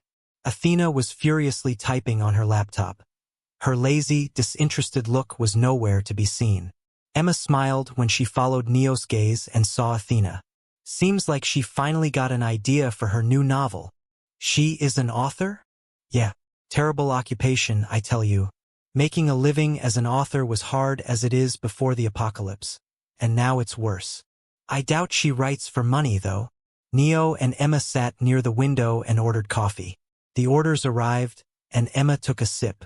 Now this reminds me of something interesting. Want to know about it? She asked as she shifted in her seat. I'm all ears, Neo answered casually. Never in 100 years could he have guessed Emma's next words. Athena is a child of mana. Turns out all majority of novels she has written were told to her by the world. It hurt her pride, and she decided to keep writing until she can publish a book that is written by herself and only herself. Neo froze. He had to take a few seconds to digest the information. Emma giggled when she saw his eyes. So even you can get surprised. Why did you tell me sensitive information like this? I told you. I wanted to see you surprised. I was curious if you had lost your emotions since your mastery in darkness seems quite high. The light in Emma's eyes disappeared. For a moment, Neo could see her true self. Her smile, her gestures, they were carefully calculated. Her true self held no emotions. Neo blinked, and the strange feeling disappeared. The Emma before his eyes became normal, not a sociopath who lacked emotions. Aren't you worried about leaking such sensitive information to me? No. She leaned closer and whispered. I'll eat you up if you even think of betraying us. Sorry, but I have no interest in you. Is that so? She smiled and placed the coffee cup down. Thanks for satiating my curiosity. I'll see you later. Neo stared at her figure as she left the cafe. She dropped quite a bomb just to get a reaction out of me. I guess it was a big shock for her to see a darkness user of my level retain normal emotions. He leaned back into the fluffy seat. So Athena is a child of mana. There were not just one or two children of mana. Athena was one, the Sphinx was another. There were a few more Neo could remember. Unfortunately, he didn't know how many of them were present in the current era. Since Athena was safe and sound, the child of mana Neo had to rescue was different. Neo looked at Athena, who was busy typing, and wondered if he should approach her. Just then, she raised her head and stared at him, frowning, before returning her focus to the screen. Seems like she doesn't want to be disturbed. Neo decided to train to pass the time. He sat on the top of the city walls and closed his eyes. My goal is currently 4 things when I consider my combat ability. Learning the tremor-ranked spell, Black Dawn of Despair. Learning sword techniques from Cain. Completing my concept of death. Ranking up. Creating a concept could be done passively. His main focus at the moment was sword techniques. Neo opened his eyes. He sensed Cain appearing beside him. Should we start training? Yes. Cain nodded. The two moved away from the city. They stood far apart. Cain closed his eyes to calm himself. It wouldn't do either of them good if he was distracted. When he reopened his eyes, they were tranquil. You will be leaving in 3 days. That's right. It's not enough time to learn my techniques. You can teach me the basics and give me the sword technique manual you've written. I'll learn from them. Seriously. Cain was exasperated. How do you know about that? I didn't tell anyone I was writing a manual. What can I say? I'm something of a mind reader myself. Cain chuckled at Neo's poor attempt at humor. He shook his head with a bitter smile. Still, learning from me and learning from the manual I've written is completely different. I can't guarantee the manual will help you a lot. Receiving direct lessons from me is 100 times better. You are awfully confident for a guy who didn't know he was using incantations until yesterday. I'm not confident at all. That's why I'm worried the manual I've written will be inadequate to teach you. Cain bit his lips and clenched the sword tightly. Can't you just stay with us? Is it that important to leave? You have everything here. Not everything. Neo smiled and didn't elaborate. Let's start the training. He unsheathed his sword and pointed at Cain. Cain let out a melancholic smile and dashed towards Neo. Chapter 223, Flow of Battle. The two clashed dozens of times in a split second. Neo held back, making sure his physical ability was at Cain's level. Cain slashed towards his neck. Neo raised the sword to block when Cain suddenly twisted the trajectory of his attack. His blade shot upward at a sharp angle before taking another sharp turn, descending towards Neo's head. The attacks were abrupt, yet they flowed like water. There was a harmony in Cain's attack that Neo had never seen before. Neo didn't dodge. Cain's attack was a bluff. The tip of the sword missed his nose by an inch. Cain jumped back to create a gap between them. Why are you stopping? Neo questioned. This is the first thing I need to teach you, Cain said. Why didn't you dodge my last attack? Because I could tell the attack was a feint. How? Did you do it by instinct? No, Neo answered. I calculated the trajectory of the sword and the force behind the attack. Since the attack wouldn't land, there was no need to dodge it. Cain wanted to sigh.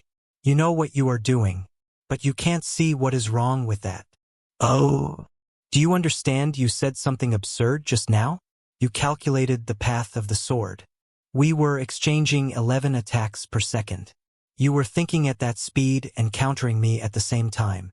What's wrong with that? Cain didn't know whether he should laugh or cry. I can't do anything like you did. I bet there is barely anyone who could do that. When I'm in a battle, my body moves on its own. I fight while being guided by my instincts.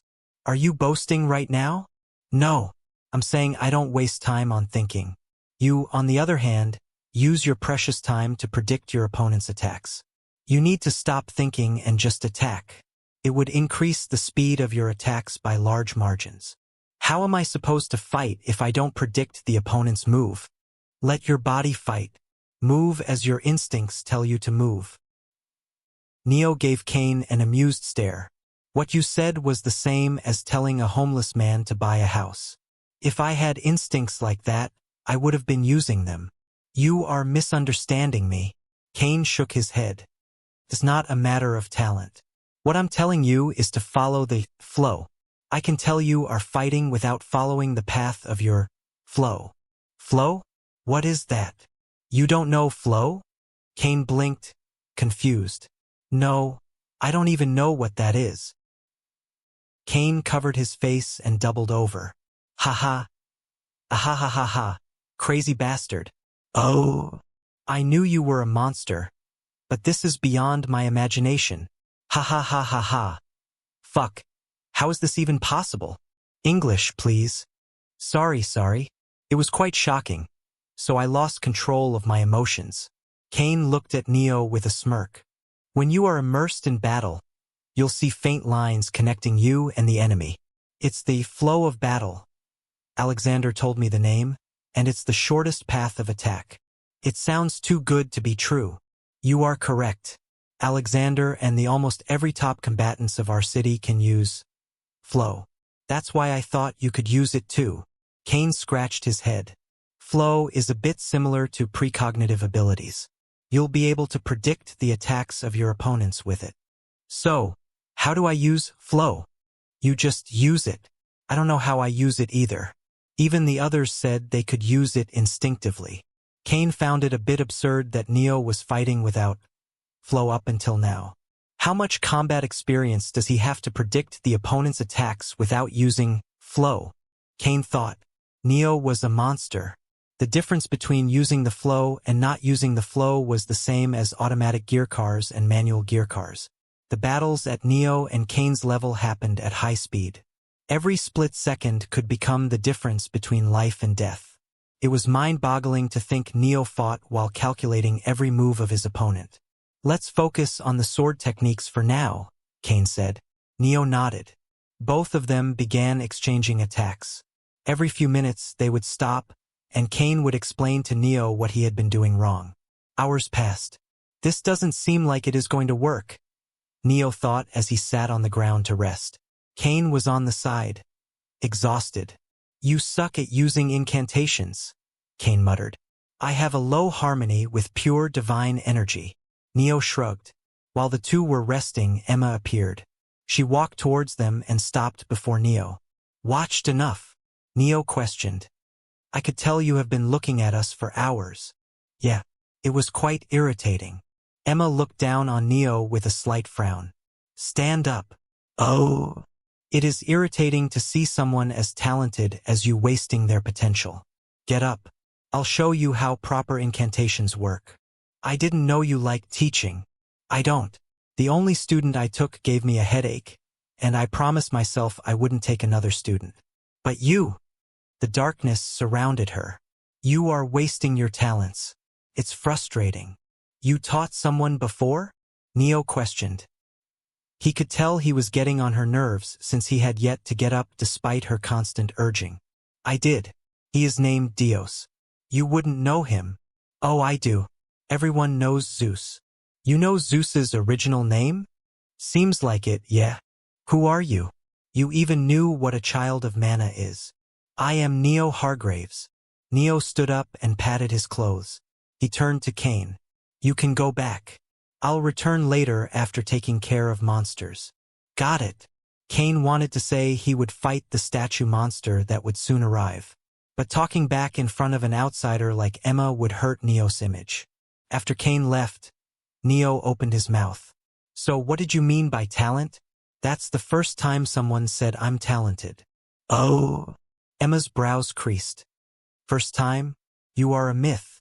How can someone say you are untalented? Well, you know, there are all sorts of monstrous geniuses out there. That's true too. Even I was surprised when the kid I taught surpassed me. Congrats, I guess? Emma walked back, creating some distance between them. You are weird. Why?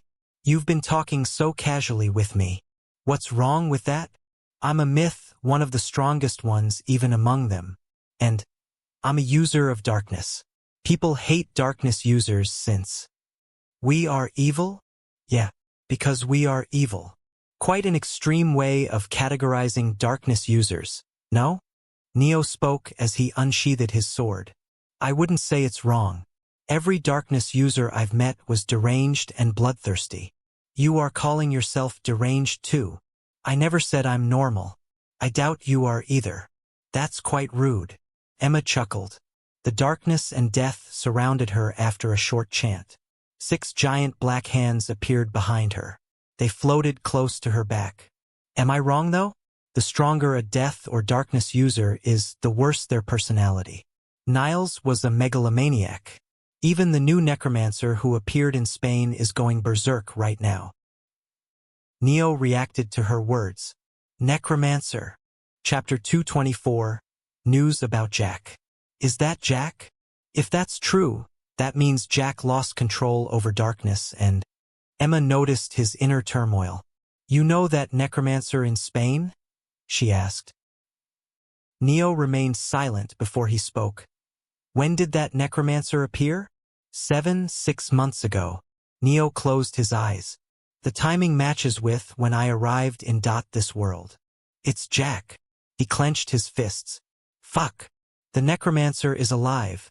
For now at least. Emma's voice snapped him out of his thoughts. What is happening right now in Spain? Neo asked. I told you. The necromancer is going berserk there. I've sent my clone to stop the situation from worsening. But my clone is being overpowered. The necromancer is growing stronger at an alarming pace. After we leave the city with you, we are going to Spain to take care of the necromancer. You will kill him? Him.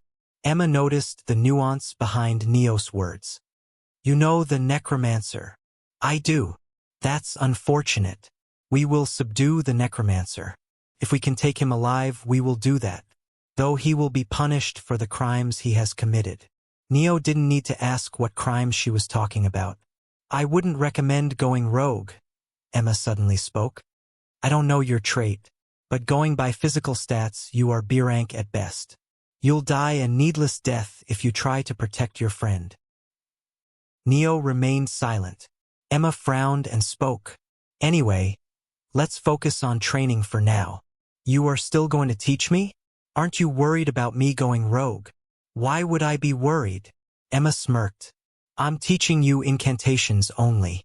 Even Zeus hasn't surpassed me in incantations. Neo became silent again. He didn't want to talk. Not now, after he received the news about Jack. Aren't you going to ask why I'm confident in my incantation skills? Emma initiated the talk. She was trying to lighten the mood. Neo shook his head. Not really. His tone was monotonous, and his gaze remained unfocused. Neo Hargraves. Powerful aura erupted from Emma. I'm using my precious time to help you train. If you have no intention of paying attention, say so. I don't want to waste my time either. Neo pursed his lips. I'll focus on training. He pushed the brooding thoughts to the back of his head and looked Emma in the eye. What are you going to teach me? True incantations. True incantations. Yes, the incantations you are using are based on the harmony pathway. They were created for normal awakeners. But true incantations work on the willpower pathway. Pathway? Yes, pathways. I use that word since it sounds fancy. Neo nodded with a weirded-out expression. Maybe it was because the anime industry had hit its peak before the apocalypse. The names of techniques of awakeners were often grand and not related to techniques at all. Then again, Neo himself had been an anime fan and avid gamer. He had no right to point fingers at others. Get ready, Emma spoke. She dashed at him. The hands behind her back moved as if they had thoughts of their own and attacked Neo. He dodged skillfully. O darkness, entwine and consume. Let all be cast into eternal gloom. O darkness, echoes of the abyss, obey. Rend their spirit, lead them astray. She chanted multiple incantations in quick succession. Two giant black hands attacked Neo from opposite sides. He blocked them, but they phased through his guard and swept past his body. His vision dimmed, and a pounding headache assaulted him. O darkness, bind their essence, let them fall. Wisps of darkness rose from the ground. They bound Neos' limbs and melted into his body.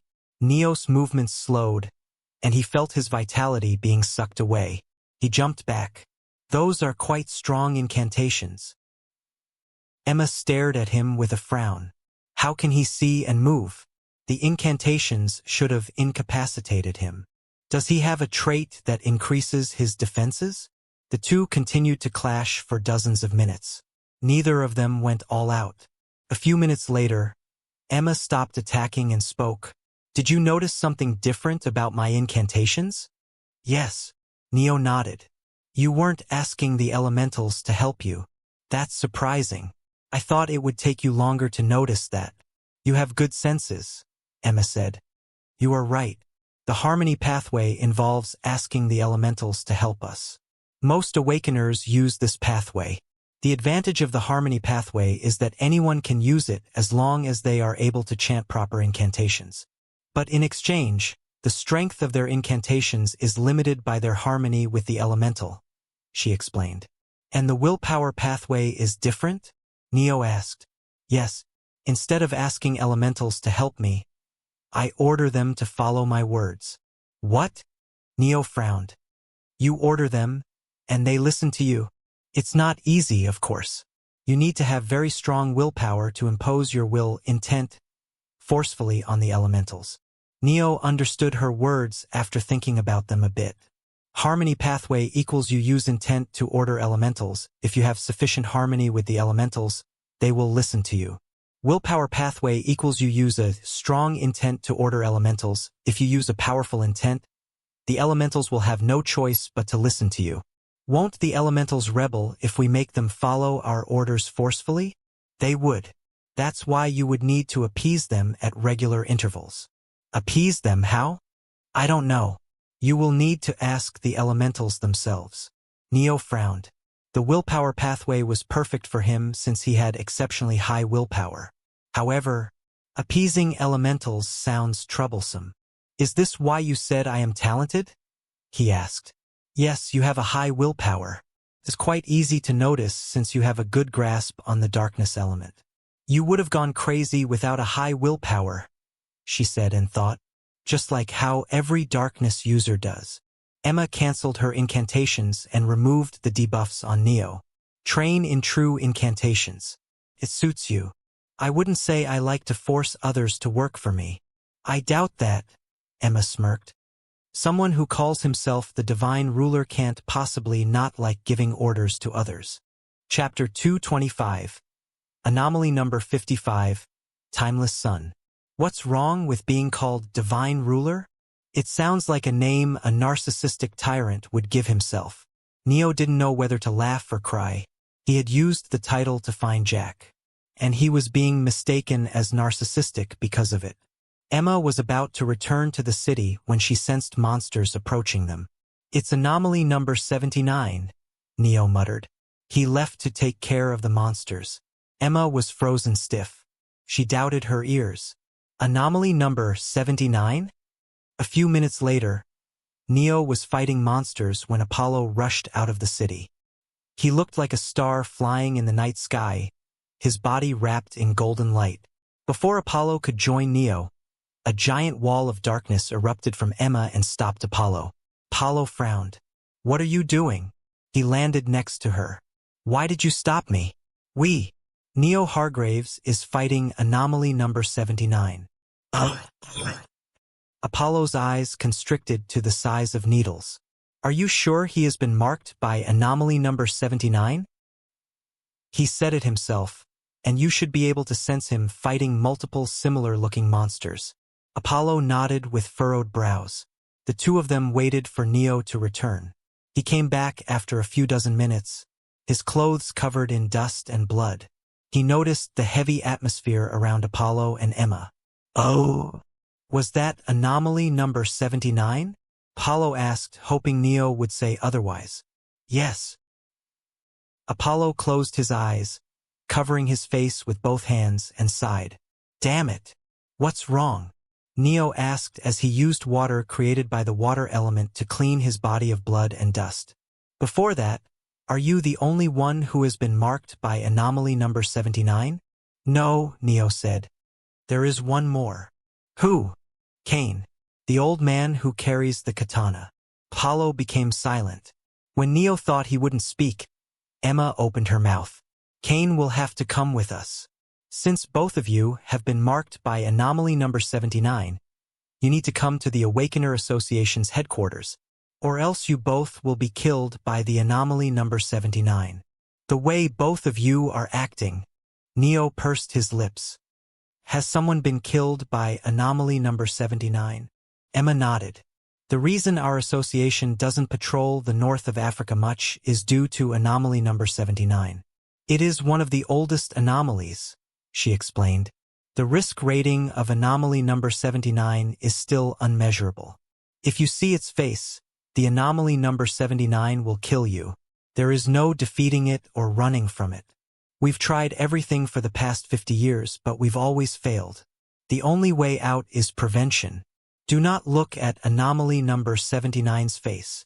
Her tone became somber as she added, Benjamin, true name Uranus, the first and the strongest S-ranker, went on an expedition with other high-ranking members of the association. The expedition's goal was to eliminate anomaly number 79. Do you know what happened to the expedition? She asked. Her tone and expression answered plenty. Neo's lips parted. They were defeated? Annihilated. Our association lost its leader, Uranus, and 30% of its high-ranking members.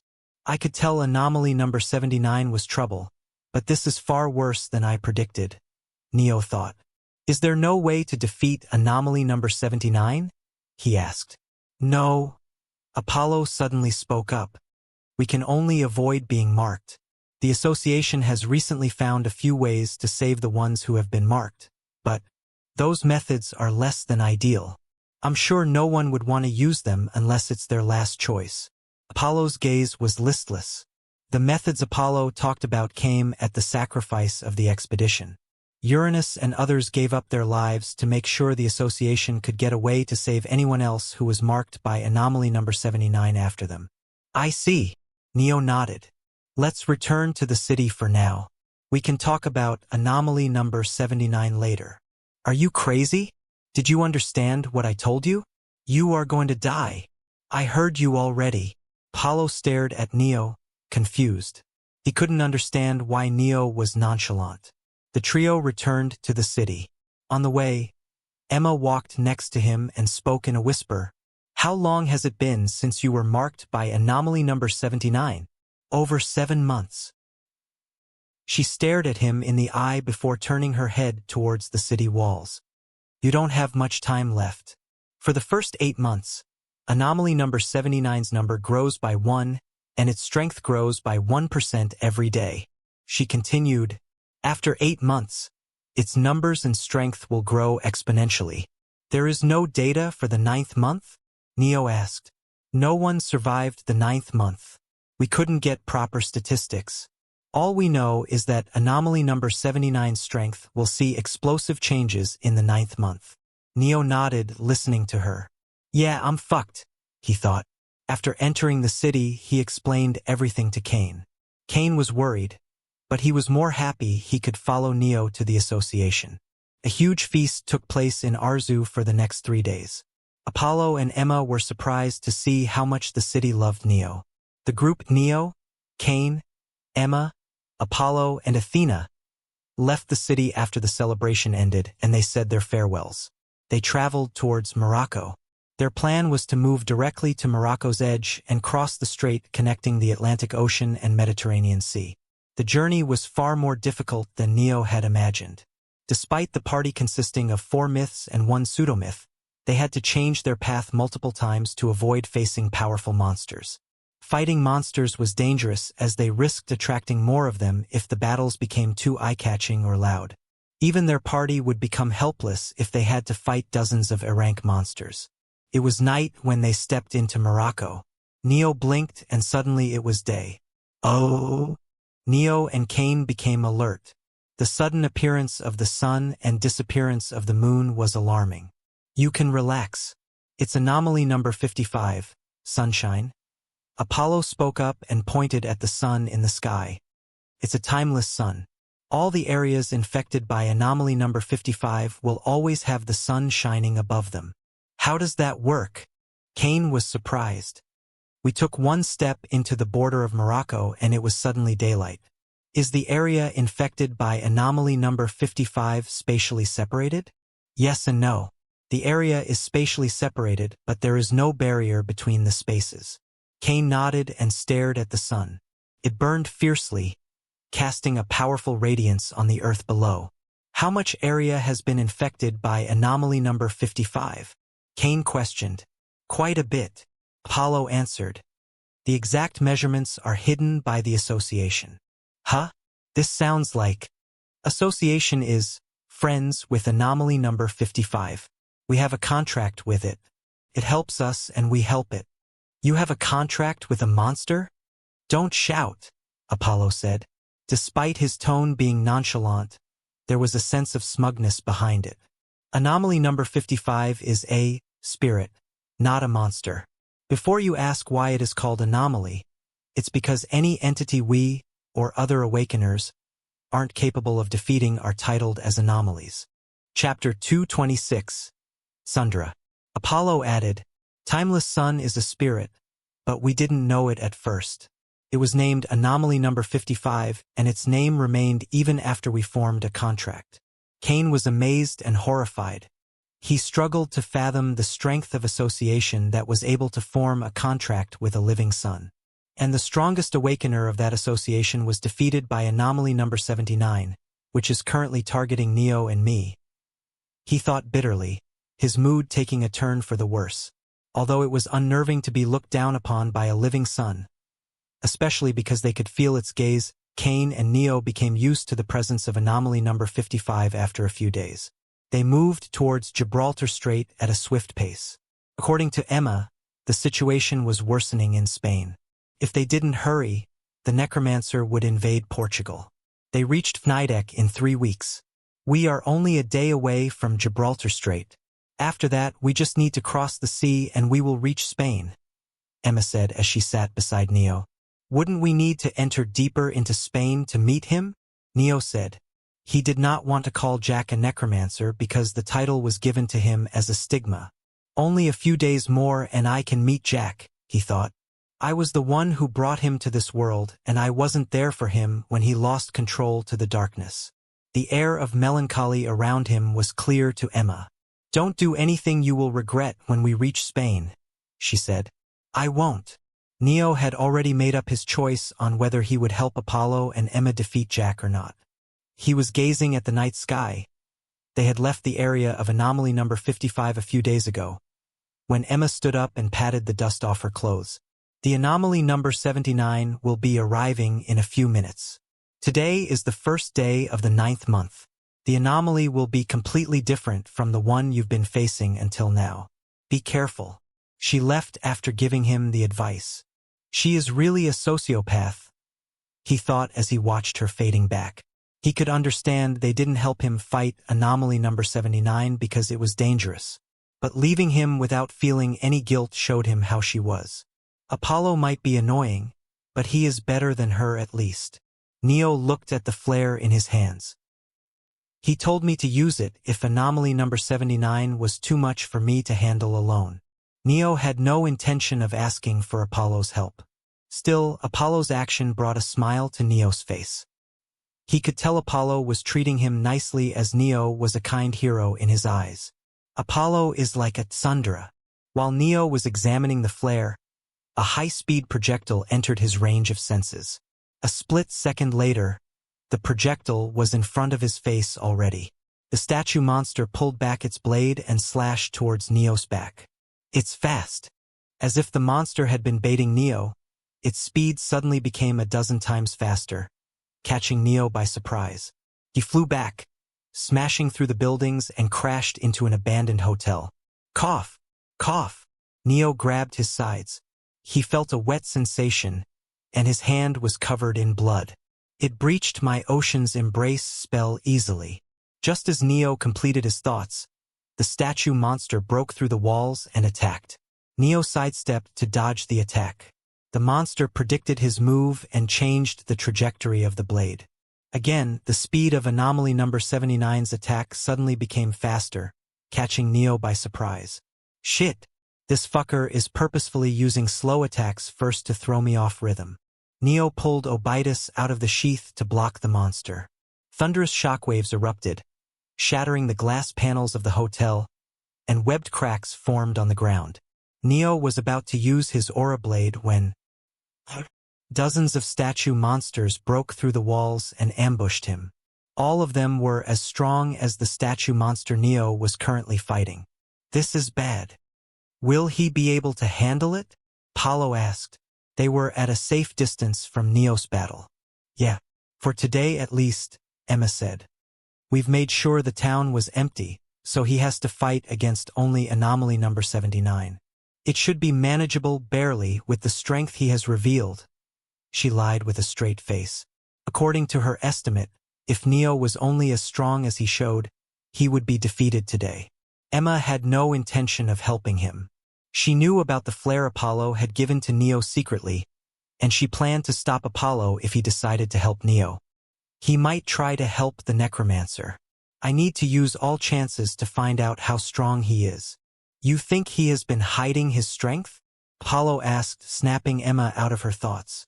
I'm not sure, but he is too normal for someone who took down an anomaly, Emma said. There is nothing noteworthy about him except his mastery of darkness. I hope he is okay, Apollo said. Despite being out of visible range, he could sense Neo's position. Neo was having a hard time. Just then, a groan sounded behind Apollo. He turned around and looked at Kane, who was unconscious but writhing on the ground.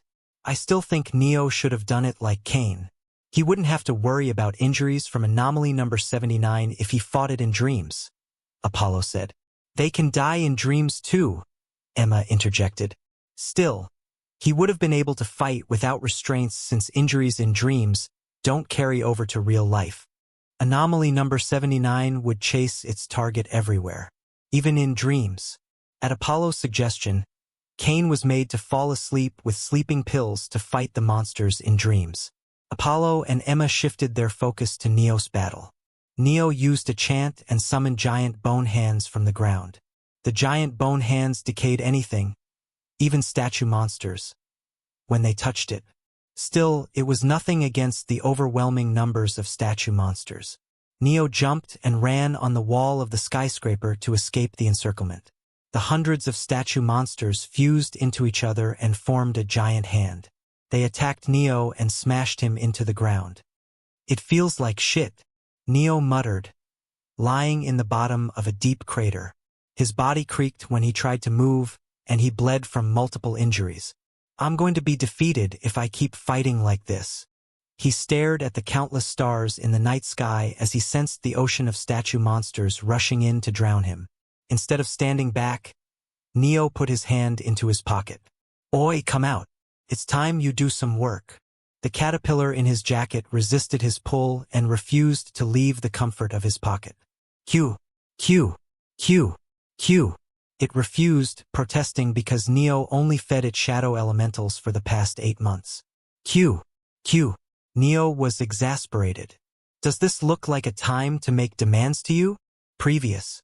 Chapter 227. Devouring their time. "Ooh. Fine." Neo clicked his tongue with annoyance. "I'll give you 1 vial of pure divine energy elixir later. Happy?" As soon as he said that, the caterpillar rolled out of his pocket.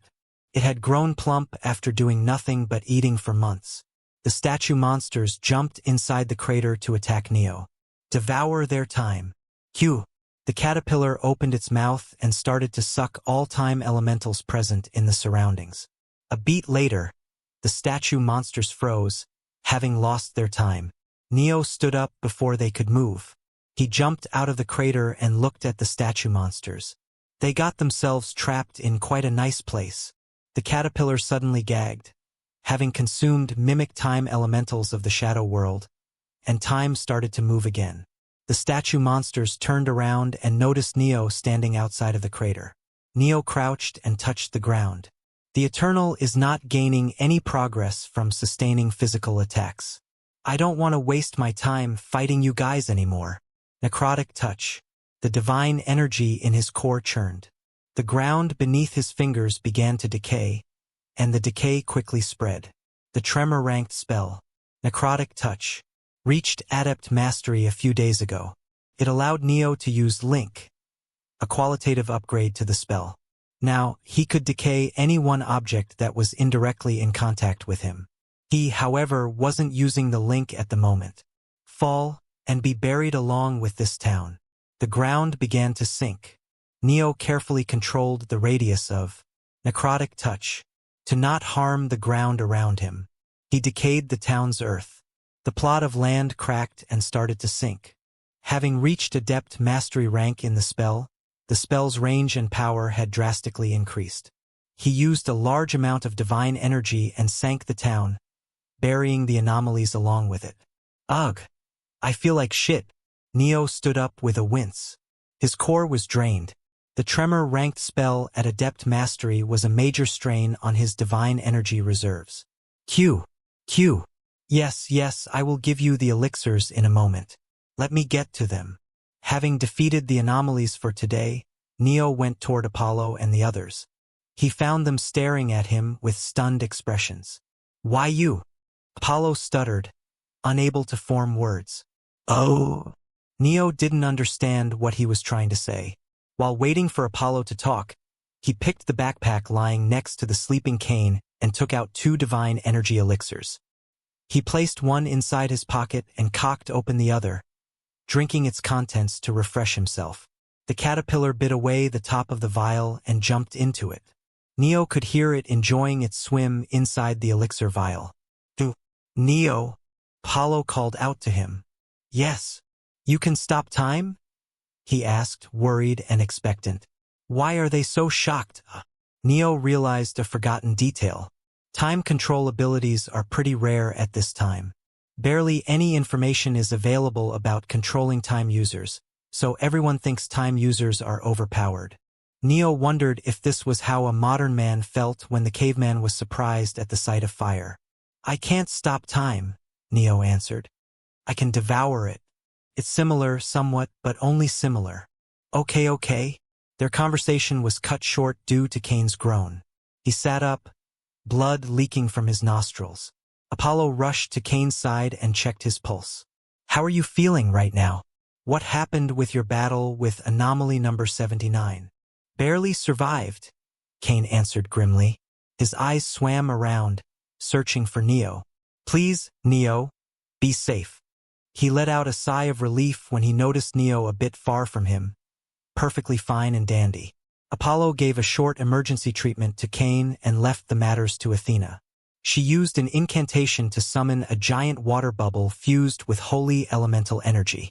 It purified Cain and lightened his mental stress caused by the battle inside his dreams. Although Cain was physically fine, his spirit had suffered a great deal of damage due to anomaly number 79's invasion. He needed a few days' rest before he could fight again. He won't survive tomorrow's attack, Emma said. Nix. Emma. Fine, Emma. Apollo spoke through clenched teeth. There is no need to say he will die tomorrow. That's the truth, though. We haven't reached Spain yet, let alone returned to the association headquarters. How is he going to hold out until then if he was almost defeated on the first day? He can survive if what? Are you going to help him? Apollo's mouth clamped shut. He couldn't think of a retort. Cain sat on the side with his head lowered. Until yesterday, anomaly number 79 didn't look dangerous to him. Today, though, I will die tomorrow. I can't win against anomaly number 79, he thought. He raised his head and stared at the shining stars. There was no despair in Cain's eyes. It's fine if I die. I've lived long enough. But Cain shifted his gaze and stared at Neo, finding him looking back at him. I need to repay Neo at least. He has given me so much. Dying with a debt. I don't want to go out like this. His thoughts churned. The technique still needs a few weeks to complete. But if I only focus on the main points, I should be able to finish it today. As for the minor details, Neo will have to figure them out himself. Cain had been creating a new technique for Neo for the past weeks. Unlike the other 7 techniques of his, he didn't create this on a whim. Of course, his 7 sword techniques were powerful even though he took only a few moments to create them. Creating a technique suited to Neo was challenging. Cain would have loved more time, but it didn't seem possible. I'll take care of it. Neo's voice cut through Cain's despondent thoughts. There is no need to make Cain sleep from tomorrow. I'll fight the anomalies alone that come to kill us. Cain blinked. It took him a few seconds to understand the meaning of Neo's words. Before Cain could complain and convince Neo otherwise, Neo spoke. I'm not doing this to help you. My skill trait grants me resistance against all types of damage. To train the trait, I need to get hit by different kinds of forces. I'm going to fight anomaly number 79 alone to level up my trait. It's not to help you. I'm doing this for myself. Neo spoke again as if to assert his words. Cain lowered his head, hiding his face behind his sleeves. He wiped the tears and looked at Neo while trying his best to give a teasing grin. Sure, if you say so. Neo made an annoyed look. He didn't hate being thanked, but something about Cain's expression ticked him off. He left before Apollo joined Cain's parade. After Neo left, Apollo patted Cain's back. Don't worry, he will manage. Chapter 228. A plan to defeat Jack. Weren't you saying he would find it difficult to win today's battle? Why are you suddenly saying he can fight the anomaly on my behalf? Well, because I misjudged his strength. Severely. Oh. Let me tell you what happened while you were fighting the anomaly number 79. Vila Real de Santo Antonio, Portuga, Memory Shadow World. Not yet. Emma's clone tried to maintain the barrier, but it turned out to be futile. The sea of bones swallowed the clone and shattered the barrier. The clone, moments away from being crushed under the weight of the bone sea, self-destructed. A brilliant surge of crimson light erupted beneath the grotesque sea of bones. The creaking silence was shattered with a deafening roar. Shock waves rippled outwards. Bones rattled and shifted, some melting while others turned to dust. Nevertheless, only a small portion of the bone sea was destroyed. The endless sea moved and filled the gap created by the explosion. Cities away, a towering mass of bones and flesh stood motionless. The towering mass looked like the silhouette of a grim reaper beneath the dark clouds. It suddenly moved, digesting the memories of Emma's clone. Stronger, enemies, food, coming.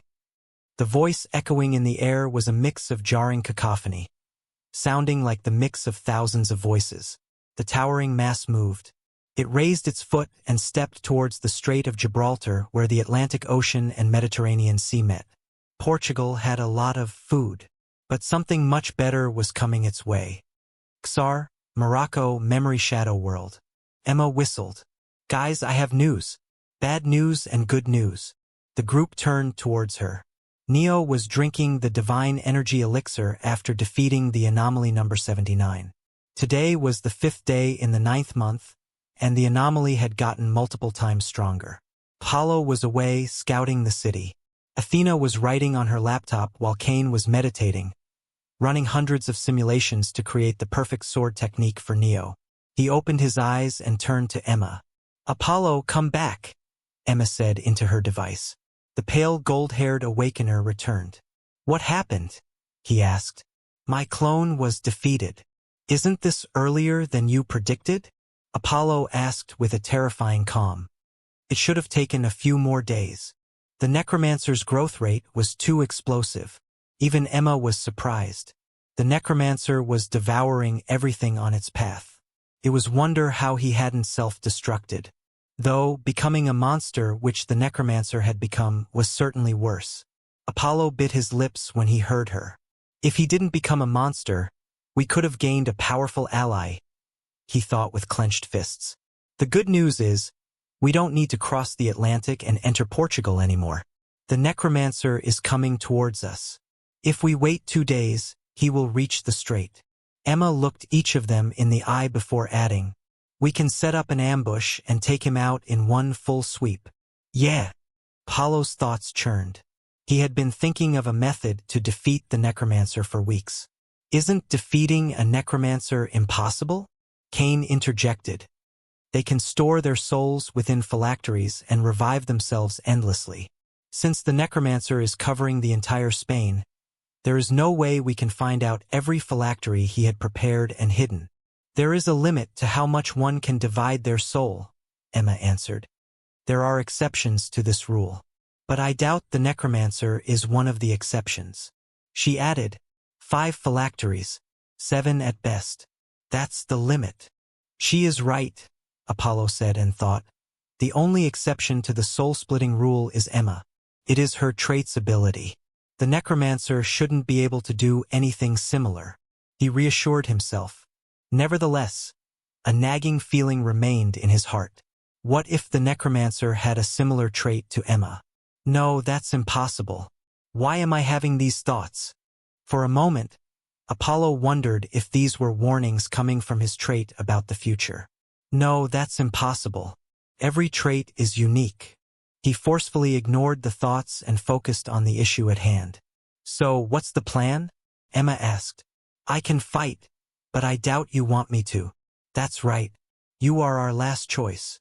Cain frowned, unable to understand Apollo's choice of words. Apollo noticed his confusion. Emma and the necromancer are both dark element users. If they clash, their residual energies will corrupt the land. Spain will become barren for years, decades, if the necromancer is strong enough to force Emma to use her full strength. He took a breath and continued, I'll summon sunshine. Sunshine's holy light will weaken the necromancer and the monsters greatly. What after that? Emma questioned. Don't tell me you are planning to attack with sunshine. We aren't here to pulverize the place. I'll weaken the necromancer as much as possible and hold him down with sunshine. It will buy enough time for Athena. She can prepare her strongest attack and defeat the necromancer with one shot, Apollo explained. What about the phylactery? Sunshine can use Holy Wave to take care of it. Not a bad plan. It's simple and direct. Emma held her chin, deep in thought. Apollo turned to the group. The plan is good. However, the fact remains that if I summon sunshine above Spain, the place will be permanently affected by the spirit. Isn't that a good thing? Cain asked. If the spirit can radiate holy light passively, it will purify the dark energies that have corrupted Spain. Not everyone will think the same. People wouldn't like to live underneath a living sun. It's like having a nuclear warhead dangling above you at all times. Yeah, I would also be worried if I had to live in those conditions. Cain nodded. That's normal. After explaining his plan, Apollo drew the battle strategy on the ground with a stick. Aren't we and Neo going to help? You won't participate in this battle. This is the job of the association. We can't ask for your help. Besides, you two are already busy with anomaly number 79. Cain nodded with a downcast expression. He had been doing nothing. Even the technique was yet to be completed since he wanted to create something that would become Neo's trump card. Let's do a vote. Should we fight with sunshine or not? Apollo said. I'm in, Emma pitched. No, Athena said and didn't elaborate any further. Apollo didn't ask why she said so. If she wanted to explain, she would have done it already. It was no use hounding Athena for an answer. What about you two? He stared at Neo and Cain. Cain turned to Neo, his face saying he would choose whatever Neo said. I have a different proposal. I see. Apollo wasn't surprised. Neo had been silent since the start. It was clear he had a different plan. Let me take care of the necromancer. Alone? Yes. Rejected. Why? You aren't strong enough. Apollo looked at Neo with a firm gaze. It was clear he wasn't going to take no for an answer. Emma's gaze became cold. Is he planning to help the necromancer? She thought. She tightened her fist, making the bones pop. Neo, I've warned you already. I will kill you if you make the wrong choice. Chapter 229. Apollo and Athena v/S Jack. Her gaze made Neo's skin prickle. It's a good thing I've been acting friendly with him. If he is going to help the necromancer, he would expect us to stop him, but his guard against me will be the lowest. He wouldn't expect me to attack him. Her thoughts were cut off when Neo opened his mouth. Fine, how about we do this? You can use sunshine. If you aren't able to defeat the necromancer with the first attack, you will let me fight him instead of Emma. Apollo thought about his words. Okay, Apollo said and thought. It shouldn't matter since Athena can take care of the necromancer with one attack. Are you sure about this? Emma spoke, making it clear she was against the decision. Yes. Emma shook her head inwardly. Apollo was being lenient on Neo, probably because Neo looked like a hero to him. The group hammered out the minor details of the plan for the next 2 days. Apollo and Athena mainly meditated to make sure they were in perfect condition for the battle. Nyx patrolled the place and took care of surrounding monsters. She cleared the area to make sure they weren't surrounded by monsters when they started fighting the necromancer. Neo trained with the 7 sword techniques of Cain. Time passed like a blur. The necromancer is here, Apollo muttered. They could sense a dark presence approaching through the sea. The sky darkened, and the sea boiled. A towering mass of darkness and bones appeared on the horizon. It walked through the sea. The necromancer's steps sent waves of dark energy pulsating through the surroundings. Soon, it appeared fully, revealing its giant size, and the sea of bones moving around it became visible. Mist rose from the sea, and it began to turn black.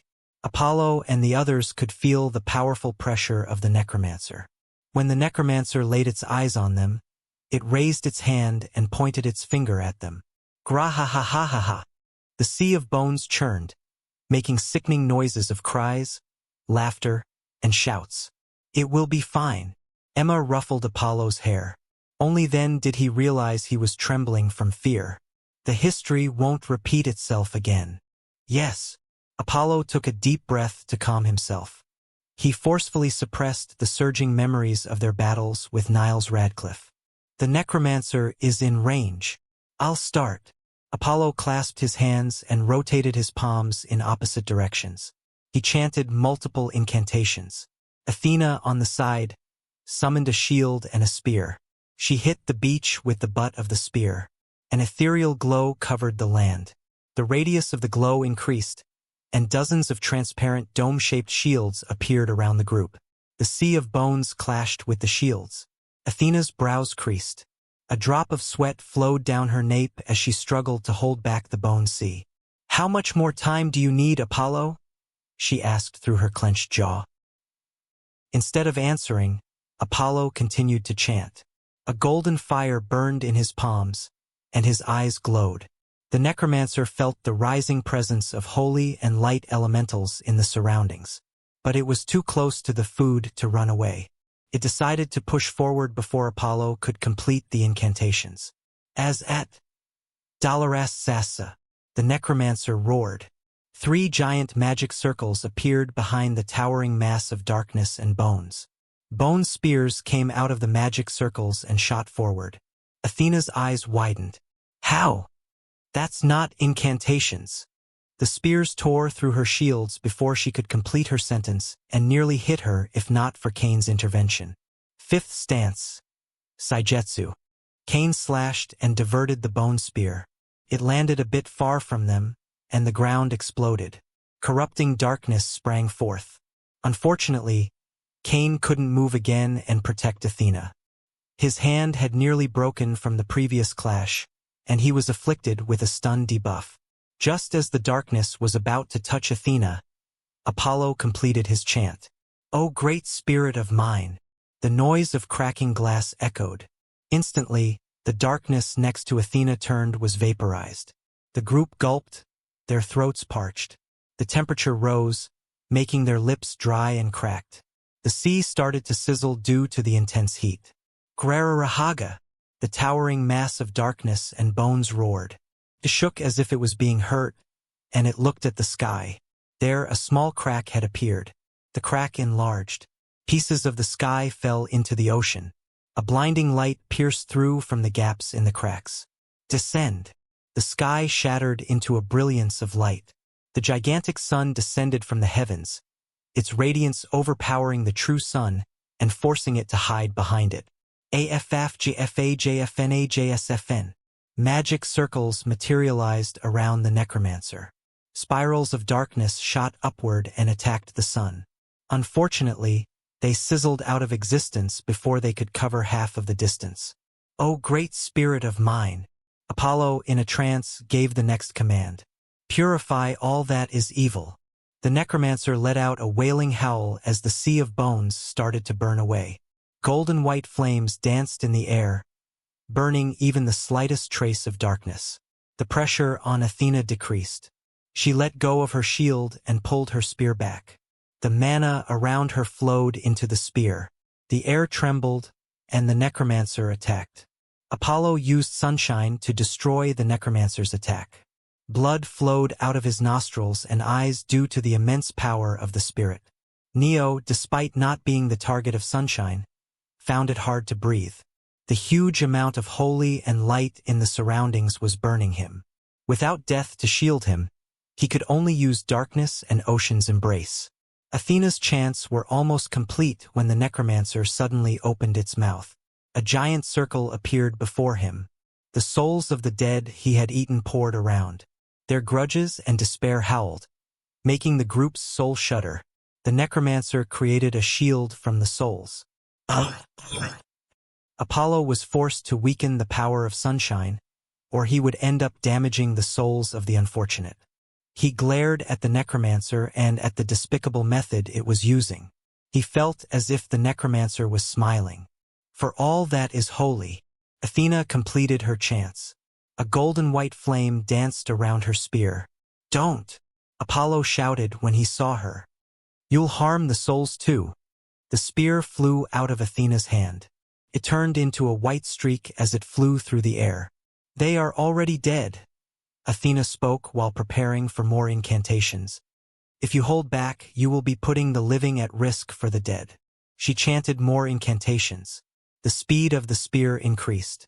It broke through the sonic barriers and shattered the shield of souls protecting the necromancer. The necromancer roared as the attack landed on its body. A beat later, The spear exploded, turning into a giant pillar of light that swallowed its massive body. Apollo! This isn't the time to be sentimental. Apollo's expression worsened when he heard Athena. Against his wishes, he increased the output of sunshine to kill the necromancer. Chapter 230 Meeting Jack. The pillar of light fed on the holy light of sunshine and it grew hotter. Its temperature increased to the limit before it exploded, turning the sea into mist and pulverizing everything around it. The shockwaves hit the group on the beach. The mist, along with a slight dribble of rain and small bones, followed. It ended. Apollo spoke, heaving. He sensed the necromancer's presence disappear. Yes, this went better than I expected, Athena said. Her eyes dropped from exhaustion. I'll deal with the phylactery now. Apollo increased his synchronization with sunshine. Cracks appeared on his skin, and his eyes became hazy. His senses merged with sunshine, and he could feel everything the spirit could. He used the spirit to locate the areas with a sudden surge of darkness. Those places would be where the necromancer had placed its phylactery. The surge of darkness and death around the phylactery after a necromancer's, or a lich's, death was a natural phenomenon. Unfortunately, the surge was minute, and phylacteries would normally be placed far from each other. A normal awakener wouldn't be able to use the window of opportunity to locate the phylactery due to their limited range. Sunshine solved the problem for Apollo. I found the phylacteries. There are. Why did you go silent? Athena questioned. How many phylacteries are there? And what is their location? The phylacteries are around us. How many? All of them. Oh? Every piece of bone around us is a phylactery. Darkness erupted from the small pieces of bones. It jumped into the sky, flowing and merging at the center of the sea. Athena stared at the scene with grim eyes. She had used a large portion of her mana for the last attack. Even if she wanted, she couldn't use another attack at the moment. Apollo forced his tired body to move and raised his hand, pointing his palm towards the giant orb of darkness. "O great spirit of mine!" Apollo's heart pumped blood furiously through his veins. He could feel it. His heart was about to burst due to the huge amount of stress. His skin and veins ruptured, but he forced himself to continue the chanting. "Burn! Stop!" Neo placed his hand over Apollo's shoulder. "You will kill yourself. I can handle this much." "You can't," Neo said, seeing the death covering Apollo, ready to pull him into her embrace. "Remember the plan. You failed your first attack. Now it's my turn." Neo patted Apollo's shoulder once and stepped towards the sea. He used his water affinity to walk over the water. "You can't defeat him either. Stop this madness, Neo." Before Apollo could complete his sentence, Emma placed her hand over his head. He turned to her and saw her shaking her head. "Don't stop him. It's his choice." But you said he knew the necromancer. He is his friend." "Yes, that's why he has to be the one to put this thing to an end." Apollo was trying to protect Neo. He didn't want Neo to stain his hands with his friend's blood. He bit his lips while drowning in regret. Finally, Emma thought as she watched Neo approach the orb of darkness. It would have been dangerous if he remained here. Unknown to Apollo and Athena, Neo had been ready to attack them if the necromancer's life was in danger. Emma was surprised when she sensed his bloodlust. She, however, couldn't attack Neo as she risked disturbing Athena and Apollo while they were fighting the necromancer, and Neo was too close to them. There was a chance Emma wouldn't be able to protect them in time if Neo attacked. "I can take him out and the necromancer together from this place." Unknown to Emma, Neo knew what she was thinking.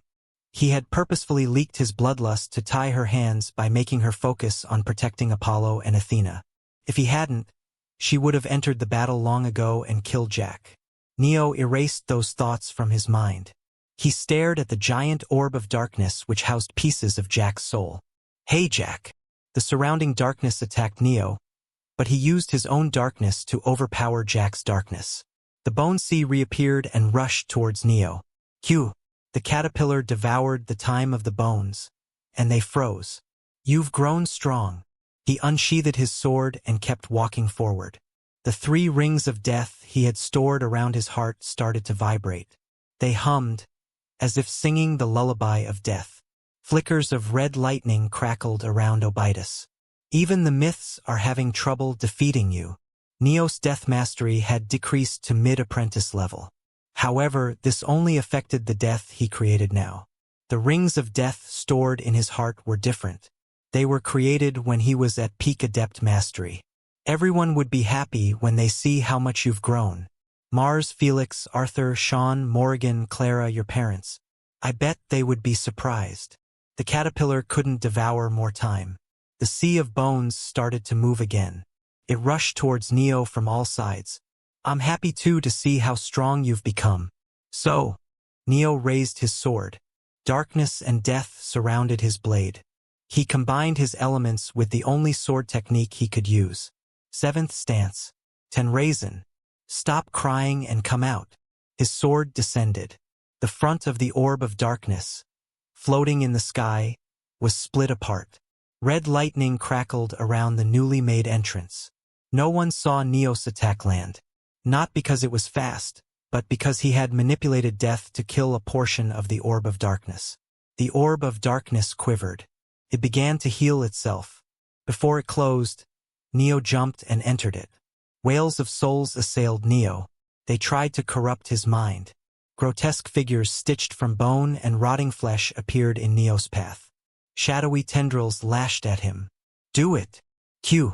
The caterpillar, sitting on his shoulder, devoured their time, allowing Neo a smooth passage ahead. At the center, Neo found Jack. His bones and flesh were visible. Half of his face was melted. His limbs were tied by a mass of flesh, and he let out feral growls. There is no way I can talk to you like this, Neo muttered. Let's go somewhere more private. He placed his hand over Jack's head and used his second trait. Mind invasion. Neo's gaze became vacant, and he woke up inside Jack's soul space. The dark void was filled with distorted souls. Countless voices entered into Neo's head. URHS Fryindo UKL LEGUSDIEDIEDIUEL NEVIARF4GIVOU. Neo ignored the voices. He closed his eyes and spread out his senses to find Jack. Chapter 231. Choosing the Path of No Regrets. He opened his eyes when he located Jack. Jack was far from him. Thousands of vengeful souls flew in circles around him. The souls pounced on Neo when he approached the area. Go died. Die. Die. Monsters like you two should not live. Why did I die? You should be the one to die. Kill yourself. You are disgusting. You do not deserve to live. The souls could do nothing but shout. They were not harmful to Neo. He stopped before Jack, who was crouching on the ground, holding his knees with his back facing Neo.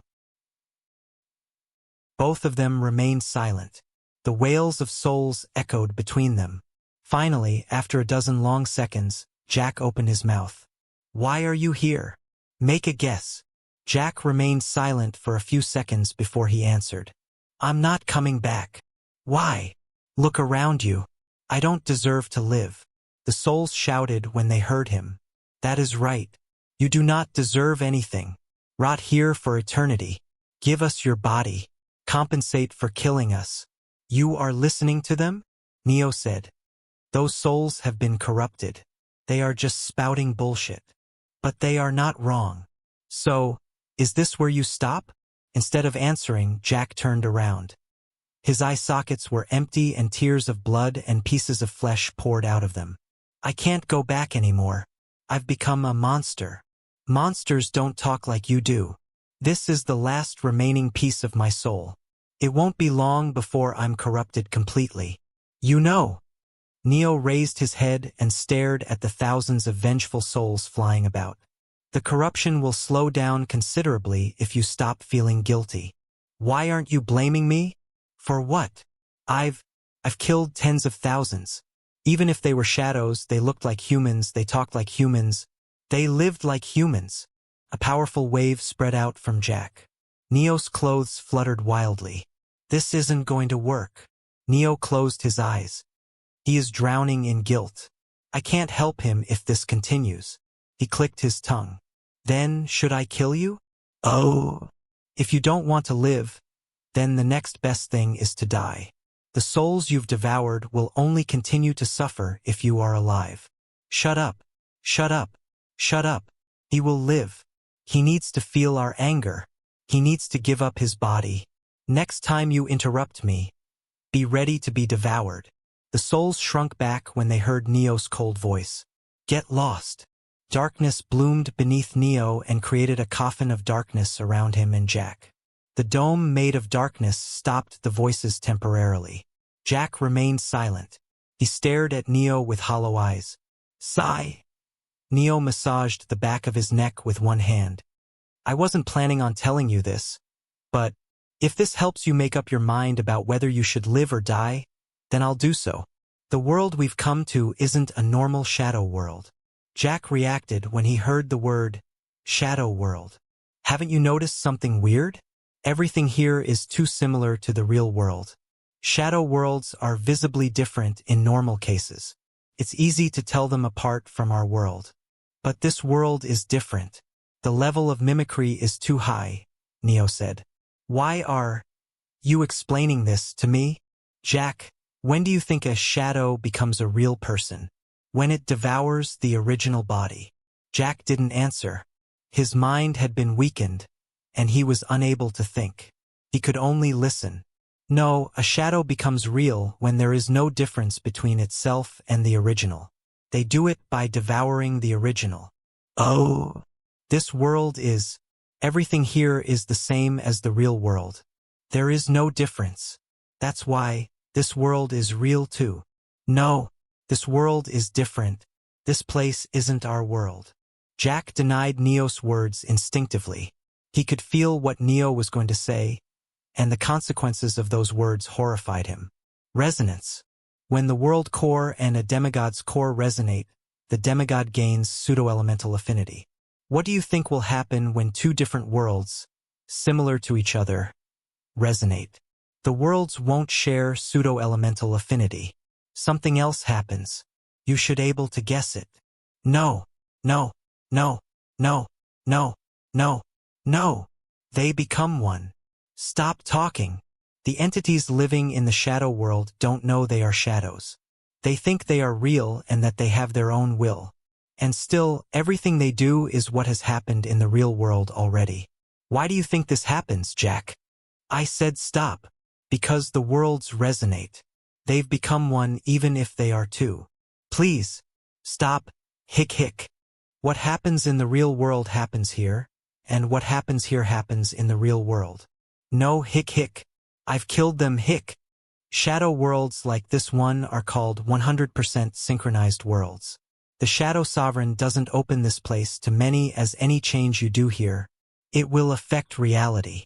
Neo continued mercilessly. You've killed thousands of real people, not shadows. Jack's nails dug into his skin as he held his head. He shouted. He cried. He banged his head against the ground. Watching his pain and suffering, Neo's blessing nodded. The blessing told Neo it was right for a sinner, especially one who tormented the dead, to suffer. My mastery of death is returning, Neo noticed. Impartiality. As if teaching him this was how he should behave, Neo's bloodline began to return his death to him. Don't make me laugh. This isn't my death. Impartial death belongs to my father. It was never mine. That was why you could take it back when I refused to follow your teachings. Neo's blessing realized something was wrong. He ignored its confusion and crouched, staring into Jack's eyes. Should I kill you? Yes, do it. Kill me, please. I beg. Got it. But first, Neo canceled his coffin of darkness. The wails of vengeful souls returned. Jack shuddered. His breath hitched, and he curled, as if trying to hide. Neo opened his palm and he began to devour the souls. They tried to escape, but it was futile. What are you doing? Jack raised his head and looked at Neo with wide eyes. He suddenly broke into a sprint and pushed Neo down before he could devour more souls. Don't. Why are you taking my sins? Because you are my friend. Neo's mastery of death began to fall. Why does it matter? If you devour these souls, you will be taking the negative karma I've accumulated. It's fine. His control over death was disappearing. Still, he spoke with a calm voice. The least I can do for a friend is make sure he doesn't get sent to hell. I'll kill you, because you want that.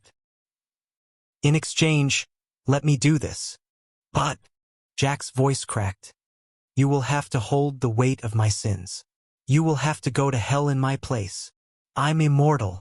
I won't be sent to hell if I won't die. Neo let out a small smile. This is wrong. It is. You will regret making a choice like this. I won't. Chapter 232. Choosing the path of no regrets. 2.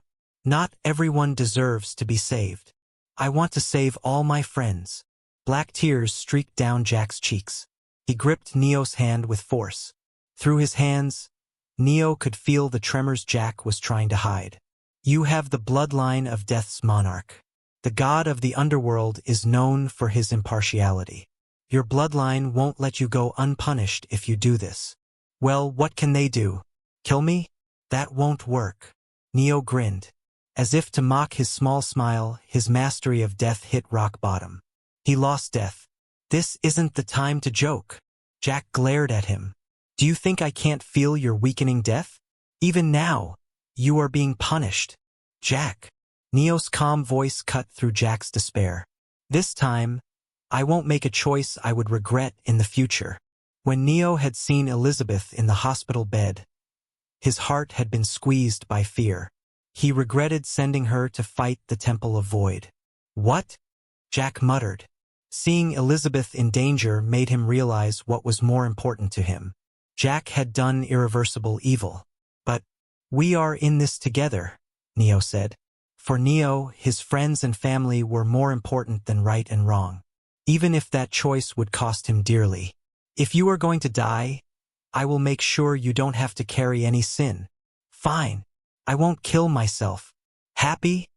Jack stood up and glared at Neo. What do you even get out of blackmailing me out of suicide? It won't solve anything.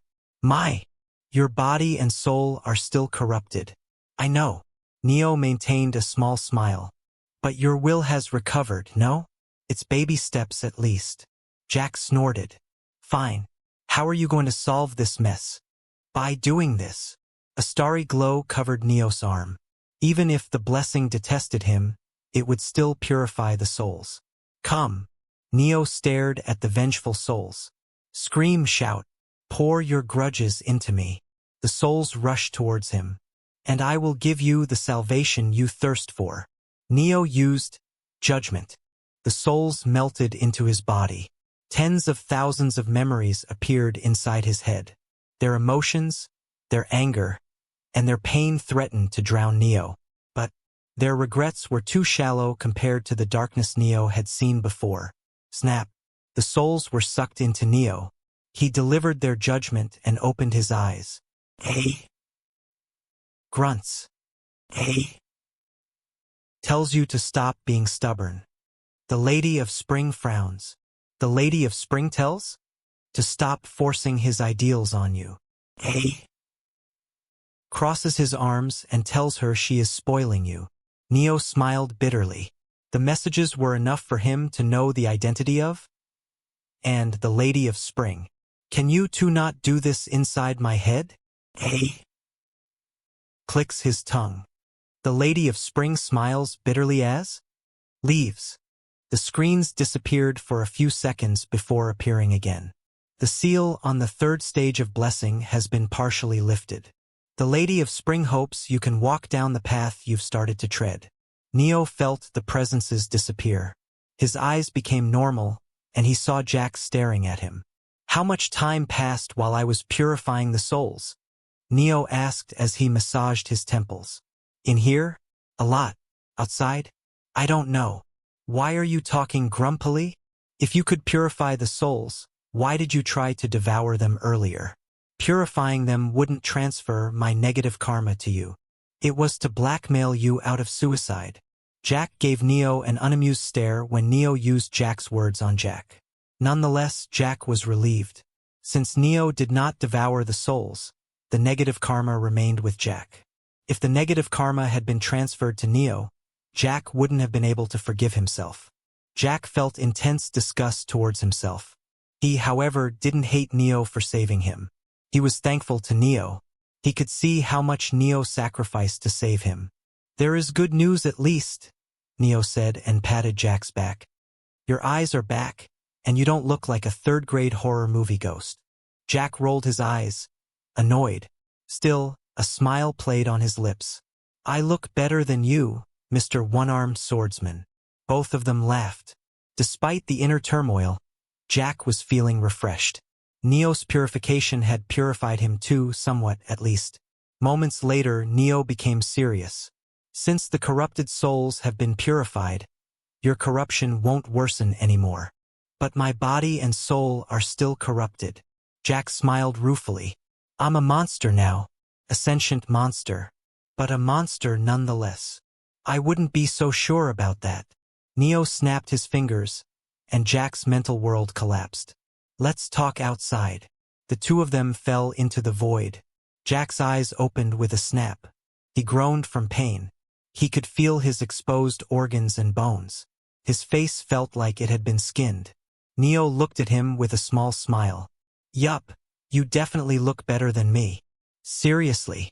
Jack sighed. He had not known what was happening outside while his body was being controlled by the vengeful spirits. His appearance was beyond horrible. Worse, Neo hadn't passed the chance to take the jab. Before Jack could say something, Neo bit off the pinky finger of his hand and threw it toward Jack. "What are you doing?" "Devour it." "What?" "My flesh can stop the progress of darkness corruption. Since I purified the souls and stopped the corruption already, the flesh should now, theoretically, reverse the remaining corruption." There was a high chance Neo was wrong. However, this was the only method he could think of. The blood in the finger should increase the chances of reversing the corruption. "Go on. Devour it." "Why the fuck are you staring at me and not devouring it?" "Thank you." "Yeah, that's right. Be thankful." Neo was about to say, "bitch," until he realized he was talking like his brother. He closed his mouth. Jack chuckled, knowing why Neo stopped. Chapter 233, Lost Death. "All right, but devouring human flesh is a bit too late to cry about it," Neo said. "Both of us are going to hell either way." "Yeah." Jack was unconvinced. Nevertheless, he relented under Neo's intense gaze. He convinced himself that devouring the finger with darkness was not earing it and used darkness. An intense power surged within Jack's core. He felt something bubble inside him. The new power started to devour the corruption. Neo, on the side, stared at Jack's transformation. "Seems like my guess was true." He was relieved. While Jack was being purified, Neo checked his status. He wanted to see how much his abilities were affected by losing death. Neo Hargraves. Rank: Grade 5 Mythic. Divine Energy Purity. Grade 2 Mythic. Stats: Affinity, Magic Spell, Necrotic Touch, Ocean's Embrace, Essence Breath, Rewind Enchantment, Black Dawn of Despair. Incantations. Trait: Quest. He noticed the new addition of the tremor-ranked spell, Black Dawn of Despair, at a glance. The spell, although tremor-ranked, took only a few months to learn. It was thanks to Neo's high mastery in the darkness element. Let's check the main thing. Death. Mastery, Adept, Peak. Sealed, None. Concept Progress, 80%. Not even Apprentice rank mastery. His mastery was none. He tried to control and create death. Nothing happened. It was as if he was trying to move the third arm he never had. This is weird. Neo could feel the 2 rings of death around his heart. The third one was used to attack Jack, leaving these 2 behind. "I can control this death." The rings of death hummed under his control. "I guess I can't control or create new death, but I can manipulate what I created already." It was a stroke of luck he had some death elementals left under his control. Back when he was creating these rings, he never expected this to happen. 2 rings. 2 attacks. Neo shook his head. It was barely anything. Darkness. Mastery. Adept. Peak. Concept progress. 40%. The concept progress increased from 20% to 40%. Neo's brows creased. He was sure the concept progress was only 20% before he fought Jack. Helping Jack increased the concept's progress. Neo had no idea what the concept was. He struggled to understand how helping Jack was linked to his concept. Let's check other things. Time. Mastery. Apprentice. Peak. The mastery reached peak. Neo shifted his gaze to other sections. Necrotic touch. Element. Death. Rank tremor. Mastery. Adept lowest. Sealed. None. The spell got fucked too. Oh death. Be my hands. Crush my enemies. Element. Death. Harmony. Peak sealed. None. Oh death. Be my blade. Element. Death. Harmony. Peak sealed. None. Neo clicked his tongue. Well, I can use the willpower pathway for death element incantations. Eternal, grade 5 mythic. Progress. 20%, 34%. Effect. Become ageless and gain resistance against status ailments. Plus 10%. Mind invasion, grade 5 awakened. Progress. 50%, 96%. Effect. Allow you to enter the mind of your targets, look into their memories, and converse with their inner self. The trait's progress was as Neo expected. Eternal's progress increased when he was receiving different types of damage. The harsh conditions inside Jack's soul space, the mental attacks of thousands of vengeful souls and darkness, boosted Eternal by a huge margin. Mind invasion is about to rank up and reach grade 4. By Neo's calculation, the trait would rank up in 4 days to 2 weeks. I guess this counts as good news. Neo smiled ruefully. He knew his situation better than anyone else. Death's loss affected his damage-dealing ability. If not for Kane's sword stances and willpower pathway incantations, Neo would have lost all of his damage-dealing techniques. Look at the bright side. It was high time I focused on other elements. My current situation will give me a great boost of motivation. The Age of Gods was merciless. If he didn't find a way to recover his strength and go further beyond, he wouldn't know which monster or anomaly killed him. It's been quite a while since I felt weak. Despite his complaints, Neo did not feel a shred of regret. He felt liberated. Neo closed his status screen and stared at Jack. His body was healing. The power of darkness that had been scattered around was fusing back into Jack. Suddenly, Neo felt a tug within him. His blessing called out to him. Oh, I thought you were angry with me? The blessing ignored him and shook its head at the same time. Seeing it do 2 different actions confused Neo. It's almost like it's not one blessing, but 2 different blessings. Neo's brows shot up. 2 different blessings? Neo recalled the time when he visited the Underworld for the first time, and his blessing had yet to be sealed. Back then, the blessing healed his injuries. No way. Why can the blessing of the god of death heal injuries? Neo, suppressing the surging emotions, activated the 3rd stage of the blessing he had unlocked partially. The power, refreshing, yet sharp, coursed within his body. It had always been there, just asleep. The power flowed towards the injuries on his body. Neo felt it. As soon as he fused his divine energy with the power, his injuries would heal. He would regenerate the lost finger and the shoulder. What in the bloody fuck? The sheer absurdity of the situation gave Neo a pause.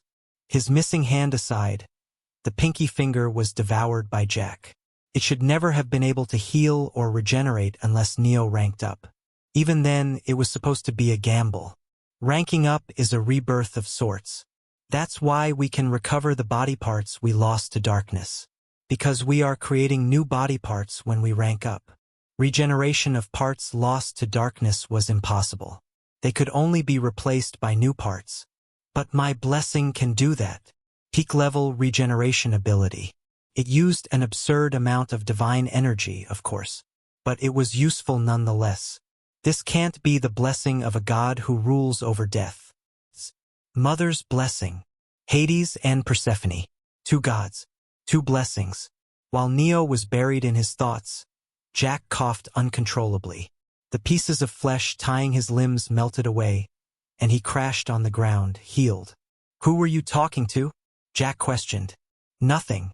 Just wondering about some things," Neo answered as he helped Jack stand. "Thank you," Jack said. "I'll open this place." Jack controlled the orb of darkness they were inside. He stopped just as he was about to open it. "What happened? What about your friends? Will they attack us?" Jack asked as he stood with his hand over Neo's shoulder and used Neo's support. "You can sense them?" "Yeah, 2 holy and light element users and 1 darkness element user. The darkness element user seems ready to attack us." "Don't worry about it. I'll talk with them." "You sure they will listen?"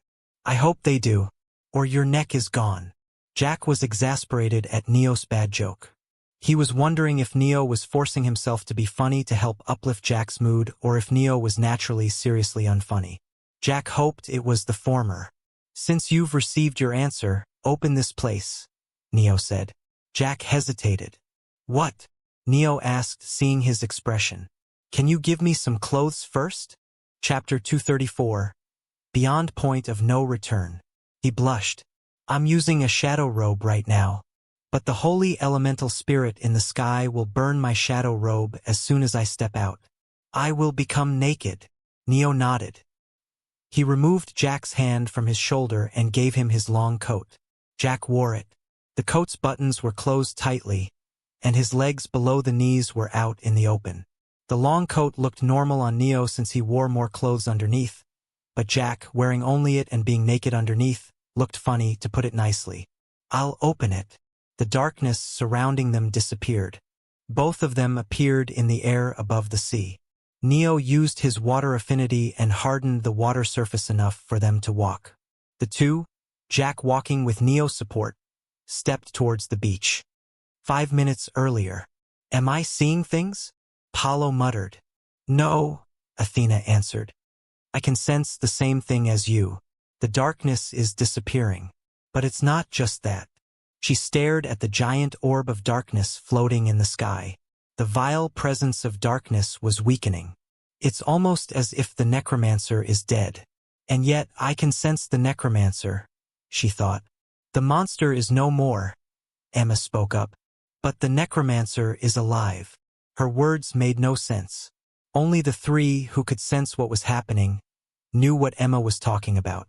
A few minutes later, the orb of darkness opened. Neo and another person appeared from inside it. Apollo and the others' faces hardened.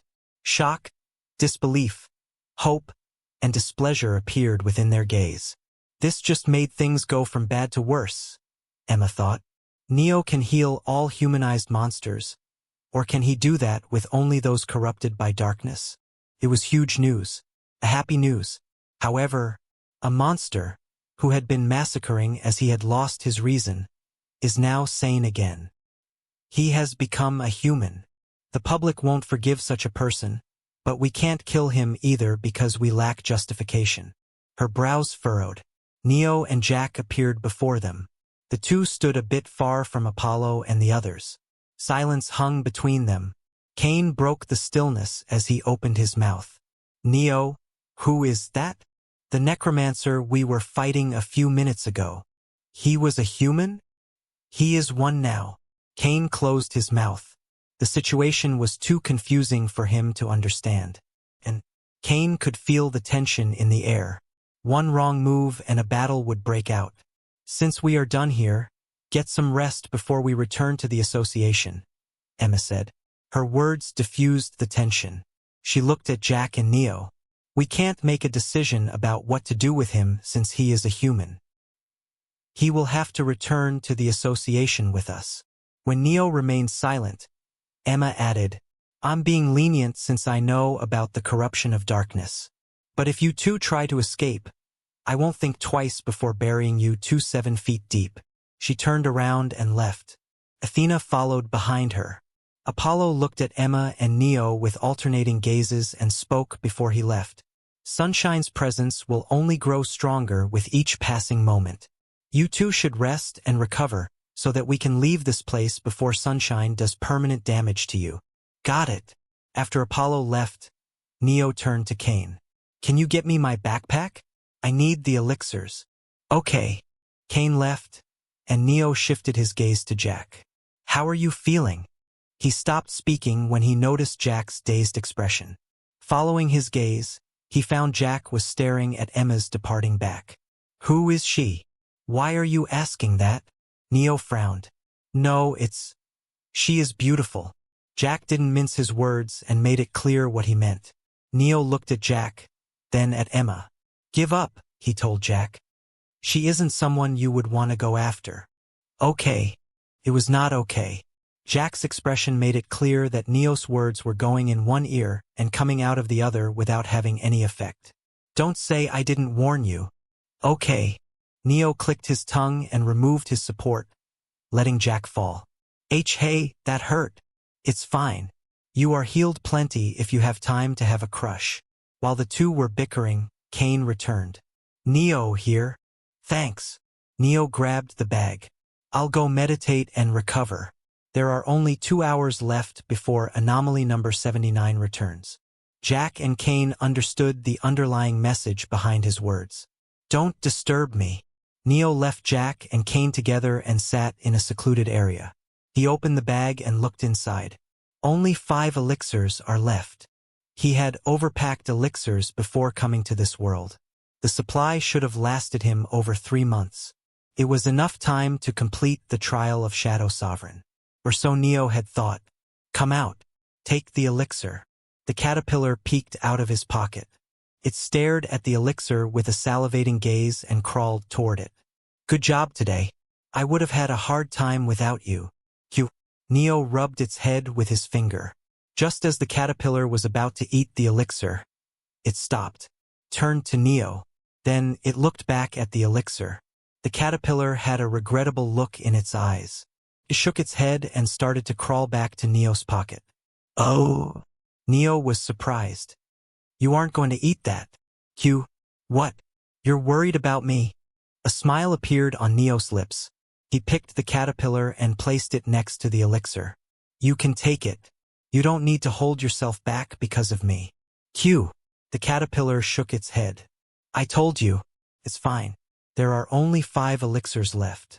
It doesn't matter if the elixirs disappear today or tomorrow at this stage. Neo had long crossed the line of no return. If he was going to run out of divine energy within a few days, he might as well splurge a bit. You deserve this. Just take it. After giving the elixir to the caterpillar, Neo popped open another and drank it. Divine energy surged within his body. He closed his eyes and meditated, making sure he absorbed all the divine energy from the elixir. Hours later, Neo opened his eyes when he sensed Jack. What happened? I heard about anomaly number 79. No, I didn't even say anything. I can guess what you are going to say, and my answer is no. I don't need your help. Chapter 235. Will you fail? I don't need your help. If anomaly number 79 sees your face, it will bring more trouble than it's worth. Even I know that. I'm not that stupid, Jack said. But I have a plan. Sure you do. Jack scratched the back of his head at Neo's sarcastic tone. Believe me on this. Well, you know what?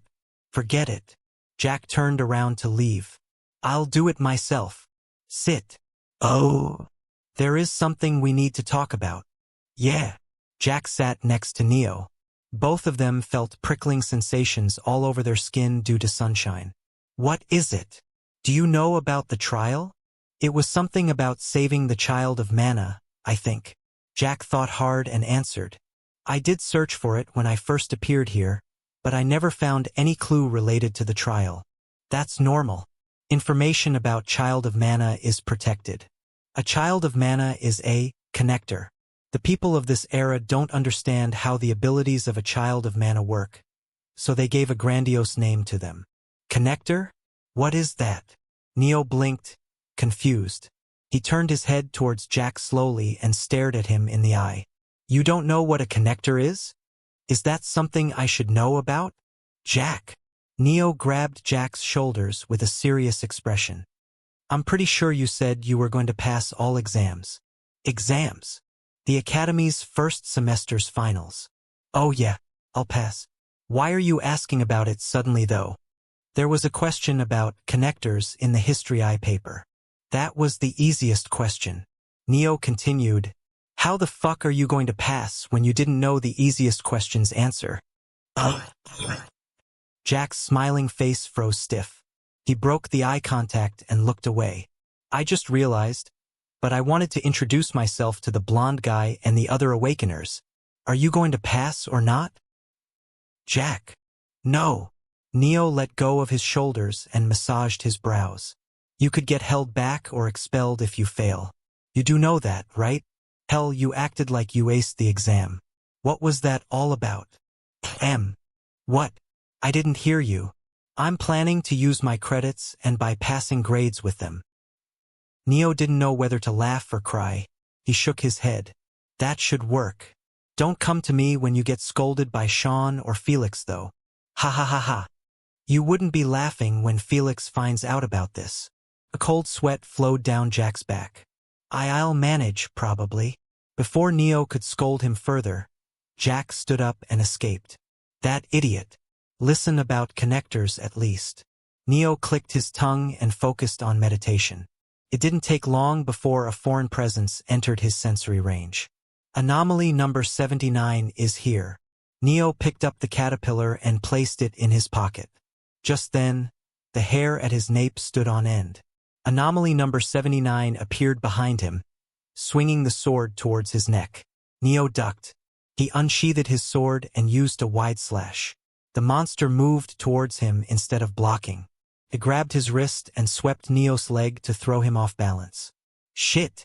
A powerful kick hit Neo's side before his falling body landed on the ground. He flew back, destroying several buildings along the path. Damn it! Neo twisted in the air and plunged his sword into the ground. He stopped rolling away. His senses blared alarms. Multiple monsters attacked from different directions. Should I use my spells? Or should I go to the C2? Neo's mind worked at high speed while he fought the monsters. If I use the water in the sea with my water affinity, it will lighten the burden on my divine energy core. He twisted his sword and tried to use Kane's sword technique. Seventh stance. Just then, the presence of death, darkness, and shadow flared around Neo. Confused, he saw his shadow quiver, and Jack jumped out of it. Surprise! I told you I have a plan. Neo grabbed Jack's face, closing his eyes in the process, and bolted away from the area. While he escaped the monsters, he growled, Give me one reason why I should not bash your face in. MMMHM. Jack struggled to talk. Neo's hand covered his entire face and kept his mouth shut. Neo used necrotic touch to decay the ground in a large area. Dust and gravel covered the place. He used the opportunity to hide inside a toy store. You fucking asshole. Do you realize how dangerous anomaly number 79 is? Neo glared at him. Jack stopped struggling. Seeing Neo angry for the first time, he realized the situation was dire, and Neo didn't want to get him involved. He tapped Neo's hand calmly. Neo clicked his tongue and removed his hand. Sorry about that, Jack said with a bitter smile. I did have a plan. I didn't explain it earlier because I wanted to surprise you, but I guess I should have done that differently. You have 5 seconds before I'm throwing you outside. The darkness beneath Neo stretched. It wrapped the shop in a coffin of darkness to stop the monsters from attacking them. 1 is enough. Jack grabbed Neo's hand. Don't resist. Jack's shadow overflowed like ink and swallowed them whole. Neo frowned as he followed Jack's advice. He felt a shift. He blinked, and they were standing on the top of a tower miles away from their last position. I hope running away is not your plan. The monsters can locate me at every moment, and they will reach us in a few seconds. My plan is kaboom. Jack grinned and stepped forward before he turned around. Can you sense it, Neo? Oh, death. Neo frowned. He spread his senses. For a moment, he didn't find anything weird. Huh. Neo's brows creased tightly. It makes sense that corpses are everywhere in an apocalypse. But why are they spread out so evenly? He realized it was Jack's doing. Don't even think about necromancy. The anomaly number 79 will target you if your corpses see it. That was never my intention. Jack spread his arms and grinned. It's... Neo's eyes widened when he sensed the shadow elements spark around the corpses. The shadow elements mimicked the fire element, and the temperature of the surroundings flared. Kaboom! The corpses exploded, one after another. It didn't take long before the city was engulfed in a giant explosion, burning away everything. The shock waves of the explosion hit Neo and Jack, and their clothes fluttered. There. I took care of the monsters with a snap. Jack grinned, hiding his exhaustion. He had been going around the city for hours, setting things up for his unique skill activation. If not for his rank and stat boost from when he went berserk, he wouldn't have been able to use an attack of this level. Jack stepped closer and hit Neo's shoulder with a fist. I'll take care of those monsters from tomorrow. Neo looked at the city and back at Jack. Crazy bastard. Are you planning to blow up one city per night? Yup, Jack said. Don't worry about it. I won't use explosion in too many cities. Chapter 236. Information about Child of Mana. After all, it shouldn't take us long to reach the association. I heard they had a way to help you. As for how we will reach there quickly, I will use my shadow jump skill to carry us towards the association at a swift speed. Neo shook his head instead of answering. I was wondering how did he become normal so quickly since he was acting goofy earlier. I guess I was wrong. This guy lost his screws thanks to darkness. Jack sat on the wall. What are you doing? Neo questioned. Appreciating the view? Jack's expression said why Neo was asking something so obvious. He lost more than a few screws. Neo clicked his tongue and sat next to Jack. I need to tell you about the connectors. I couldn't tell you what they were earlier since you ran away. Oh, them. I totally forgot about it. Jack pulled a candy packet that he might or might not have stolen from a destroyed shop from his pocket and offered it to Neo. No thanks. I can't eat it. Fine. Jack stuffed the candy into his mouth. So, what is a connector? Someone who can connect to the Akashic record and access the record's information stored in it. Huh? Isn't our trial here to save the Child of Mana, the connector? Jack questioned. Yes, it is. Then the mission is impossible to complete. The Akashic records haven't been created yet in this era. That means a Child of Mana doesn't exist, he noted. About that, Neo pursed his lips. The records stored inside the Akashic record are eternal, and Jack stopped munching on the candies while he appreciated the great bonfire. The records can't be destroyed. I know that. Neo wanted to sigh. This is going to be hard to explain. Eternal isn't simple. Eternal means having resistance to anything and everything. That's why the records can't be destroyed, no? You are right. Neo nodded and explained. Eternal's resistance resists everything.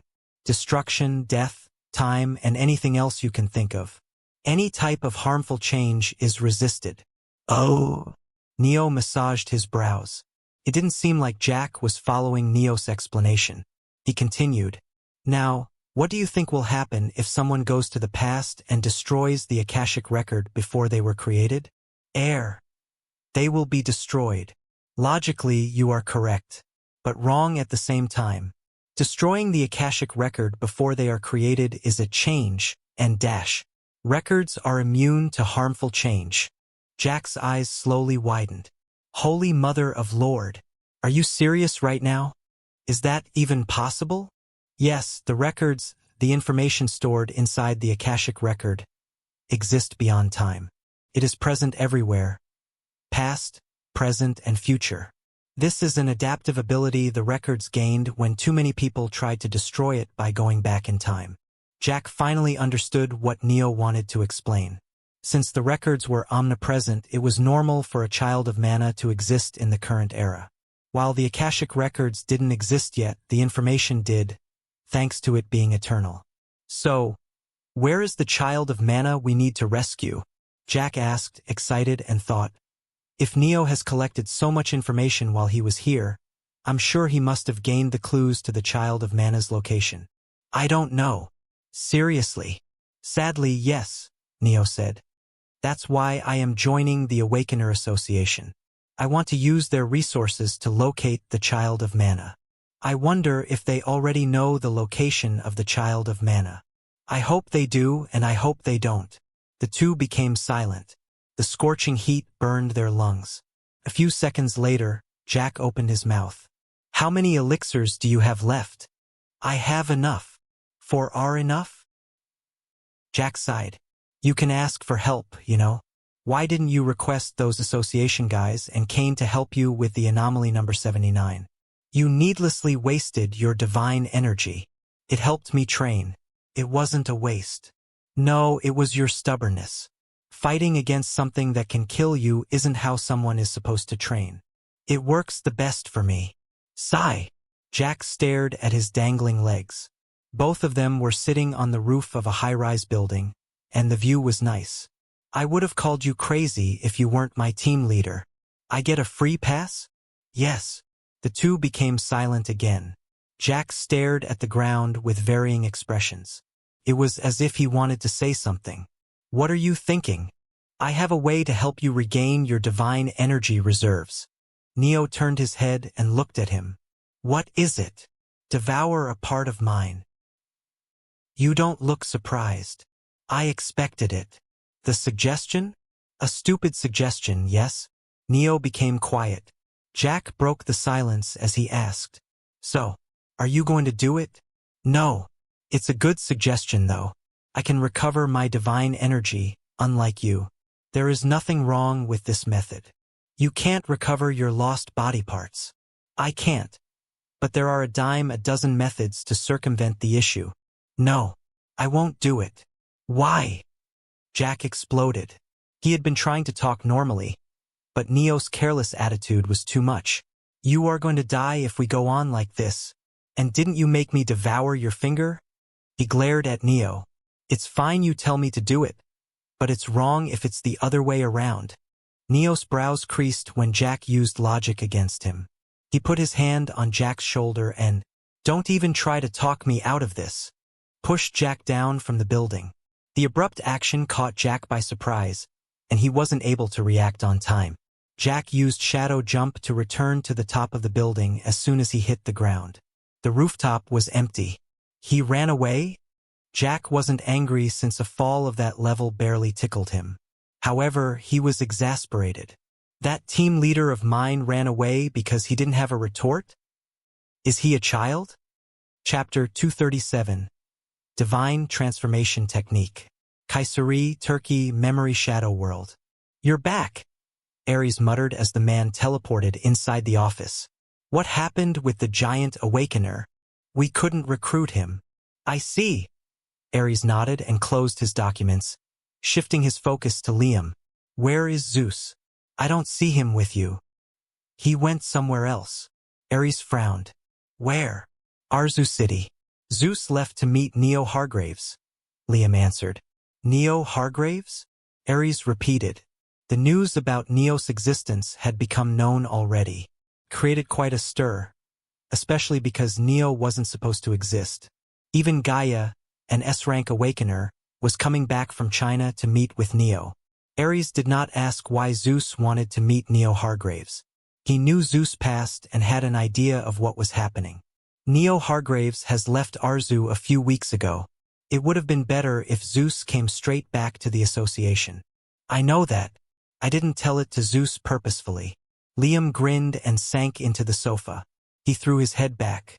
He let out a chuckle when he thought Zeus was wasting his time by going to Arzu. Serves him right.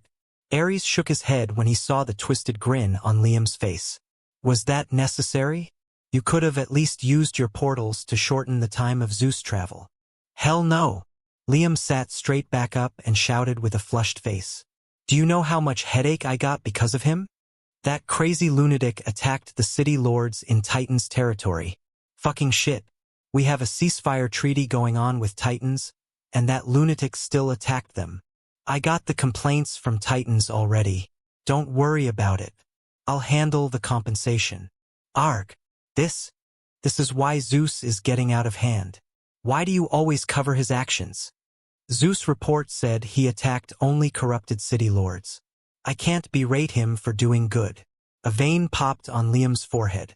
He opened his mouth to shout and closed it.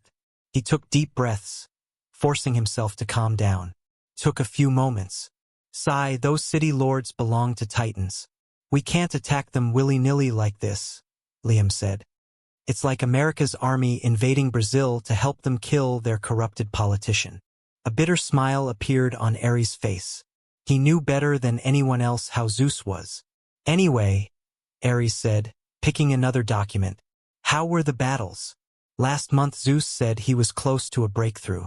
It might be why he attacked those city lords, to push himself beyond the limits. He fought Perses, the Titan of Destruction? That one. Ares closed the documents and took off his glasses. He rubbed his face with both hands and covered his face. Perses is an S-rank awakener. I'm pretty sure I told Zeus to not fight those guys. Battles between S-rankers cause too much collateral damage. There was no battle, Liam said. It ended quickly. I guess Perses retreated. He might be called Titan of Destruction, but he is a pretty amicable guy. Zeus defeated him with a single attack. The meaning behind those words dawned upon Ares, making him blink in stupefaction. Zeus broke through to SS rank? Yes and no. He can use the divine transformation technique to become SS rank temporarily. I thought no one could use divine transformation yet? Ares knew about the divine transformation technique. Much like other techniques of association, it was created by Gaia. Divine transformation could give a huge temporary boost without any long-term consequences. The only downside was the learning curve of the technique. Until now, no one had been able to use divine transformation. Well, Zeus just became the first guy. Liam shrugged. That's a big news. Why didn't you tell me about it sooner? Because fuck Zeus. Liam stood up to leave. He stopped at the door and turned around. By the way, Zeus had a weird look when he took off to meet Neo Hargraves. I'm going to fight that guy type of weird look? That one. Liam smirked when he saw Ares' crumpling expression. Good luck. He left before Ares could tell him to go and bring Neo Hargraves to the association. Ares shook his head. While the situation did look bad, very bad, it was fine. Arzu City's people would send Zeus to Spain, since the necromancer was there. Zeus would end up going to Spain, not knowing the necromancer was already taken care of and Neo Hargraves was on his way to the association. Neo will reach association without meeting Zeus. Neo must have one hell of a luck to have missed Zeus by coincidence. Since the issue was not an issue, Ares focused on work. Only a few moments had passed when someone knocked on the door urgently. Come in. His secretary entered along with a young boy. The boy had a lifeless look in his eyes and his secretary, while she was smiling, had a sweaty forehead. Ares frowned when he noticed her nervous. Sit, he told the child. You are Daniel Selim.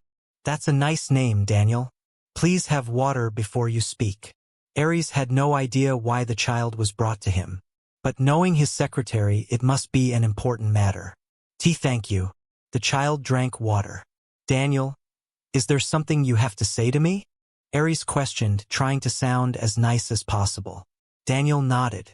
Tears dripped down from his eyes as he opened his mouth. Please, save my sister. Your sister. Ares turned to his secretary. Daniel was rescued by an independent community. That community was destroyed a few weeks ago and we rescued the survivors. Daniel was among them. Oh. Ares didn't understand what she was trying to say. While it was a heartbreaking news, similar stories were a dime a dozen in the apocalypse. His sister was kidnapped before he met the independent community. Who kidnapped her? The child answered instead of the secretary. The tree. The huge tree took her away. Ares stiffened. His sister was kidnapped by Typhaon? Ares asked the secretary. We don't have concentrated evidence, but the location where Daniel was kidnapped was near the forests of Savage Expanse, which is the base of Typhaon. Ares massaged his brows. Typhaon was called Father of Anomalies. Most of the anomalies were created by it. If Typhaon itself moved to kidnap a little girl, then that girl wouldn't be normal. It might be a normal monster who kidnapped his sister, Ares mumbled.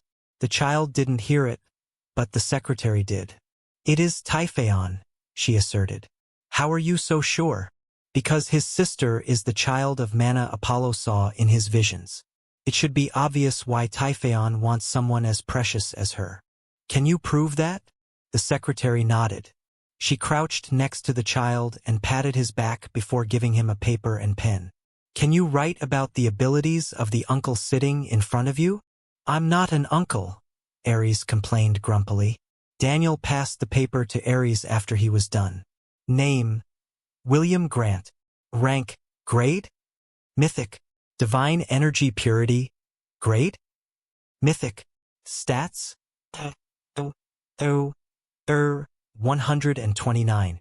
Affinity: destruction, fire, force, cosmos, etherfire, rage, weapons, stormlight, plasma, holy, light, life, dawn, willpower, blood, despair, metal, aura, hope, trait, berserk war saint. Ares read the information Daniel wrote. It has my name.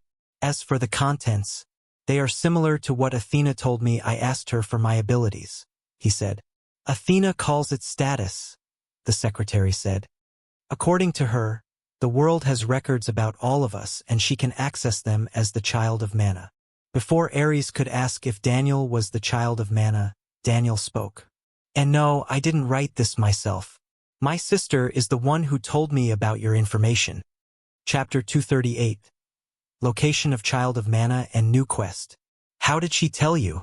That? Daniel answered while breaking into hiccups and tears. His words were barely intelligible. The secretary patted his head and spoke in his place. He is telepathically connected to his sister. She is asking him to save her. According to her, Typhaon is planning to either extract all information from her or trying to modify her into one of its 4 sovereigns. Ares almost cursed. There was no need to say how bad it was if Typhaon could extract the information stored inside a child of Mana's head. The children of Mana knew of the future. Although their knowledge of the future was limited and incomplete, they knew enough to make anyone a supreme powerhouse. Turning a child of Mana into one of the 4 sovereigns was worse. If Typhaon extracted all information from the child of Mana's head, he couldn't gain more information, since the burden of extraction would kill the child. It was a one-time method. By turning her into one of the 4 sovereigns, she would be corrupted and become Typhaon's servant willingly. Typhaon could then ask for information from her without killing her.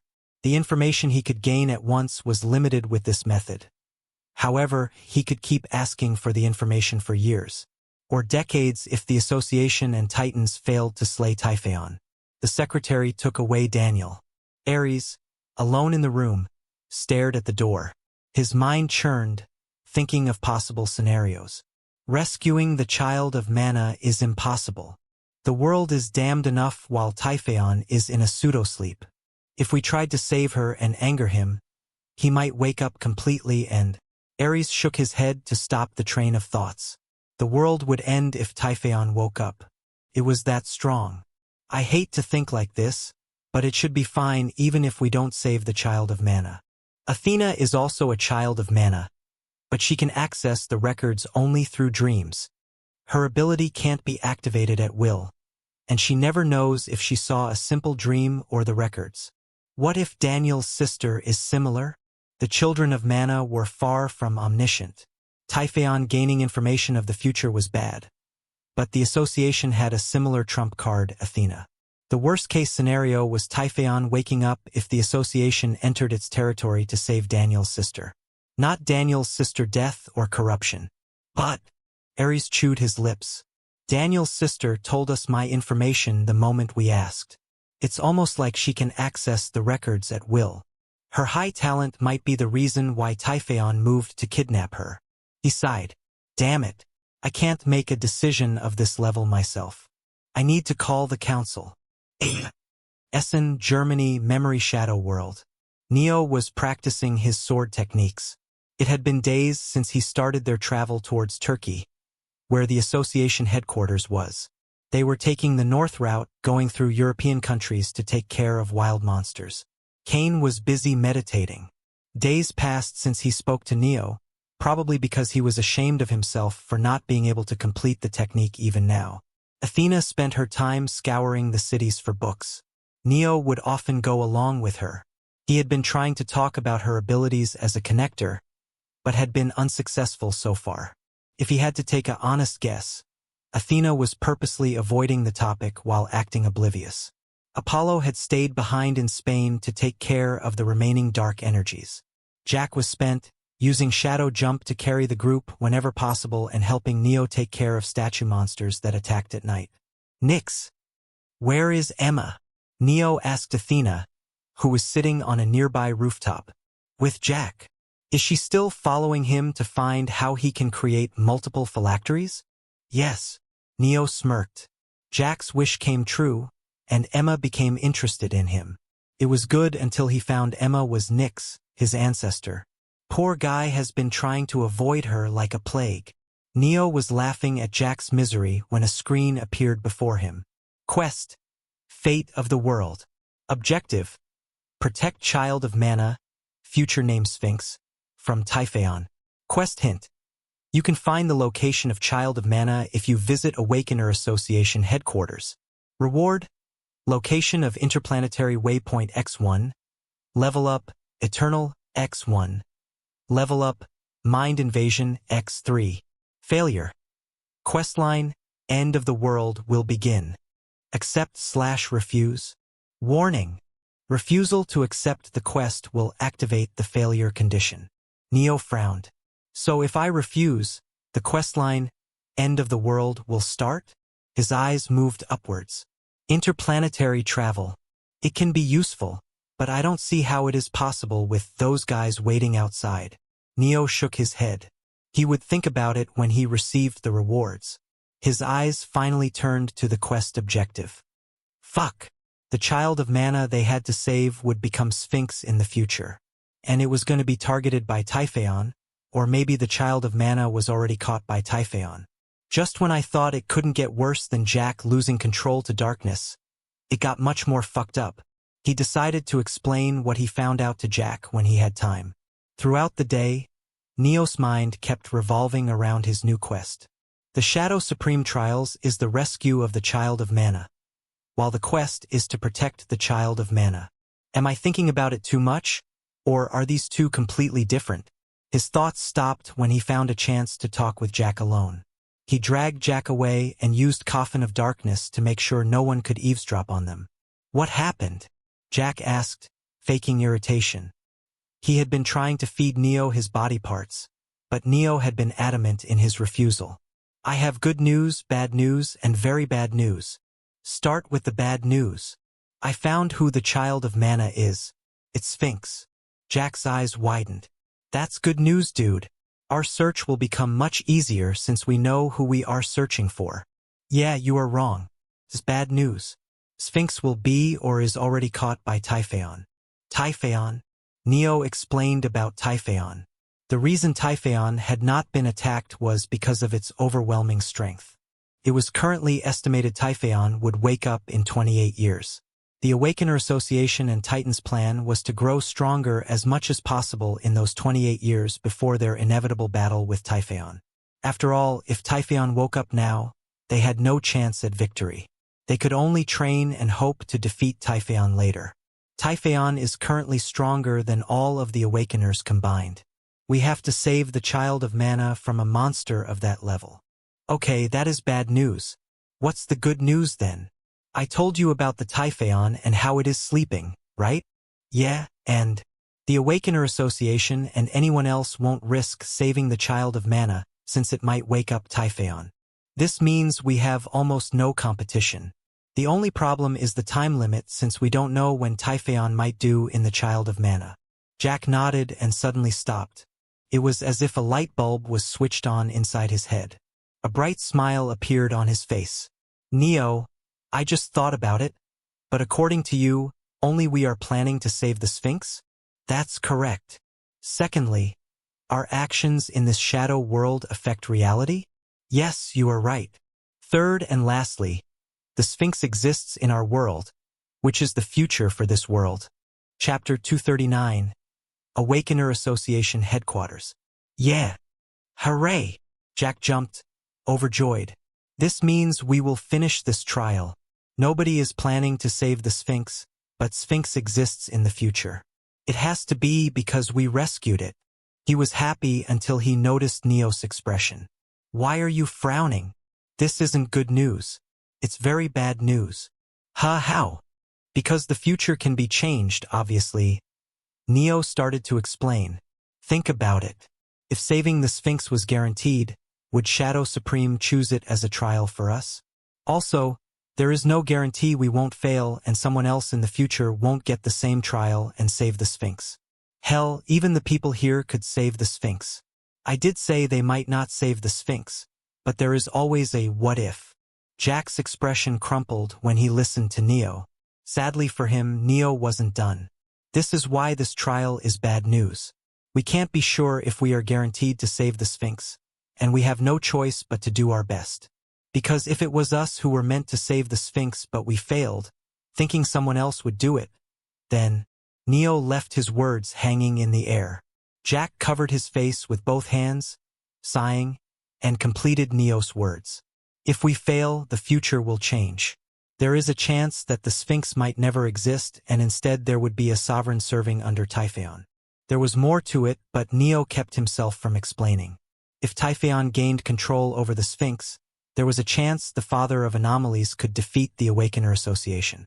The world would end if that happened.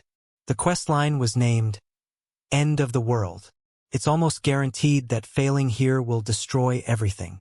After knowing about the time limit, Jack increased his speed.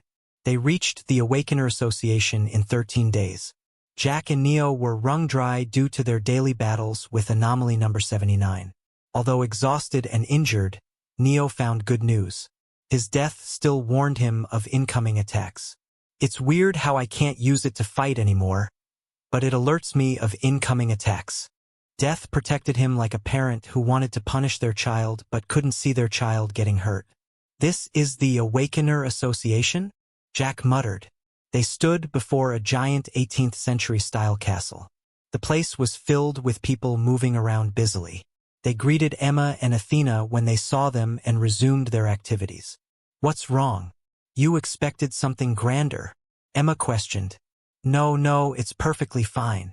Even though he said otherwise, it was clear Jack expected a more grand location. This was supposed to be the headquarters of Awakeners who would become gods. Just as the group entered the castle, Athena turned to them. Since we are here, I'll be leaving. Wait a second, Neo called out to her.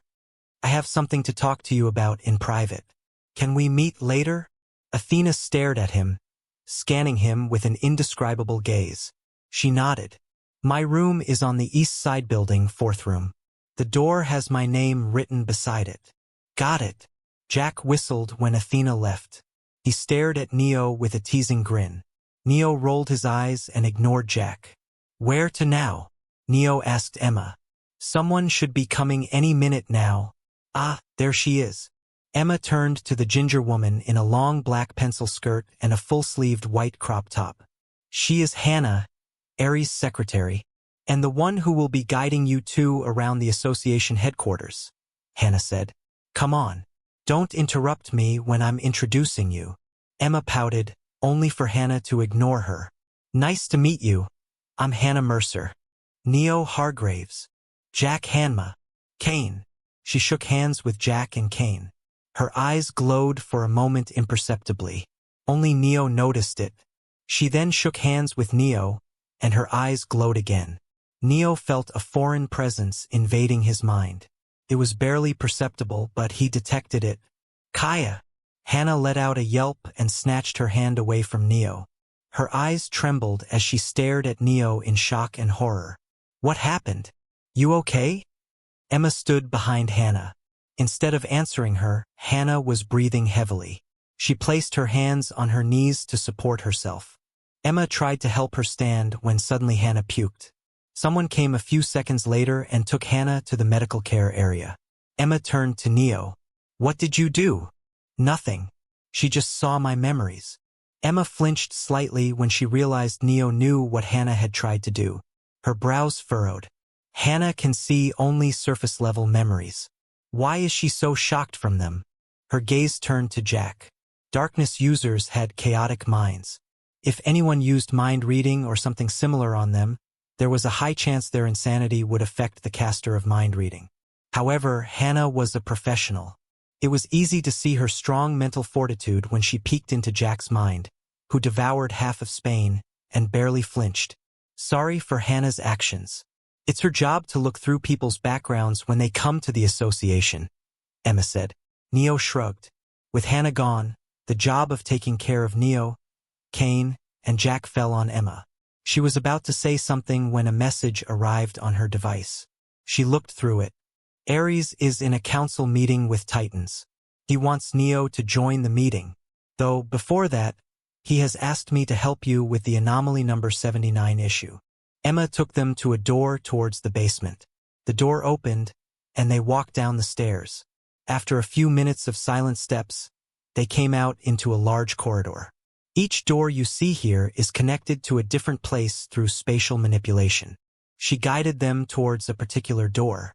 Fixer was written in bold words over the door. They entered the door and appeared inside a rustic shop filled with smoke. The shopkeeper, old and hunched, smoked a cigar. He smiled when he saw Emma.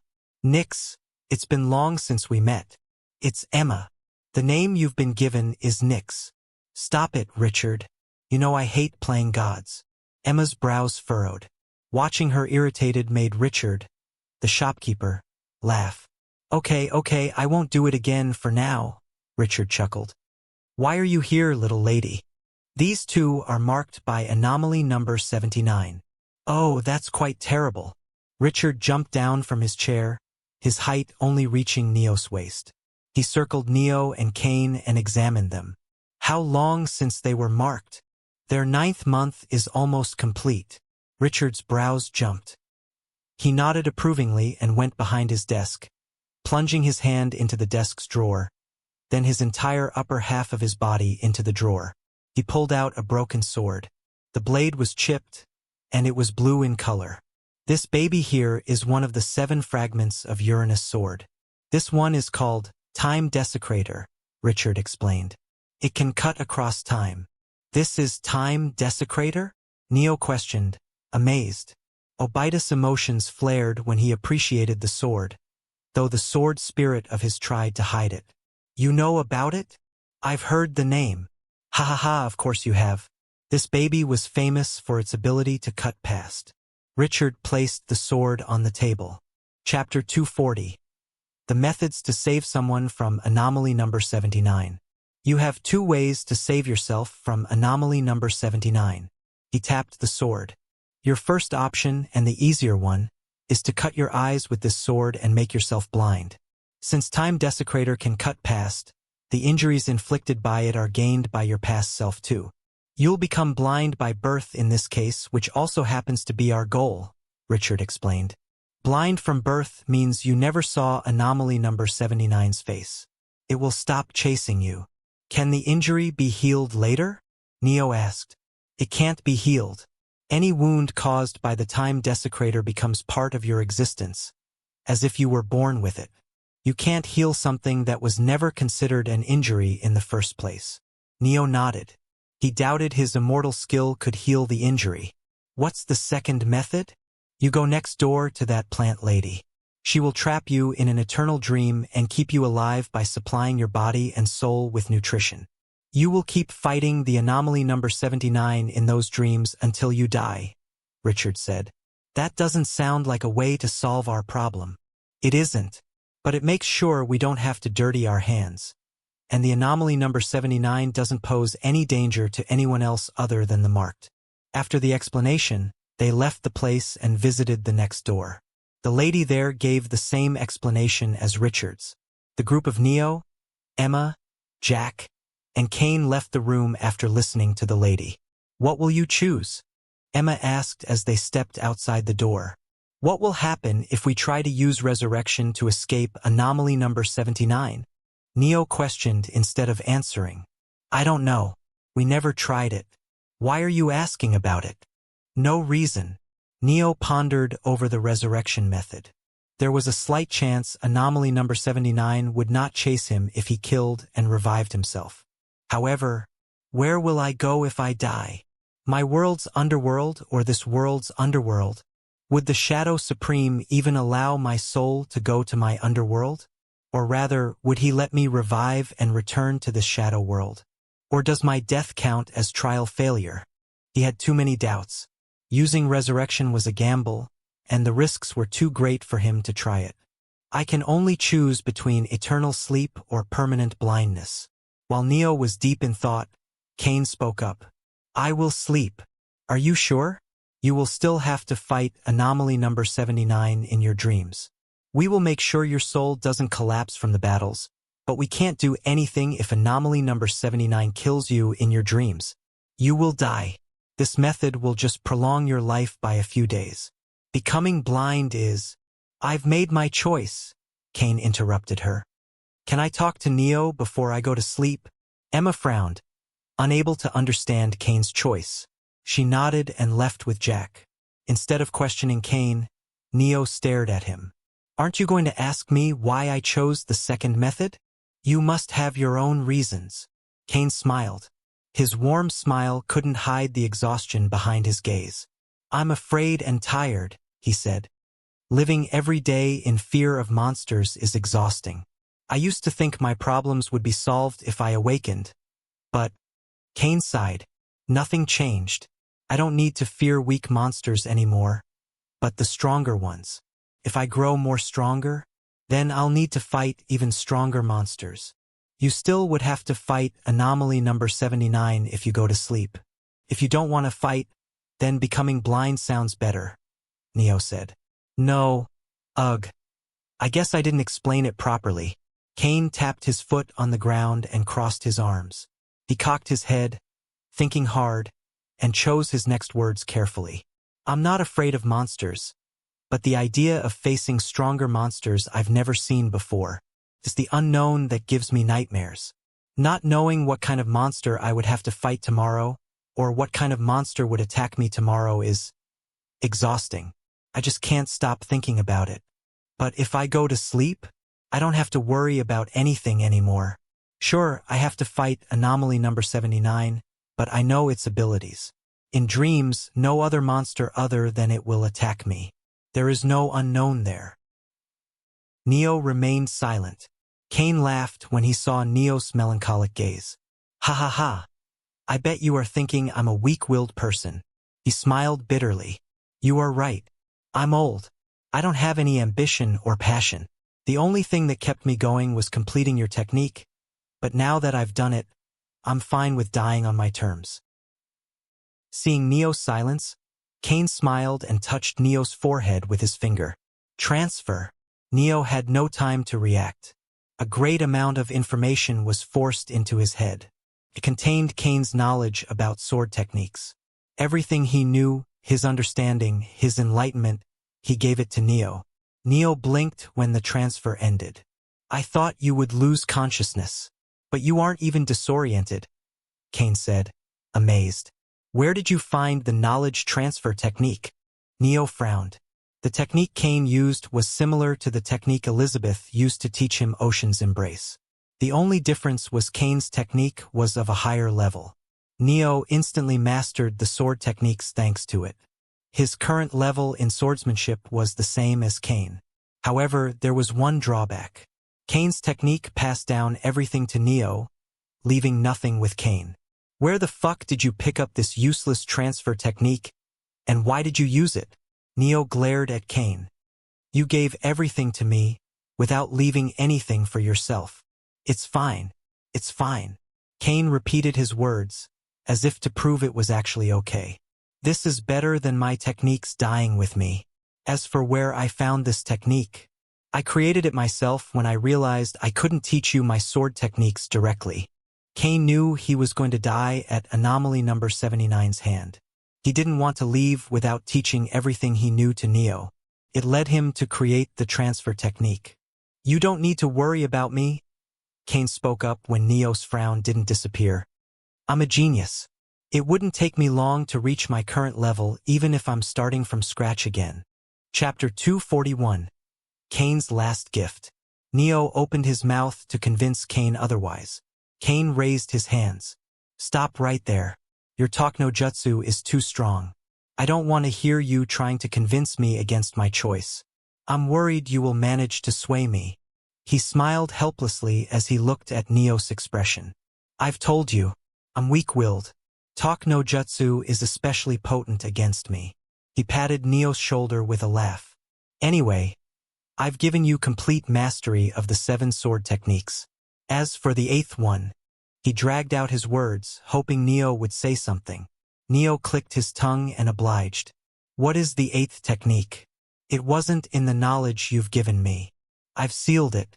You won't know what the technique is until you master the flow. Sealed it? Yeah, to be honest, I wanted to create a technique with your death element, but I failed. While I was struggling with it, I saw your time element and it gave me enlightenment. Long story short, the 8th technique uses flow and time element as the foundation. Unless you've mastered both, you can't use it. That's why you sealed the 8th technique? To make sure I was ready to use it. Yeah. The technique was too dangerous for anyone who hadn't mastered flow. The 8th technique is my masterpiece. Look forward to it. Cain continued to boast about the swordsmanship. A few minutes later, Neo interrupted him. What is the name of your swordsmanship? Divine swordsmanship. Cain spoke immediately, as if he had been waiting for the question. Neo stiffened. Why divine? You know the answer, Cain said. It's because you are called the divine ruler. Now the swordsmanship belongs to you, so its name should be based on you. Why? Cain gave up his enlightenments to Neo. Now he was giving his identity to Neo too. I know I've helped you awaken, but it doesn't mean you need to. It's not that. Cain pursed his lips. I respect you, Neo. You have ambition. You never give up no matter how hard it gets. Even now, I bet you are thinking of a third way to deal with anomaly number 79. I'm not giving you the identity of my swordsmanship. His voice grew resolute as he continued. I'm naming my swordsmanship after you because I hope it becomes as great as you. Cain smiled. He was essentially asking Neo to take his swordsmanship and help it reach greater heights. It was a heavy burden. And yet, Cain knew Neo could carry the burden easily. Because it was Neo. Because you are the most amazing person I've met. He respected Neo for his talents or his strength, but he respected Neo's willpower even more. The ambition and passion to keep moving forward, no matter how difficult it was to continue, were not easy to have. Cain had unparalleled talent, but he was giving up. Maybe because Cain was aware of his shortcomings, he saw Neo as a shining star. Someone who never gave up. Someone who willingly gave up. They were completely opposite. They met by a coincidence of fate. Thanks, Neo. Cain moved towards the door where he would start his last dream. You will never wake from the eternal dream. Shouldn't you think about your choice again? Neo wanted to say it to Cain. However, he didn't. He clenched his fists. Just as Cain had stepped into the room, Neo shouted, Hey, fucker. Cain stopped. You want to die because you don't have ambition? Then I'll give you one. Neo, I told you I won't change my choice. I'm from the future. Cain stiffened. I'm not joking, Neo said. He wasn't afraid of revealing his origin. Hannah, the secretary of Ares, had peeked into Jack and his memories when they came to the association. They would know Neo and Jack were from the future. 3,000 years later, let's meet then. I'll show you how great your swordsmanship has become. Cain blinked, confused and in disbelief. His confusion gave way to a rueful smile. I'd love to do that, but I don't think I can fight anomaly number 79 for 3,000 years. Why can't you do it? You are a genius, fucker. If I can do it, then you can too. Neo calmed down and smirked. Aren't you an anime fan? This is your chance. Try to do. I fought the strongest anomaly for 3,000 years and became the strongest. What the hell? Cain laughed. He laughed hard. Wiping his tears, he turned around and waved his hand as he entered the room. See you later, Cain said. Neo was left alone in the corridor. He stood there for a few minutes before he shook his head. I should go visit Ares. I need the location of the Child of Mana. Neo had no intention of becoming blind or entering an eternal dream. Cain was right. He was looking for a third method. I will leave today after I get the location. Since there was no knowing when Typhaon might eliminate the Child of Mana, he planned to go out to save the Child of Mana as soon as he got the location. After I get the location, it shouldn't take me more than a few days to finish the trial. The trial would end before the week, if everything went according to plan. Neo would leave the shadow world after that, and he wouldn't be chased by anomaly number 79 outside. This was Neo's third method of dealing with anomaly number 79. Spain, Shadow World. Divine Transfer. Apollo stopped speaking and blinked. Sharp pain tore through his body. He looked around, confused. Where am I? The last thing he remembered was taking a nap after the day's hard work. Now he was in an eerie jungle. Bright, familiar sunlight peeked through the dark clouds. Apollo lowered his hand and touched his abdomen. A hole had been blown into his stomach. I'm dying. It took a few moments for him to realize what was happening. This is a vision. My trait activated, and it is showing me the future. Apollo's thoughts came to a halt when he sensed a presence. You tanked that attack? Neo asked as he landed near Apollo. His sword was coated in blood. Chapter 242. Apollo's Vision. I wouldn't say I tanked the attack, Apollo muttered while coughing blood. He tried to hide he was in a vision and collect information at the same time. Where is that guy? Apollo asked, trying not to give himself away. He used such a powerful attack to damage me. It must have weakened him. We can use this chance to. It was me. Neo cut off Apollo's words and placed his sword at his neck. I was the one who attacked you. His confusion was clear to Neo. So this is a vision. Instead of beheading Apollo, he sheathed his sword. Apollo was shocked when Neo realized they were in Apollo's vision. Proved Neo always knew his trait. Why are you attacking me? Why? Apollo shouted, aghast. Because you wanted me to stop from saving the Child of Mana. Neo suddenly stopped speaking. He raised his head and looked at the sky. The noise of thunderclaps echoed faintly. It grew in volume with each passing second. Giant condensed bolts of golden lightning crackled in between the dark clouds. An unfathomable pressure exploded in the sky. The clouds parted, revealing a man clad in golden lightning. You! Zeus glared at Neo, and Neo unleashed his own pressure in return. How dare you betray the association? He descended from the sky at breakneck speed and Apollo woke up from the vision, breathing heavily. He clutched his chest. Neo betrayed the association? He recalled Zeus' words and the wrath behind them. Zeus had been out for blood. No, Neo isn't the type of person to betray others. Apollo had spent over a month with Neo. He had seen Neo's kindness and compassion. Neo had been prepared to fight him, Athena, and Emma to protect his friends. There is no way a person like that will betray us. Apollo repeated the words as if to convince himself. But the vision could not be wrong. He scrambled around, searching for his device. I need to warn the association of Neo's betrayal. He entered the number. However, his finger refused to press the dial button. Damn it! He opened the message app and started to type. Apollo, sender Neo wants to save Child of Mana at all costs. Convince him properly or he might try to save the Child of Mana alone. Message delivered to Emma. Message delivered to Ares. Message delivered to Gaia. Should I send it to Zeus too? Apollo thought and shook his head. Forget it. It would just complicate things unnecessarily. The message he sent contained vital information, but but it didn't explicitly state Neo's betrayal. Apollo had been informed about the Child of Mana being in Typhon's captivity. Coupled with the fact Neo talked about the Child of Mana and they were present in a forest, probably Savage Expanse, Apollo could easily figure out Neo's goal. After sending the message, Apollo stood up and left the tent. I can't reach Association headquarters, but I should be able to reach the Savage Expanse if I move now. If Neo's goal is Typhon, he will definitely come to Savage Expanse. I have to stop him from reaching Typhon. Apollo respected Neo. However, he was prepared to fight Neo if Neo chose the wrong path. Despite having the firm conviction, Apollo clenched his fists. But it should be fine if I try to convince him first, right? Just because he will come to the Savage Expanse doesn't mean we have to fight, he murmured. There is also a chance Neo might not betray us. Pokibo Cafe, 6th floor, Association headquarters. Emma and Jack were drinking coffee while waiting for Neo.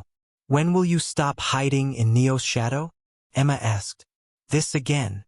Jack sighed. I've told you many times. I'm not hiding in anyone's shadow. Stop lying. There is no way you are weaker than Neo. Your talent is incomparably higher than his. I can see that easily. Blind idiot, he muttered under his breath. What? Nothing. Jack shrugged. Anyway, I'm not holding back or anything. You are. You just don't want to hurt Neo's ego by revealing you are stronger. Jack sighed again.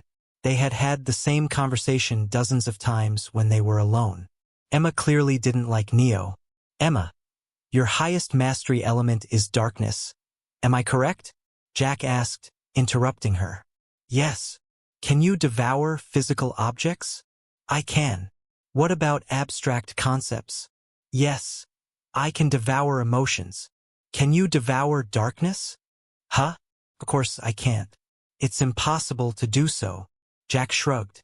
He was taught the same. But inside his soul space, Neo had devoured Jack's corruption, darkness, and sins. It was not supposed to be possible. At this point, I'm not even surprised when Neo does something absurd, he thought. He can achieve these impossible feats like nothing. He stared at Emma. I don't understand how she thinks Neo is weaker than me. Why are you asking about this? Emma asked. No reason. He didn't reveal Neo's actual abilities. Neo had warned Jack that the Association might try to stop them from rescuing the Child of Mana. It was best if they misjudged their strength and thought of them as weak. We need all the advantage we can get. Jack was drowned in thoughts when Neo approached their table. Where is Kane? Emma asked. Sleeping. The group became silent. Neo sat with them and ordered a drink. What will you do? I'll think about it for a few days. It's not an easy decision to make. Neo lied without batting an eye. The trio talked for a few minutes. Emma checked her watch. It's time. Let's go. She guided them to the meeting room. Before opening the door, she turned to Neo and Jack. The Titans are present in the meeting too. You are soon to be members of our association. So don't do anything that can embarrass us. Jack's brows creased. As far as he was taught, Titans and gods were enemies. It was weird to see them working together to maintain the law and order in Apocalypse. Got it. Neo and Jack entered the meeting hall. Emma was about to follow them when suddenly her phone rang. This is the emergency notification sound. She frowned and took out her device and saw a message. Apollo, Sender Neo wants to save the Child of Mana at all costs. Convince him properly or he might try to save the Child of Mana alone. Chapter 243, Meeting Kronos. Emma read the message. Her eyes became cold. She returned the device to her pocket and followed into the meeting hall with Neo and Jack. She sat next to Neo and Jack. The two were going through the documents placed on the table. Just then, Ares' device rang. It was the emergency ringtone, but the Titans, Neo, and Jack didn't know the signal's importance. Gentlemen, please excuse me, Ares said and took out his device. He read the message and looked at Neo and Jack before shifting his gaze to Emma. The message behind his eyes was clear. Don't create a commotion before the Titans. We can't show weakness in front of them. Emma nodded imperceptibly. She introduced Jack and Neo.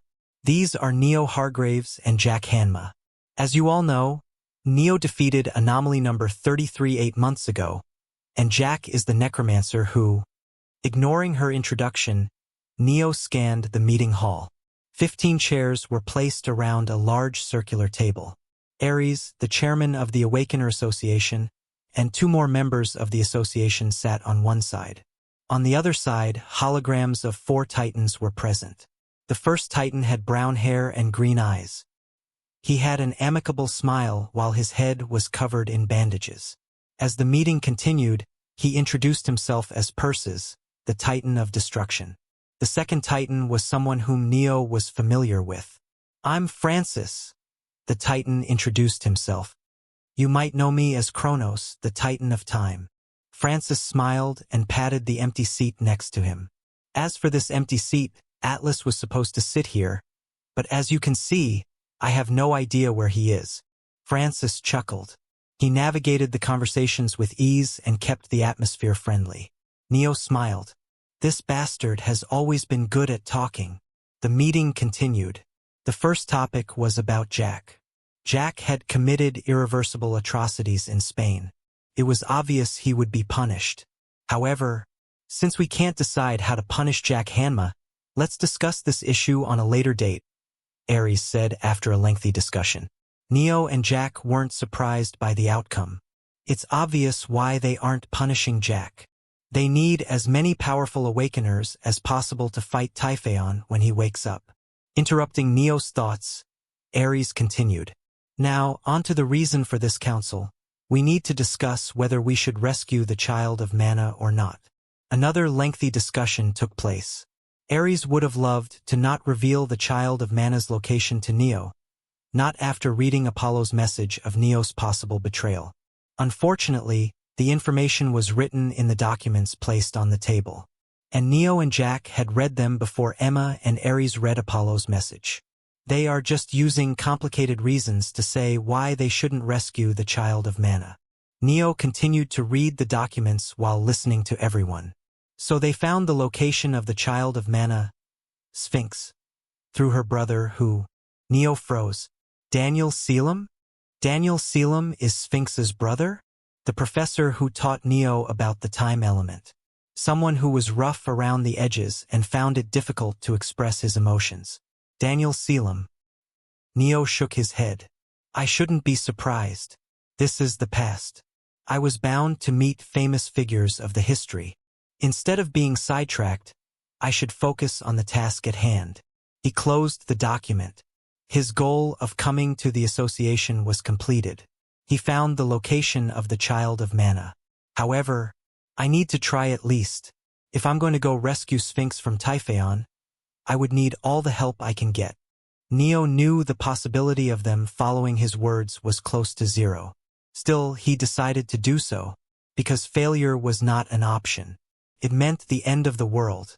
"I need something that can create an impact." Neo stood up. The attention of the meeting shifted to him. "Neo Hargraves, is there something you have to say?" "I do." Neo looked them each in the eye before he continued. "Jack and I are from the future." The air in the meeting hall froze.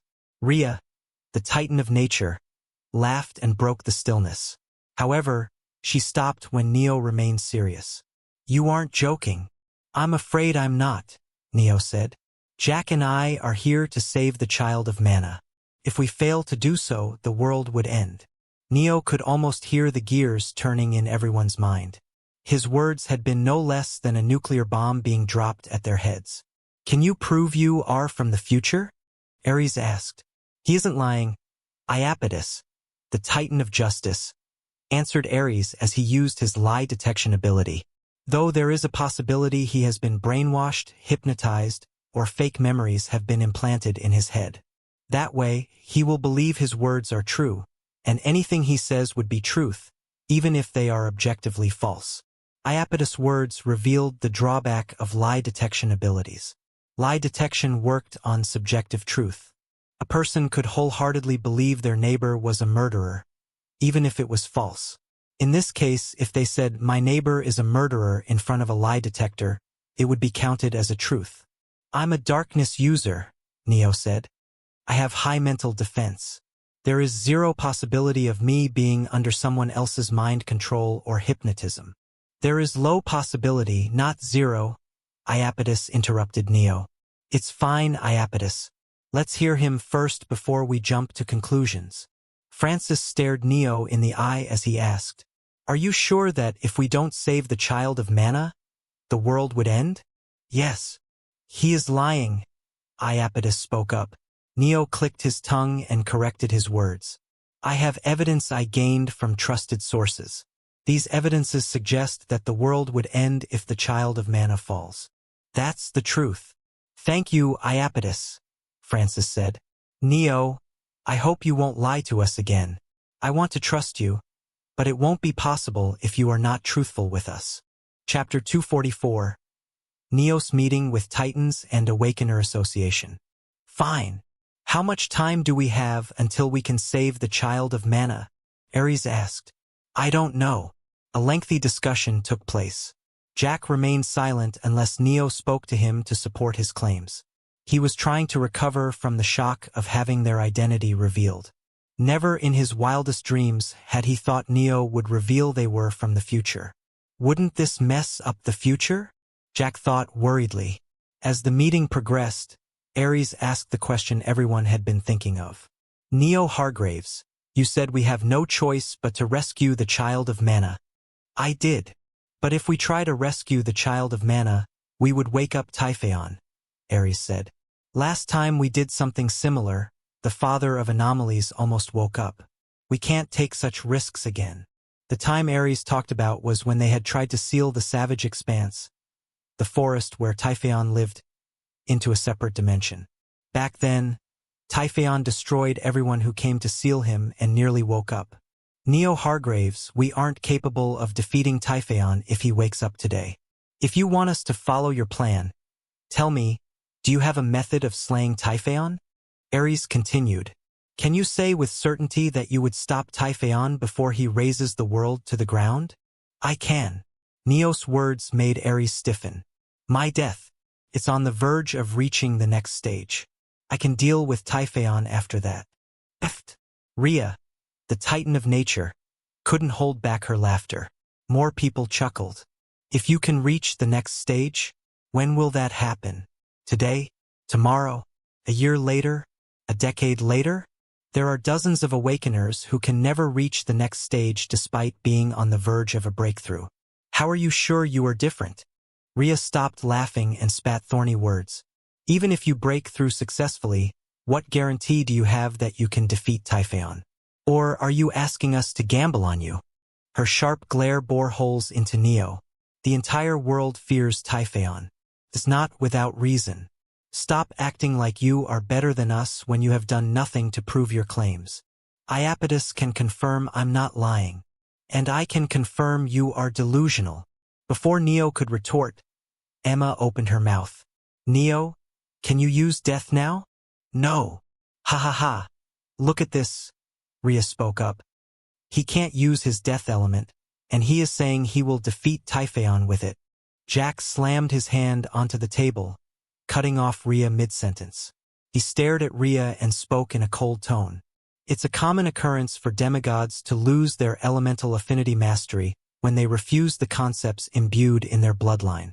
The elemental mastery returns later when the demigod successfully builds their own concept. Neo is going through the same occurrence, he explained. First time I'm hearing about it, Rhea said. Not my fault that monkeys aren't taught to wipe their butts.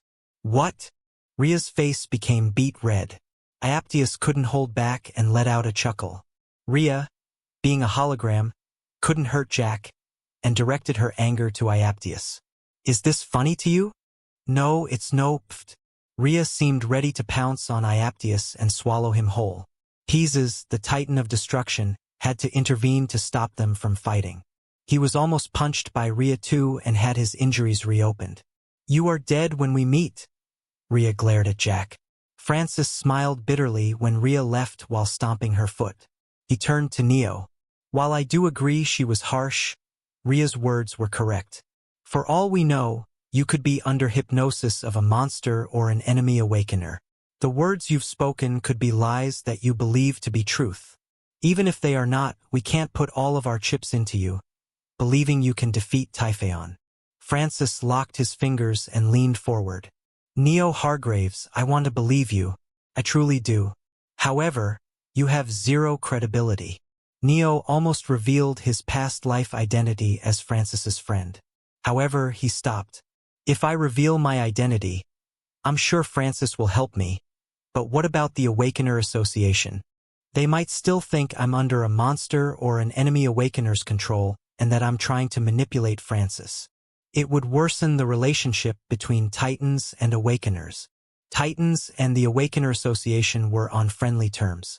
But they would wage war against each other in the future. Why would two organizations, who wanted to protect the world, nearly destroy the world due to their battles? What if everything happened because of today? Titans who supported Neo in fighting Typhaon. Awakener Association who were against waking up Typhaon. The discord between the two organizations would be major if Neo tried to ask for Francis's help. Let's not do that. I'll handle Typhaon myself. I did ask for their help, but it was only to make my path easier. While Neo was drowning in his thoughts, Francis's mind was churning at a high speed too. He opened his mouth. I've said my piece. However, I do think we should be prepared in case Neo Hargrave's words are true, Francis said. I will leave the final decision to you, Ares. After all, Neo is a member of your association.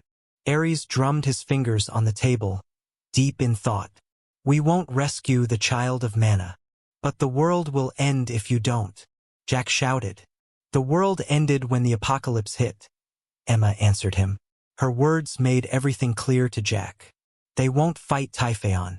They are too afraid of it. Just the thought of failure is enough to stop them from taking the gamble.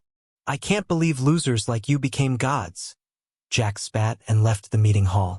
Chapter 245, Council's Decision and Rebels. Ares signaled Emma to follow after Jack. She nodded. The meeting hall was plunged into silence. Ares broke the stillness with his words. We can't fight Typhaon until we are completely prepared. He looked at Neo in the eye. Now that you know about our choice, we need to hear yours. Do you still want to save the child of mana? He asked. Why do you want to know about it? It should be obvious. Neo pursed his lips and the gears in his mind churned.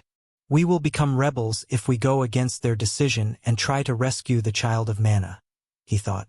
They will do whatever it takes to stop us. Well, I tried my best to convince them. This much should be enough. Neo opened his mouth. Can I give my answer tomorrow? He asked, trying to buy time, since lying was useless due to Iaptius lie detection. Why not now? It's not an easy decision to make. We have come to the past to save the child of mana, and now you are requesting us to do otherwise. I need to think about it carefully. Ares stared at Neo for dozens of seconds, his expression unreadable, before he sighed. Fine. Neo left the meeting hall after receiving the answer. After his departure, Ares sank into his seat, the leather creaking under his weight. He is going to go for the child of mana, Francis said as he stared at the door from where Neo had left. I can see that. Want our help to stop him? No, it's fine. He is just a B-rank awakener. We can deal with him ourselves. You know it better than anyone else that our ranking system is highly flawed. Besides, a B-rank awakener should not have been able to survive anomaly number 79 until now, nor should he be able to take out a necromancer, who devoured Spain in under 5 minutes. Ares had to agree with Francis. Neo's abilities were too diverse. His time and darkness elemental manipulation made him a mage. Having high mastery in 2 unrelated elements alone crowned him as an irregular. However, Neo also had powerful sword techniques, high physical stats, and a wealthy combat experience that belonged to a physical fighter. Lastly, his strange ability of removing the corruption of darkness, inhuman willpower, and his unknown methods with which he defeated anomaly number 33. One could be either master of one or jack of all. But Neo was more of a master of all. He is just one man, Ares said. He can't defeat the association alone. Shaking his head, Ares continued. Forget about him. What happened to the World Time Project? We've had a breakthrough in the project and we successfully developed its first working prototype, the space-time cube. A cube appeared in Francis' hand. He threw it in the air, and the cube disappeared in a portal that materialized above it. A few seconds later, another portal appeared before Ares, and the cube landed in Ares' hand. That's the completed prototype. You can check its performance, Francis said. Who are you going to give it to? Athena. That's a good choice. It's best if you can protect the child of Mana with it. Neo met with Jack outside, who was sweating buckets. The pale moonlight illuminated Jack's distressed expression, his disheveled hair clinging to his forehead. What happened to you? I just realized, but I cursed at the gods. Jack was shaking in his boots. I will die even if I complete the trial. They will finish me as soon as I return to the real world. Neo chuckled. Don't laugh. Not my fault. It's funny to see you angry 1 second and regretting the consequences the next second. Jack wanted to cry but had no tears. Neo patted his back and left to meet Athena. Where are you going? Jack asked. I have an appointment with Athena. Neo wanted to talk with Athena as soon as possible and ask her about the novel and the reason behind his reincarnation. He stepped towards the room he had been told about. The corridor was dimly lit, and the flickering lamps casted dancing shadows on the walls. Athena was written in bold letters on the door. He knocked. You can come inside. Pardon the intrusion. Neo stepped into the room. Scattered notebooks and damaged novels covered the desk, while coffee mugs with dried rings sat precariously on stacks of paper. A cozy blanket draped a chair, and sticky notes were haphazardly plastered across the walls like chaotic inspiration. I'm busy. Please wait a few minutes, Athena said. She sat at her desk, busily scribbling something on what looked like a collage of ideas. Bored, Neo looked at the room to pass time. He noticed the information about the Son of Zeus novel on the sticky notes on the west side wall.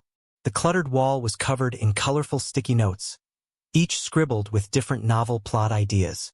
Some were bold and underlined, while others were faint and incomplete. He stood up and approached the sticky notes. After reading through them, Neo noticed a thick notebook near him.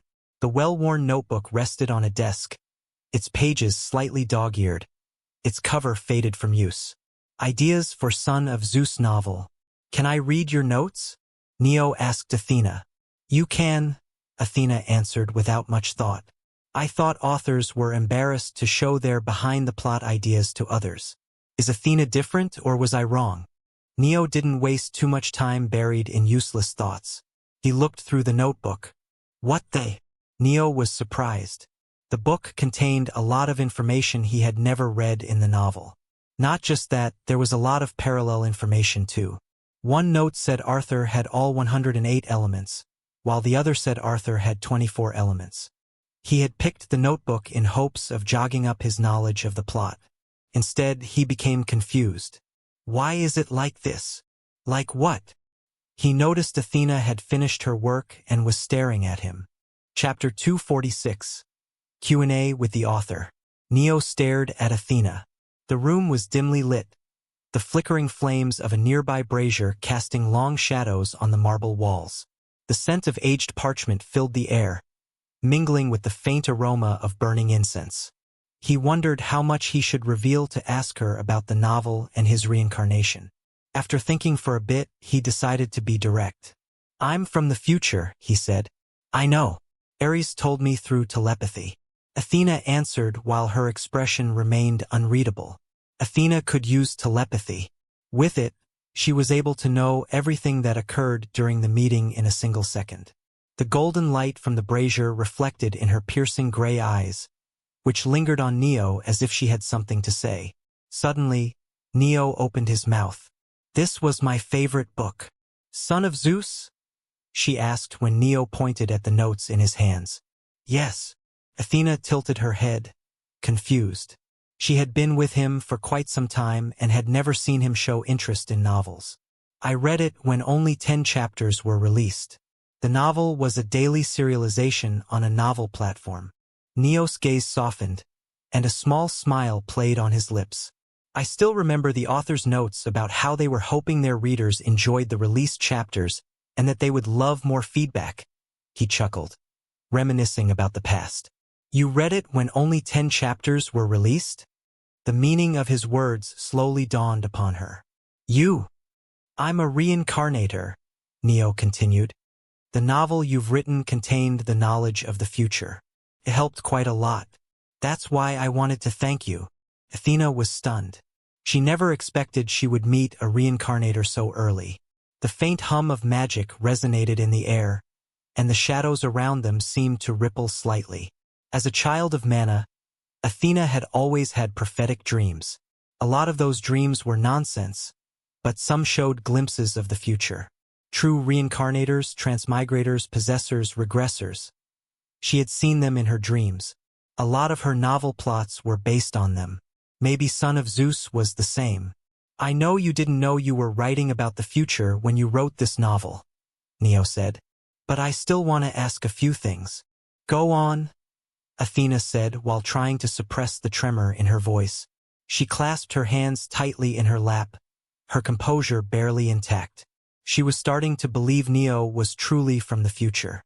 However, whether Ares and the others would agree with her or not was a completely different matter. What happens in the last volume? Neo asked, his gaze intense. A battle between Arthur and the gods of beyond, Athena replied. Neo frowned. The mention of the gods of beyond made his brows crease. It was another name for them. What were our gods doing? Neo asked the question he had always been curious about. Other than the problem with the gods of beyond, there are a ton of problems that could be solved if those gods, you guys, descended into the world for a second. Why didn't you bother helping us? Athena looked away, her brows furrowed in thought. I never wrote the reason because the serialization stopped due to the apocalypse. So you don't know the reason, Neo said flatly. I have multiple reasons, but I never decided which one I would choose and add in the novel, Athena admitted. An author always had multiple scenarios for any arc or volume. The same was true for Athena. Neo sighed, knowing blaming Athena wouldn't change anything. He asked her to explain all the scenarios to him. The first one was, the gods couldn't be bothered to help if the people were defeated by such low-level problems. The second one was, the gods had a rule of not descending into the world. If they broke it, their powerful aura could destroy the world, Athena said. The third was, something like the gods didn't care about their world since they have ascended to a better, higher world. It's like people leaving a village for cities for better living conditions.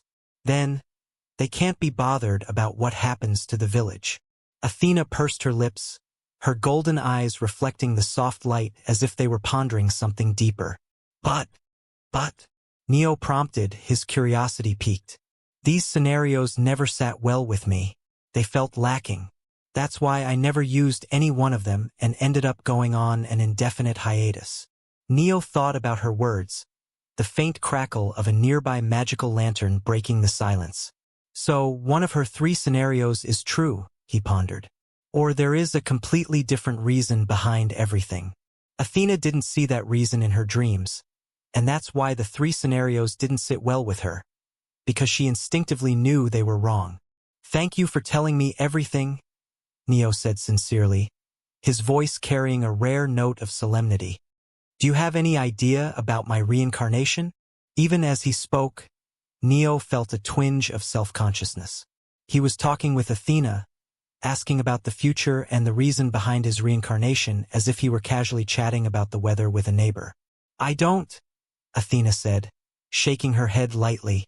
The motion caused her long, silken hair to sway, catching the faint light. The current me doesn't know. I can't be sure if the same is true for the future me.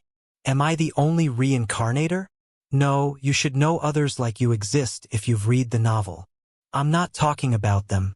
I'm asking if someone like me, who has read the novel, exists. That, I don't know, Athena admitted, her gaze dropping to the floor for a moment. Neo didn't receive all the answers he sought, but he wasn't bothered. Many of his doubts were cleared. As the conversation lulled, the atmosphere seemed to shift. The room grew quieter. Athena suddenly changed the topic. Her tone was sharp. "Seraphs," she said. Neo raised an eyebrow, confused by the abrupt shift. "That's the title of reincarnators in my novel. I know that, but why are you telling me this?" Athena's expression faltered briefly. Her hands, resting on the table between them, clenched slightly. She was flamed hard by her fans because of the Seraphs. She had added the reincarnators in the plot abruptly, without foreshadowing. Characters who had acted normally until then suddenly gained memories of multiple lives, dividing her fanbase into two sides. One part of the fandom thought Athena was destroying the novel because she had no idea what she was doing. The others, including Neo, believed Athena had a reason for the sudden addition and had a proper plot for the reincarnators. The two sides had engaged in an intense keyboard war. Seeing Neo smile, Athena's cheeks flushed faintly. "You were a part of it too? The war between your fans?" Neo asked, amused. Athena nodded as an answer to his question. "I was on your supporting side," Neo admitted. She hesitated, her fingers fidgeting with the edge of her sleeve. Neo realized what she wanted to know about and decided to answer without her asking. "I was Mighty Sword 101. Ah, you were the no-lifer who spent all day on my novel's forum." Athena stopped abruptly, realizing she had almost insulted him. She coughed, embarrassed. "Anyway," she continued, avoiding his gaze, "since you are a reincarnator, you must be a seraph too." Chapter 247. Calm before the storm. The room was dimly lit, with the soft glow of a single lamp casting long shadows across the walls. Athena sat by a cluttered wooden desk, a faint scent of aged parchment lingering in the air. "I doubt so. Unlike seraphs who have lived multiple lives, I've only had one previous life."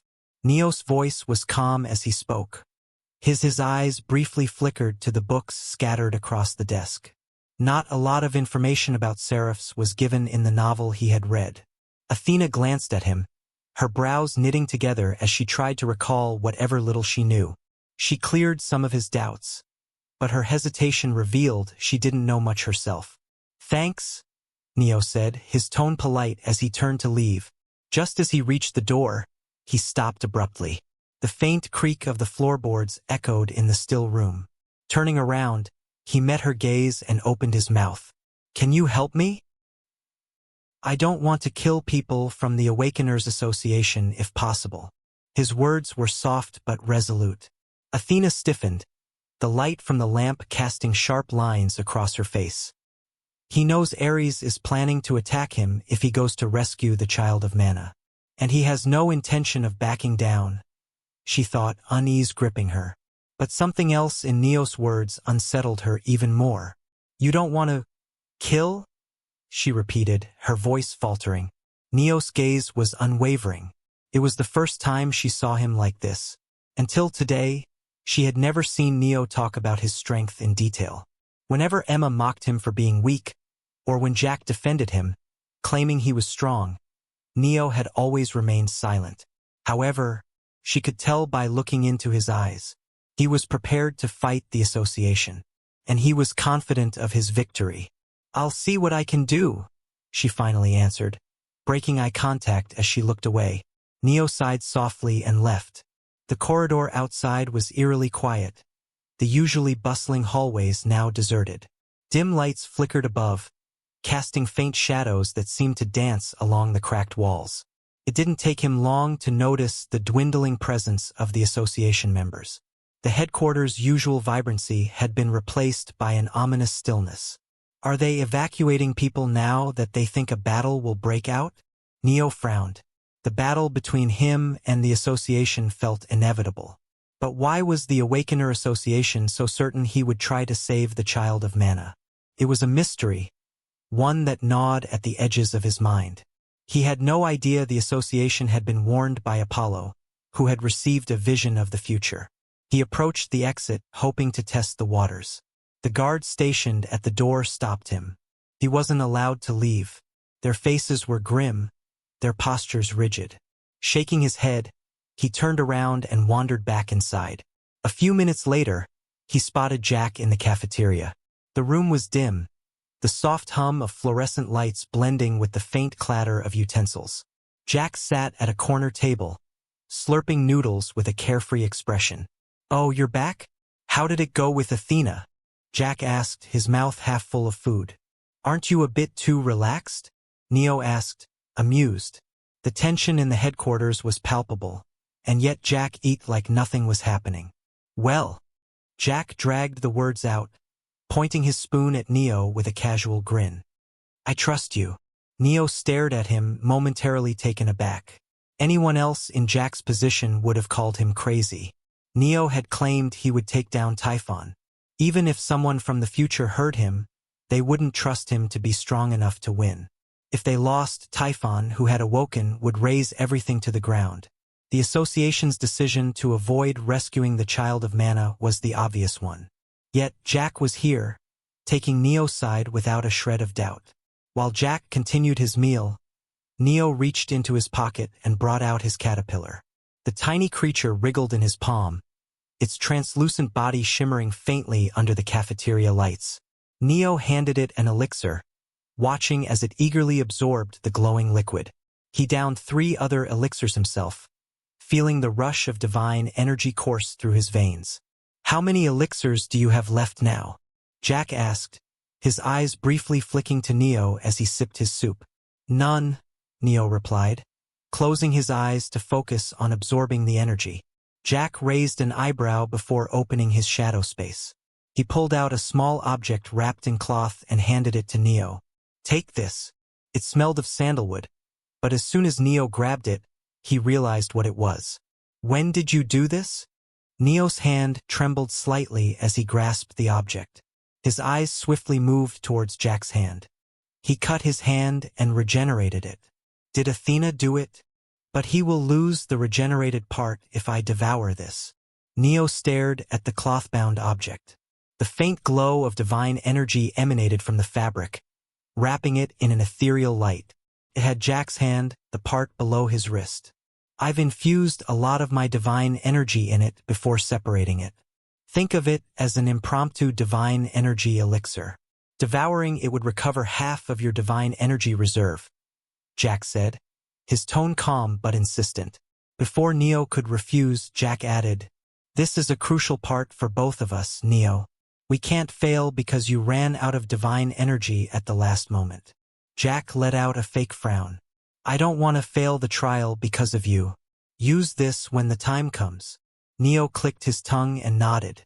The faint rustling of leaves outside the window punctuated his reluctant agreement. He would rather die than use it, but he knew saying it out aloud would start another round of nagging.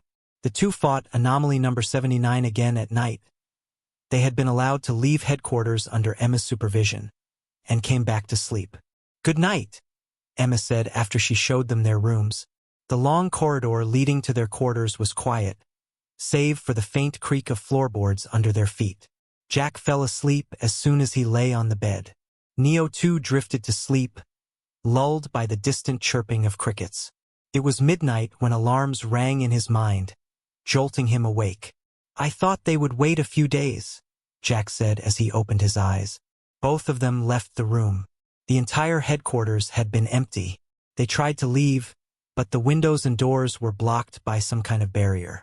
"Space isolation," Neo murmured, his voice barely audible in the suffocating silence. "Let's check the rooftop."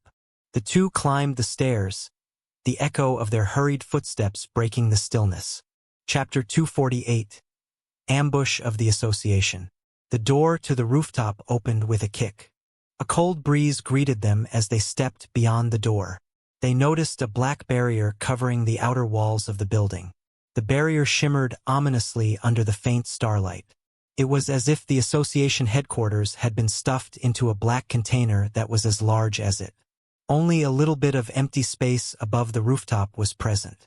"They are planning to destroy the headquarters with us," Neo said. He stared at the dozens of shining magic circles in the air, their intricate patterns glowing brighter with every passing second. I guess they are worried since they don't know if we have trump cards, Jack answered. Both of them gazed at the giant magic circle at the center. It was growing larger and more complex with time. The huge amount of divine energy gathering in the sky sent shivers down Jack's spine. A low hum filled the air, resonating deep within their bones. Neo triggered Ocean's embrace and covered his body in darkness. The inky blackness enveloped him, merging seamlessly with the shadows around him. Combined with Eternal's resistance, this was the highest his defense had ever been.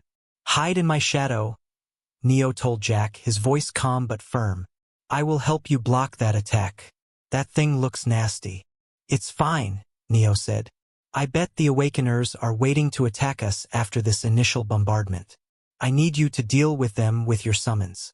There is no need for you to waste your strength now." Jack nodded with difficulty. Although he wanted to retort, Neo's words were logical. The hesitation in Jack's eyes was fleeting as he activated Shadow Space Spell and vanished into Neo's shadow. The magic circles in the air started to combine, and an oppressive pressure erupted from them. The sky above churned with dark, roiling clouds, casting ominous shadows on the ground below. A ray of light shot down, splitting the gloom momentarily. Neo covered his hand in darkness and punched upwards. The impact rippled through the air, the surrounding environment vibrating as if reality itself was being torn apart. Outside the spatial barrier, hundreds of Awakeners hovered in the air around the spatially sealed Association headquarters. The area was surrounded by a faint, shimmering dome, its surface rippling like disturbed water. They couldn't see what was happening inside, but the weight of the battle within pressed against their senses. Ares, Emma, and Athena stood at the front of the group of Awakeners. The air was thick with tension as the cold wind rustling their cloaks while they stared intently at the barrier. "Armageddon won't be enough," Emma said, her voice edged with concern. "Together with Jack and him, they can block that attack." Ares nodded, his gaze fixed on the flickering barrier. Armageddon was the Association's strongest attack technique. However, it was still in the developmental stages. He never expected it to be enough to defeat Neo and Jack outright. "They will be wounded badly. That's more than enough," Ares said. The wind picked up, carrying the scent of scorched earth. Using Armageddon for a B rank and an A+ rank Awakener was excessive, but Ares would rather be overprepared than underprepared. The spatial barrier started to crack, emitting a high-pitched whine. Bright sparks flew out as fractures spread like veins across its surface. "Get ready," Ares raised his voice, cutting through the anxious silence. "Both of them will be injured. Attack them as soon as the spatial barrier breaks." The barrier shattered with a deafening boom, unable to contain the force of Armageddon. Dust and debris swirled in the chaotic aftermath. However, instead of the explosion of shining light they expected, pitch-black darkness spewed out from within the spatial barrier. They overpowered Armageddon? Ares was alarmed. "Attack!" Hundreds of Awakeners unleashed their abilities into the encroaching darkness. Blazing fireballs, piercing wind blades, and radiant beams of light shot forth, illuminating the battlefield. Nothing they did stopped the spewing blackness. The darkness surged like a living entity, swallowing their attacks whole. It flowed outward and enveloped the Awakeners, leaving many immobilized in its wake. Ares and the others blinked. "What?" Emma muttered, her voice trembling. They had been standing under the blazing sunshine, but the moment the darkness touched them, it turned into night. The sky above was blanketed in an unnatural void and the stars were completely obscured. She turned around and saw the Awakeners writhing on the ground, clutching their heads in agony. Faint, dissonant whispers echoed in Emma's mind, sending chills down her spine. Voices of darkness. Her expression stiffened as she tried to comprehend how Neo had turned day into night and how he was attacking them mentally. Something was wrong. Neo wasn't supposed to be this strong. Emma could feel her strength draining away and her limbs growing heavier. Just then, Athena completed a short chant. A soft, ethereal light radiated from her, dispelling the oppressive whispers. The pain assailing everyone's minds dimmed, replaced by a fragile clarity. The light bathed the awakeners, lifting them from their despair. Saved, their vigilance peaked. Their eyes turned toward the association headquarters. The darkness covering the building slowly began to dissipate, revealing frozen remnants of their attacks suspended in midair. It was as if time itself had been halted. And there, atop the rooftop, stood Neo, perfectly unharmed. The awakeners felt chills crawl up their spines. He ignored their stares, his blood-red eyes locking onto Athena. His gaze briefly shifted toward the cube in her hands before settling on Ares. "Why did you attack us?" Neo asked. "You know it better than yourself," Ares replied, unwavering. His tone carried the confidence of someone certain of victory. "I guess I do." Neo's gaze swept over the hundreds of awakeners now protected by Athena's holy light. The ethereal glow shielded them from the lingering effects of his tremor-ranked spell, Black Dawn of Despair. "Neo Hargraves, I will ask you one last time," Ares said, his commanding tone cutting through the tense air. "Are you sure you want to rescue the child of mana?" His gaze remained firm, unshaken by the power Neo had displayed. Neo shook his head. "Ares, I will give you two choices instead," Neo said. "Withdraw from here and let me rescue the child of mana, or face the consequences." No one heeded his warning. Some of the awakeners at the backlands chuckled. Neo's first attack had taken them by surprise, but they believed it was his trump card and he had nothing else left. The reports about Neo had been certainly surprising, but they were just that, surprising. He wasn't invincible like Zeus, not did he had Apollo's limitless talent. Neo massaged the back of his neck with one hand, his fingers brushing against a slight bruise. "Sigh. I wanted to end this without a bloodbath." Suddenly, the relaxed atmosphere around Neo vanished as if had been an illusion. His gaze grew cold, sharp like the edge of a blade. He placed his hand on the hilt of his sword. "Obitus!" The rings of death elementals around his heart hummed, faintly visible like ghostly chains. "Remove the debuff." Neo decided to let loose for the first time in months. An overwhelming amount of malevolent aura exploded out from him, cascading over the battlefield like a tsunami. Power coursed through his limbs and the shackles weighing him down disappeared. Neo felt liberated. His presence filled the area, surging like a stormy sea. The sparse trees nearby groaned, their branches snapping under the invisible pressure. The awakeners were pushed back, their bodies stiffening as a cold, paralyzing fear gripped them. Shit! He was hiding his strength until now. Emma bolted towards Neo, her boots crunching against shattered stones. Her heart pounded as she moved, her breaths visible in the sudden chill that engulfed the battlefield. She had never seen Neo radiate such venomous pressure. It was enough to make her shiver. Just as she was about to attack him, Jack emerged from Neo's shadow like a specter. His presence was silent and lethal, his body strengthened by Neo's tremor-ranked spell Black Dawn of Despair. A bone armor covered his hand, and he punched Emma, sending her crashing into a crumbling wall. "You!" Emma spat, her glare like daggers. Ares, Athena, and Emma released their auras, their energies twisting the air around them into a violent maelstrom. The space shook. Dust and debris rose into the air, and cracks splintered across the ground as they tried to overwhelm Neo's pressure. But it was useless. Neo stood firm. Their auras did nothing to him. The realization of Neo's true strength gave them an unprecedented shock. Neo raised his hand slightly. The motion was calm, yet it carried a dreadful weight. He used half of the second ring surrounding his heart. Red lightning flickered around his hand and tongue. He grabbed something in the air, as if he was holding an apple. Ares, Emma, and the others felt something touch their hearts. It wasn't just fear. It was tangible, a heavy, suffocating grip that clawed at their very essence. The red lightning covering Neo started to move wildly. Neo opened his mouth and... Die! He crushed the invisible object in his hand. The sound of snapping echoed unnaturally loud across the battlefield. Ares and Emma felt their hearts squeeze. Their chests tightened as if a vice was closing in on them. Death. It had gripped their hearts. The oppressive force was undeniable. Beads of sweat rolled down their backs and unimaginable pain assaulted them. They flooded their mana into their veins, their bodies glowing faintly as they struggled to resist the attack. Chapter 249. Athena's Decision. Ares used his holy affinity to the maximum. His eyes grew bloodshot.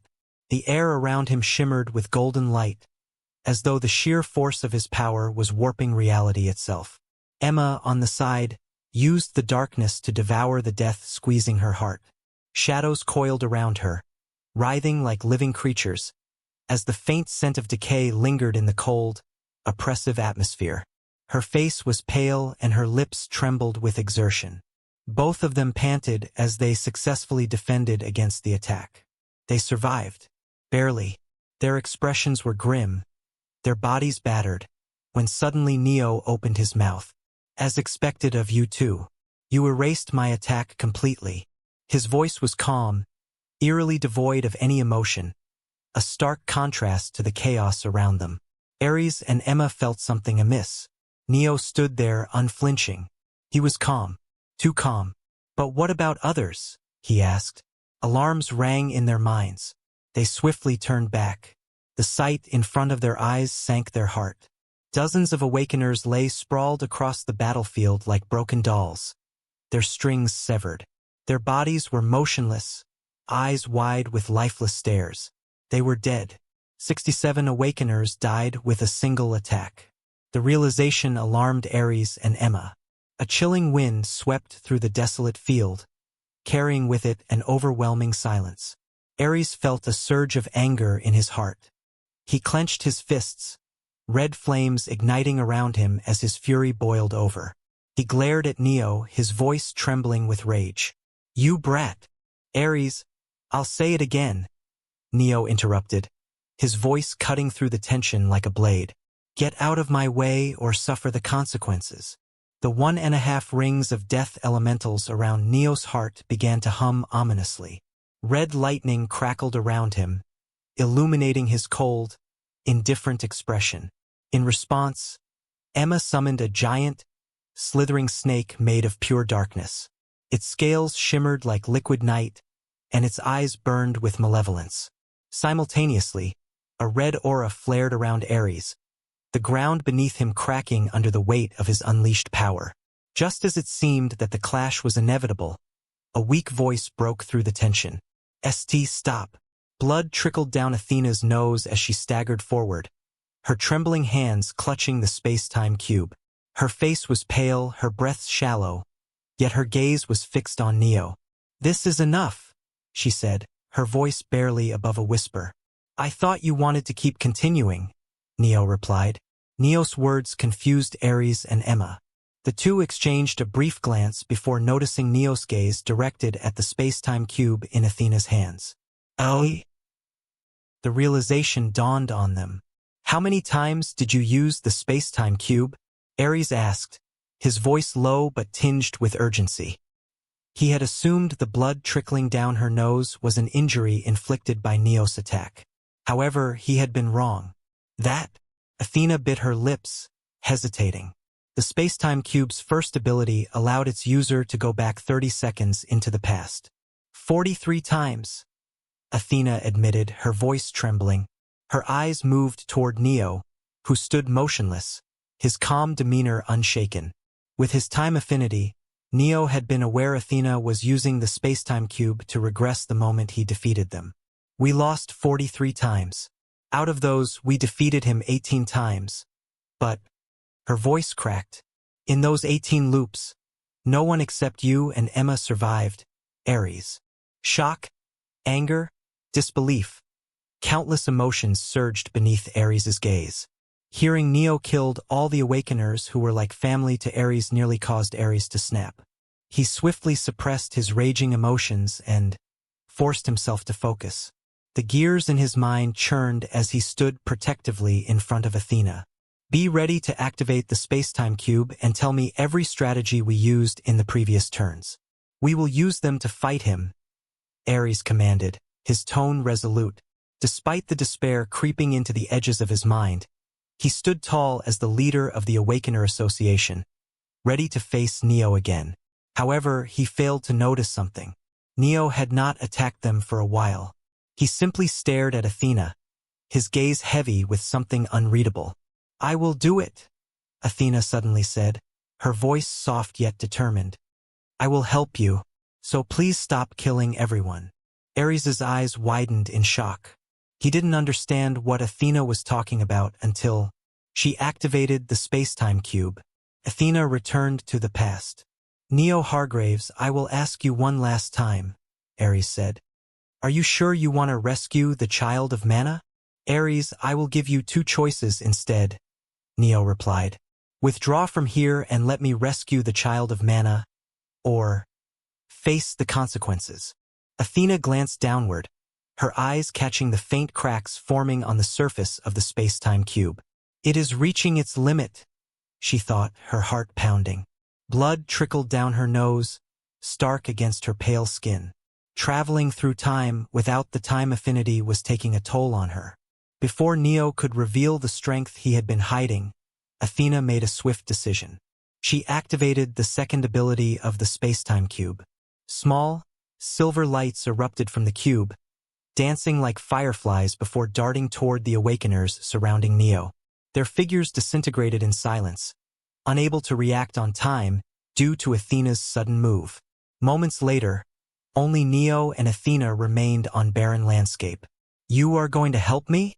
Neo asked calmly, his eyes narrowing as he observed her. He could see the chaotic time elementals swirling around her restlessly. It was easy to deduce her plan.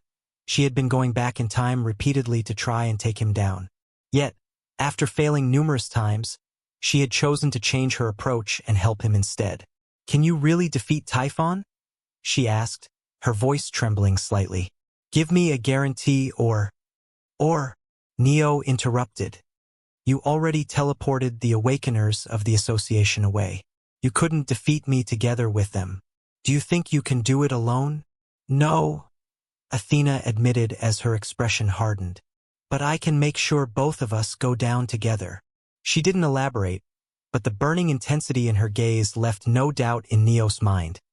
She was confident she could carry out her threat. Chapter 250. How a Concept is Built. Neo frowned. His eyes scanned the battlefield, now eerily silent. Finally, he nodded. "Fine. It wasn't my intention to kill you guys either way," he said, his voice softening as he continued. "I'm about to complete my concept of death. It should be enough to deal with Typhon." "Concept? What's that?" Athena asked. "Think of it as a specialization," Neo explained. "Then what is your concept? It should be something powerful if you think you can defeat Typhon with it," she pressed. Neo pursed his lips, hesitating for a moment. The wind tugged at his cloak as he finally spoke. "It is as a concept that can kill immortals." "Oh," Athena's furrowed. "Typhon isn't immortal. Your concept is useless against it." "It's not useless," Neo shrugged. Cold winds swept across the desolate plains, and the overcast sky above seemed to mirror Athena's frustration. Before Athena could complain again, he interrupted her. "You should go back to your friends if you are not planning on coming with me to the Savage Expanse." He eyed the faintly glowing space-time cube in her hand and added, "That thing is about to break." Athena glanced at the cube. Her brow furrowed as the swirling energy within flickered erratically. Neo was right. The once stable artifact was cracking with faint beams of light leaking from its surface. She used it one last time before it shattered, teleporting away after she said her final words to Neo. "Ares and Emma won't be able to stop you anymore. I've teleported them far away, but I can't stop the others." Her figure disintegrated into motes of light, scattering into the cold, dim atmosphere. "Was that all right?" Jack asked as he jumped out of Neo's shadow, his voice carrying a mix of curiosity and unease. The shadow he emerged from rippled unnaturally, almost alive. "Wouldn't it have been better if we fought the association? It would have increased your concept's progress." "It's fine. We'll find plenty of battles on our way." There is no shortage of monsters in this age. Neo's tone was steady, almost detached, as he started walking toward the direction of the savage expanse. The barren land stretched endlessly ahead of them, with jagged rocks and twisted trees dotting the horizon. The occasional howl of distant creatures echoed through the oppressive silence. On the way, Jack questioned Neo again, his green eyes glowing faintly in the twilight. "How much progress is left to complete your concept?" "A bit," Neo answered honestly. He recalled how he had started building his concept when his mastery was decreasing. However, after his mastery was sealed, the progress had slowed to a halt. To increase the pace of his concept's progress, he had to become closer to death. It was why Jack asked if Neo should have fought the association. The battles and the deaths they would have caused might have helped Neo grow closer to death. They traveled for half a day before they stopped to take a short break. The air was dry and heavy, with the faint smell of ash lingering in the wind. // Neo sat on a rock, his posture relaxed but his gaze sharp, scanning the horizon. "When will you start meditation?" Jack asked, breaking the silence. "For what?" Neo's tone was casual, almost bored. "To build your concept," Jack answered, settling down beside him. His curiosity was evident in his expression. A concept was built by going through two stages: enlightenment and intent fusion. The enlightenment stage included knowing what kind of concept you wanted and understanding how it would work. Intent fusion was fusing one's intent with their core. This intent had to be made from the enlightenment they gained for their concept. Both stages, enlightenment and intent fusion, could be done together. Nearly all demigods would gain a small enlightenment, then fuse the intent of that enlightenment into the core. Then, they would gain another enlightenment and fuse the intent again. This process would repeat until their concept was completed. Intent fusion needs tons of concentration. "You need to meditate for it," Jack said, his tone insistent. "I don't need to do it." Neo's calm reply caught Jack off guard. "What?" Jack blinked, momentarily stunned. "You do know that intent is the manifestation of our willpower, right?" Neo asked, his tone matter-of-fact. "Yeah." Jack nodded slowly, frowning. "The stronger one's willpower, the stronger intent they can create," Neo continued. He leaned back slightly, his black hair catching the faint glow of the setting sun. "Only strong intents can be fused with the core, and the stronger the intent, the stronger the foundation of their concept. This is why people meditate during intent fusion. They need to focus on creating powerful intents." "And you don't need to do it?" Jack asked, incredulous. "No," Neo shrugged. His expression remained as calm as the still air. His willpower was strong. Even the weakest intent he created was strong enough to be fused into the core. "I've been doing intent fusion every moment for the past 9 months. Jack didn't know whether to laugh or cry. He stared at Neo, his expression a mixture of disbelief and admiration. He knew Neo well enough to understand that Neo wasn't bragging. He was just explaining his intense strength. Nonetheless, his words were too absurd. The two stopped talking when they sensed the presence of monsters. The cold air grew heavier, carrying a faint, rotten stench. The distant moans of the undead echoed faintly through the barren wasteland. "It's zombies and skeletons," Jack muttered, standing up. His green eyes narrowed as he scanned the fog-shrouded terrain. "I'll deal with them, Dash. Let me do it. I need more death to speed up the progress of my concept." Neo's voice was calm but firm. Neo unsheathed his sword and moved toward the approaching zombies.